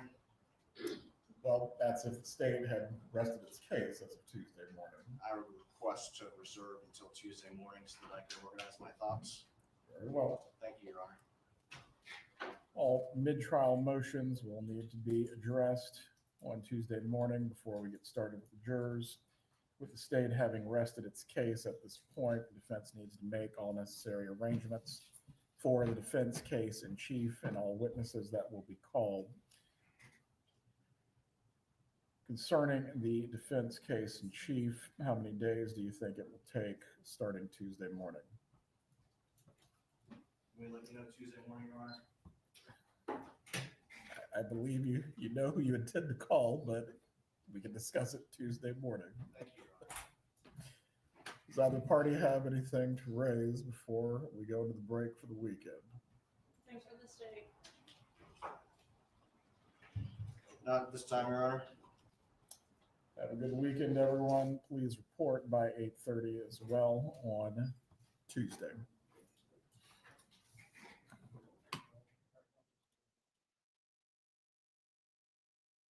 If the gallery can remain in the courtroom for right now.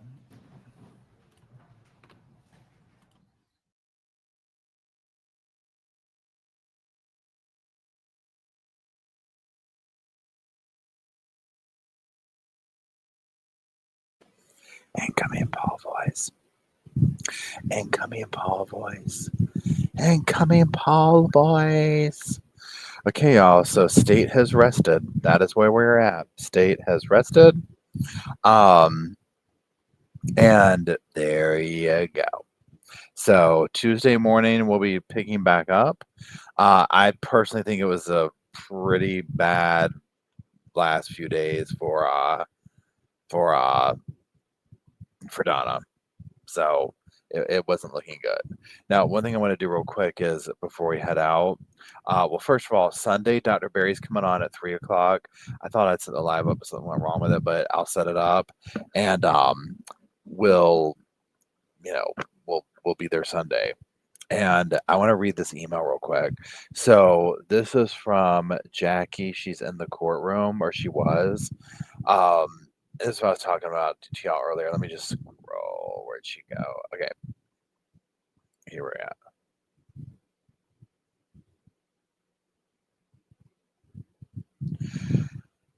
Okay, so Jackie's been in there. She works near there.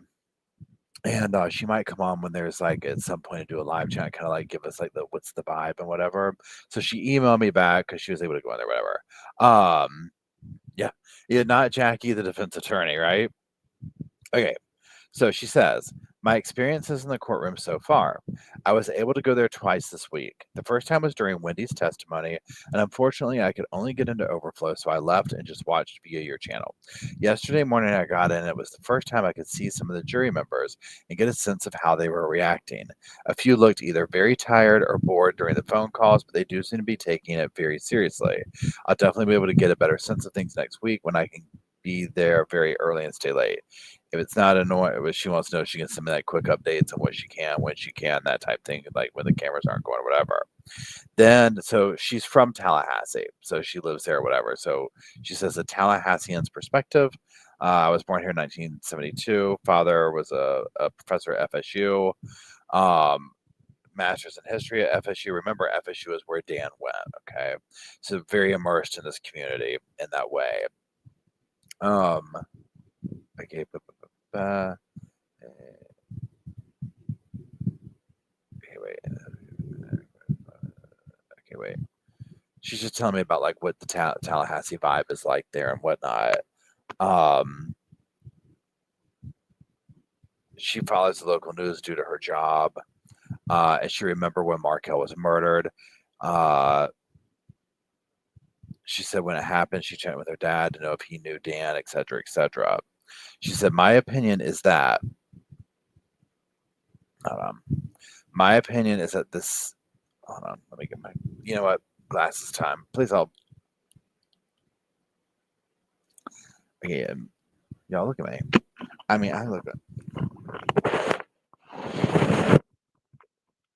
First of all, let's do this now. Okay, so sorry, we're getting all professional. Okay, so my opinion is that the feeling in the city during Catherine Garcia and particularly Charlie's trials is that the city felt strongly that Wendy should be arrested for years now. When the news came out that Donna was arrested, it seemed like it would only be a few days before Wendy would be next. I'll also add that I currently live in the same neighborhood as Wendy did, Aqua Ridge Way, where my elderly parents now live too. She's a caretaker of them. Her route to that ABC on Thomasville Road does not make any sense. Also, she claimed that she took the route via Trescott is ridiculous. That would extend your drive by 10 to 15 minutes as opposed to 3 or 5. She was, by going that way, driving through a neighborhood where the speed limit was 20, maybe 30 miles per hour, when she could have very easily taken the next road that would take only 3 minutes. She was obviously either checking in with the murder or regularly stalking him. Okay, so very interesting. Also, she went to a liquor store, ABC, near Dan's house when she never had to travel in that location at all. She was going to lunch in a shopping center north of the interstate. There was a better liquor store in that same shopping center north of I-10 where she had lunch. She wouldn't have had to move her car, just walked across the parking lot. I've got more to share on things that do not make sense in my personal opinion. If I had been called for jury duty, is that anyone who is a resident of Leon County, Tallahassee, would recognize that Wendy is 100% guilty. She said Charlie would love the percentage. If any of them follow the local media, they would know she's guilty. It's just apologizing for the message being so long. Okay, yes. Okay, I'm just going to, yep. And she says I'll update later, all that. Now I've talked to her since then, and I've talked to her since then, and she said that she might come on. We'll see when the trial's over or whatever, and just kind of let us know what's the vibe like. But she's gonna update from the courtroom as she goes. Apparently, she has maybe next week off work or something, and so she's going to go there and give more just what's the vibe, right? So biggest thing is it's interesting to hear from somebody who lives locally, but especially living in that same neighborhood, etc., where you know what I mean? Where you could just get the energy of like, why'd she go here? You know how your local places are where you're like, well, why would you do this and that? Kind of a thing. So, it's just interesting. Interesting little perspective. Also, I'm just curious of the courtroom, right? Like, I would pay good money to see those people's faces today for the stuff they went over. I mean, come on. Okay. So, the jailhouse informants, which again, yes, they, their records, whatever, just because they're trying to get a deal or whatever, I'm not thinking that equates to, oh, they would make this up. Also, the way the state came in and was like, if at minimum, if like a juror's holding out, like, well, they have motivation to want to make stuff up, whatever. The letter, the state came in with the receipts and said, I mean, it's obvious Donna wrote that letter. Okay. So it just depends on what the jurors hold as, value in that. So we'll see. I mean, of course, it's impossible for me to sit here and dial it back and say, I can look at it from a juror's perspective because there's no way we would have made it on the jury. Like, for those of us who followed it, we know so much about the case, right? So it's like, I just, ouch. I don't, I can't look at that from that perspective. So I'm biased in that way, is what I'm trying to say. And looking at it from all the different angles and all this kind of stuff. But seeing the stuff they're presenting about Donna and like the research into leaving and especially that full length phone call where they didn't hang the phone up, and it's interesting too hearing how Wendy ghosted them. But again, you see why. Pretend that Wendy was like, oh, it's my mother, I feel bad, let me talk to him. Wendy's smart enough or something to know, girl, you can't even be in the same vicinity as your mother because they are putting themselves out on Front Street left and right. Okay, just to even have any level of kind of communication or anything like that. It's like Donna's sitting here confessing on recorded jailhouse phone calls. She's allegedly, writing scripts for people in jail to do. I mean, it's bad, right? So Wendy was very smart in being like, nope. My lawyer said not to talk to you, even though her lawyer was like, no, I never said that.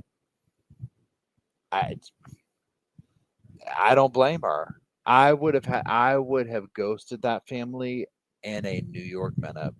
Okay. It's the only way because they would have done something. They would have done something.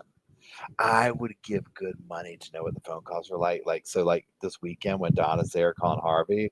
Because in my opinion, and it just depends, it's like, based on the way the phone calls have all gone up to here, I feel like Donna's probably gassing herself up like she's going to get out of this, or whatever. But maybe at this point she knows, maybe she knows.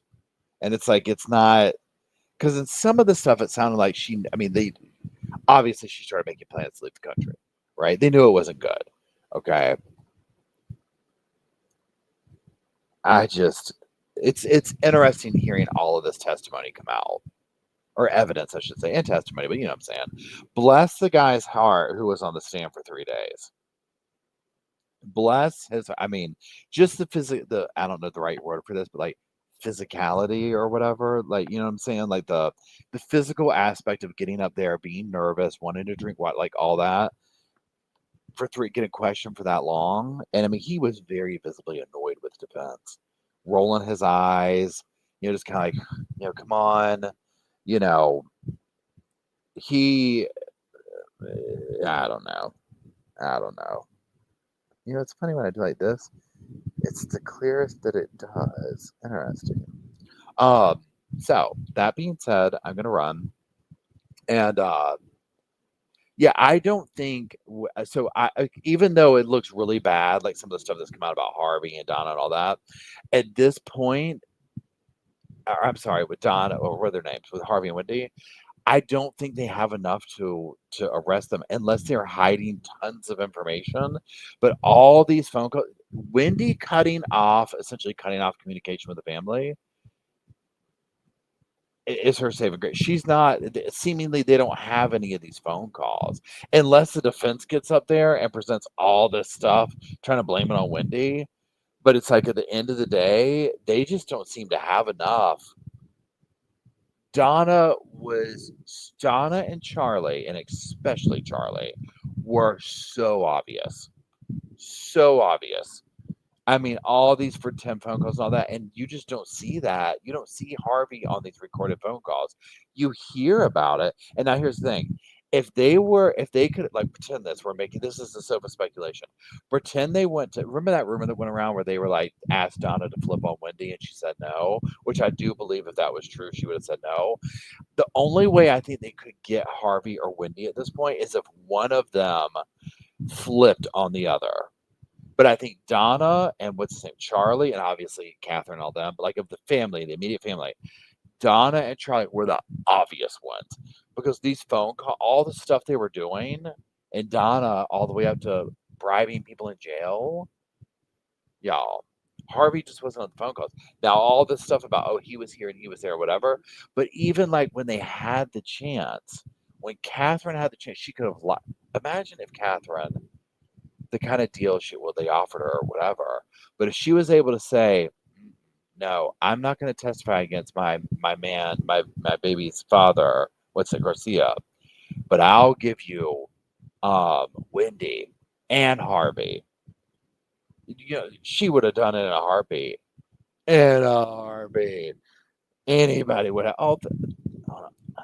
Thank you, Liz. I gotta get my eyes. I rejected a little bit there towards the end. I had to be like this. I was over here. I'm like, huh? I'm like, I'm going in and out. I'm going in and out. So we'll have to see what comes out with the defense. If the defense presents some kind of crazy stuff like where they're like absolutely trying to frame Harvey and them, and they're bringing these phone calls out, but I feel like the state would have put that up there. And at this point, I'm like, I mean, now granted, don't get me wrong. I think 100% Harvey definitely knew what's going on. I mean, it's obvious, right? But he knew, but he wasn't as involved with Donna. Donna wanting to control everything is her downfall, all the way to the prison stuff. Charlie's just a doofus. His percentages, his trying to be big and bad, his doing all this, all of it. Hey, here. Okay, hold on. Here's this again. Knowing is illegal. Yeah. So, I mean, again, if they have some person that would come out, Logan says, and thank you for the super chat. Logan says, I'm surprised you didn't put a hit on the DA. Honestly, me too. Wait, Sandy says Dr. G said Wendy perjured herself. Ooh. I mean, now let's see what happens after the thing goes down the pipeline, whatever. But yeah, and again, I don't know how all the legal aspects work of it, but I just feel like I don't know. We'll see. Yeah, Charlie's such a doofus. Poor Dan. It's just when you sit here and think about what the torture this family put this man through. And this real too quick too before we go. When that person said that, I don't remember which prison daughter it was, or whatever she was calling the ladies in jail with her. One of them said that Donna would call the kids her kids, the grandkids. That's there's very unhealthy boundary stuff going on in this family. Obviously. Donna acted like, I just think she looked at Dan as what donor. And it was like she helped pick him out. She shopped for him. Thanks for being a member for 4 months, Miss Chris. Yeah, totally. Yeah, the crash and burn of this it's very. I love that part of it. She viewed those kids as her own. And it's like, picked Dan out, did all this, got the kids, and then it was like, okay, you got to go. And she just inserted herself into the whole thing. And Dan, I think, saw that and was like, that's why he's like, I don't want my kids around her. You know, these are horribly toxic people. And he probably saw a lot of really unwell, unbalanced behavior out of Wendy. I mean, we see some of it in the evidence or whatever, of like him and her communicating and all this kind of stuff or whatever. And I, I so again, you just sit here and it's like this man lost his life. And I guess the clincher of it is listening to them all talk about the stupid stuff they bought with the money, number one. Number two, just how they're so entitled to be like, we didn't do anything wrong. In fact, they did something wrong.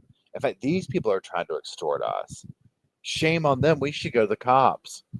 I mean, it's like, so dial it back from the murders. Imagine the grimy stuff these people were doing to people. You know what I'm saying? Like, and yeah, so Harris says there's no evidence that Wendy orchestrated Donna or anyone else. And so I wish this is one of the things okay, you know how there's some of these cases where there's just something you want to learn. This is just legit what I think, and I'm making this up. This has not been presented. This is sofa speculation. And I'm going to use the TV as the example again. I think that the way that this went and away with Wendy is she was not, when I say kept out of the dark, she was kept out of the dark on some things. But for example, the TV's there. They call, and I said this before, someone calls Wendy up. Wendy, I'm going to schedule a repair for the television on this date. What do you mean? What's wrong with it? Remember how it broke? Remember the television is broke? Charlie's going to come look at it. Charlie comes by the house, breaks the TV. Wendy, I scheduled the repair for the TV. You have to be at your house at this hour. You have to be at your house. And don't go to Dan's. You have to be home at this hour. Don't ask questions. That kind of an energy. That's why I think what's her name? Wendy can kind of play off. Now, she clearly knew what was going on. And so she made up a little reason. Here's this. I'm going to run by the little ABC store 500 miles out of my way. So she clearly knows through her actions, but she didn't know in the way. Because also, look at the way Donna and Charlie talk about her. They talk about her like she can't find her way out of a paper bag. You know what I'm saying? Oh, she's getting her brain. Oh, she's doing this. Oh, poor Wendy. You know, the expectation of Charlie was to take over the family business and just sleep with tons of girls. That was his expectation. That's all they expected of him. They wanted Wendy, but I don't even know if it was an expectation as much as it was control out of Wendy. I don't know.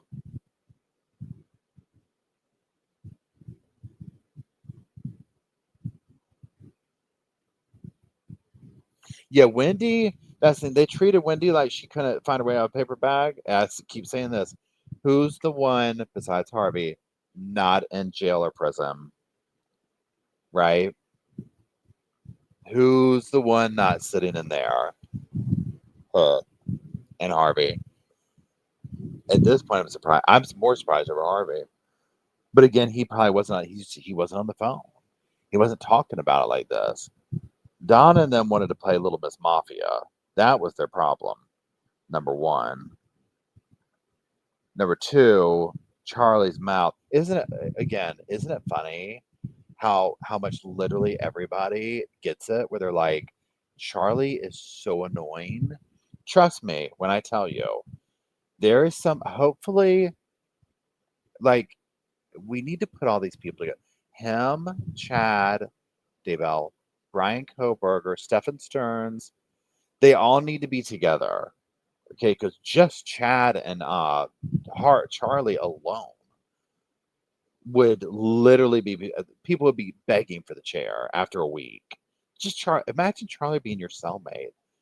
Imagine that being who you're housed with, and you have to listen to that BS. Chris Watt, yeah, thank you. All of them. You have to listen to that BS 24 hours. And it's just literally BS. Whatever it is, Charlie's probably acclimated on some level, and he's just like fixated on the case. Talking, yeah, they don't have this. They didn't. And just that's all you're going to hear over and over. And it's funny how even, I don't know if it's Georgia who made the comment about, or maybe it was even Donna's lawyer who made the comment about, You hear how Charlie goes on, and even Donna just kind of zones out after a while. I mean, he's good at putting you to sleep. Wade Wilson, I know, right, Sandy?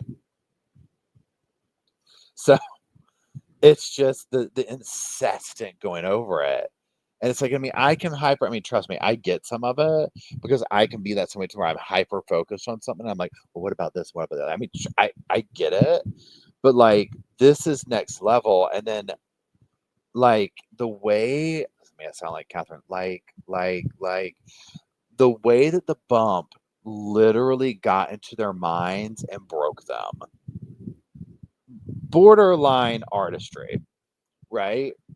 Borderline artistry. Pure genius. Absolutely sent them scurrying and brought them all down. Could not stay off that phone. Somebody sneezes. There is 10 green bean casseroles, 5 letters, 20 phone calls. I mean, nonstop. They could not quit talking about it. Oh, yeah. And when when Donna's lawyer made that kind of like comment, like, we might have to play those calls all over.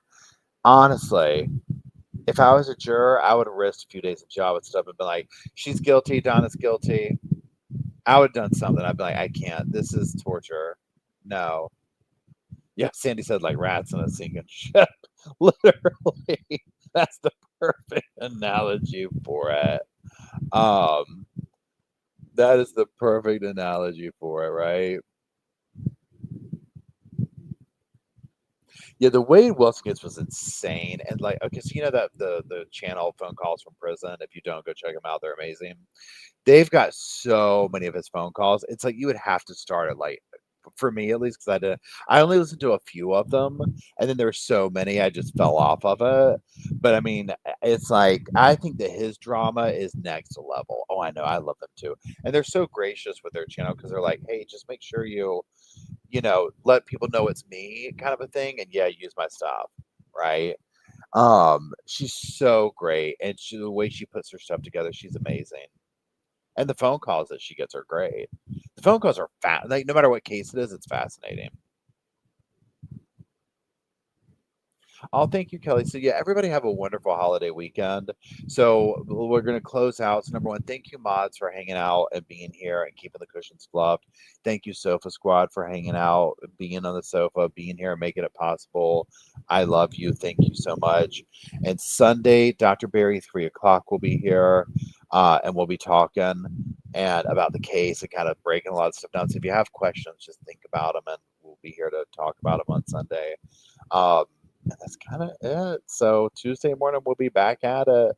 But I hope everybody has a wonderful week, a wonderful weekend, a wonderful Friday, a safe one. Mark yourself safe from Adelson trial on Monday. But that's it, y'all. I love y'all. Thank you very much. I will see y'all when I see you, I guess. But y'all take care. We'll talk.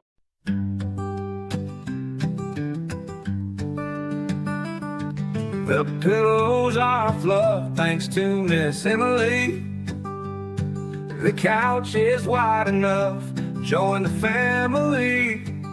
It's all love while we laugh at Bert's criminalities. Hey, hey, hey, welcome to the Sofa Squad. Sipping from the cup at hey, hey, hey, come laugh with the Sofa Squad.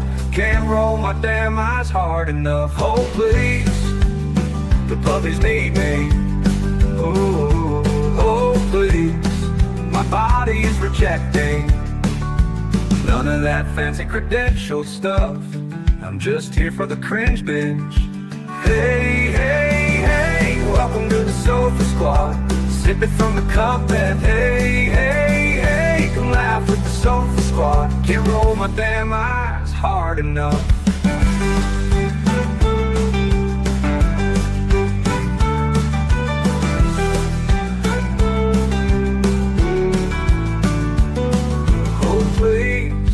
Puppies need me, oh please. My body is rejecting none of that fancy credentialed stuff.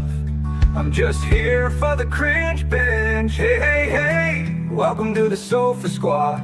sipping from the cup that, hey, hey, hey, come laugh with the Sofa Squad. Can't roll my damn eyes hard enough.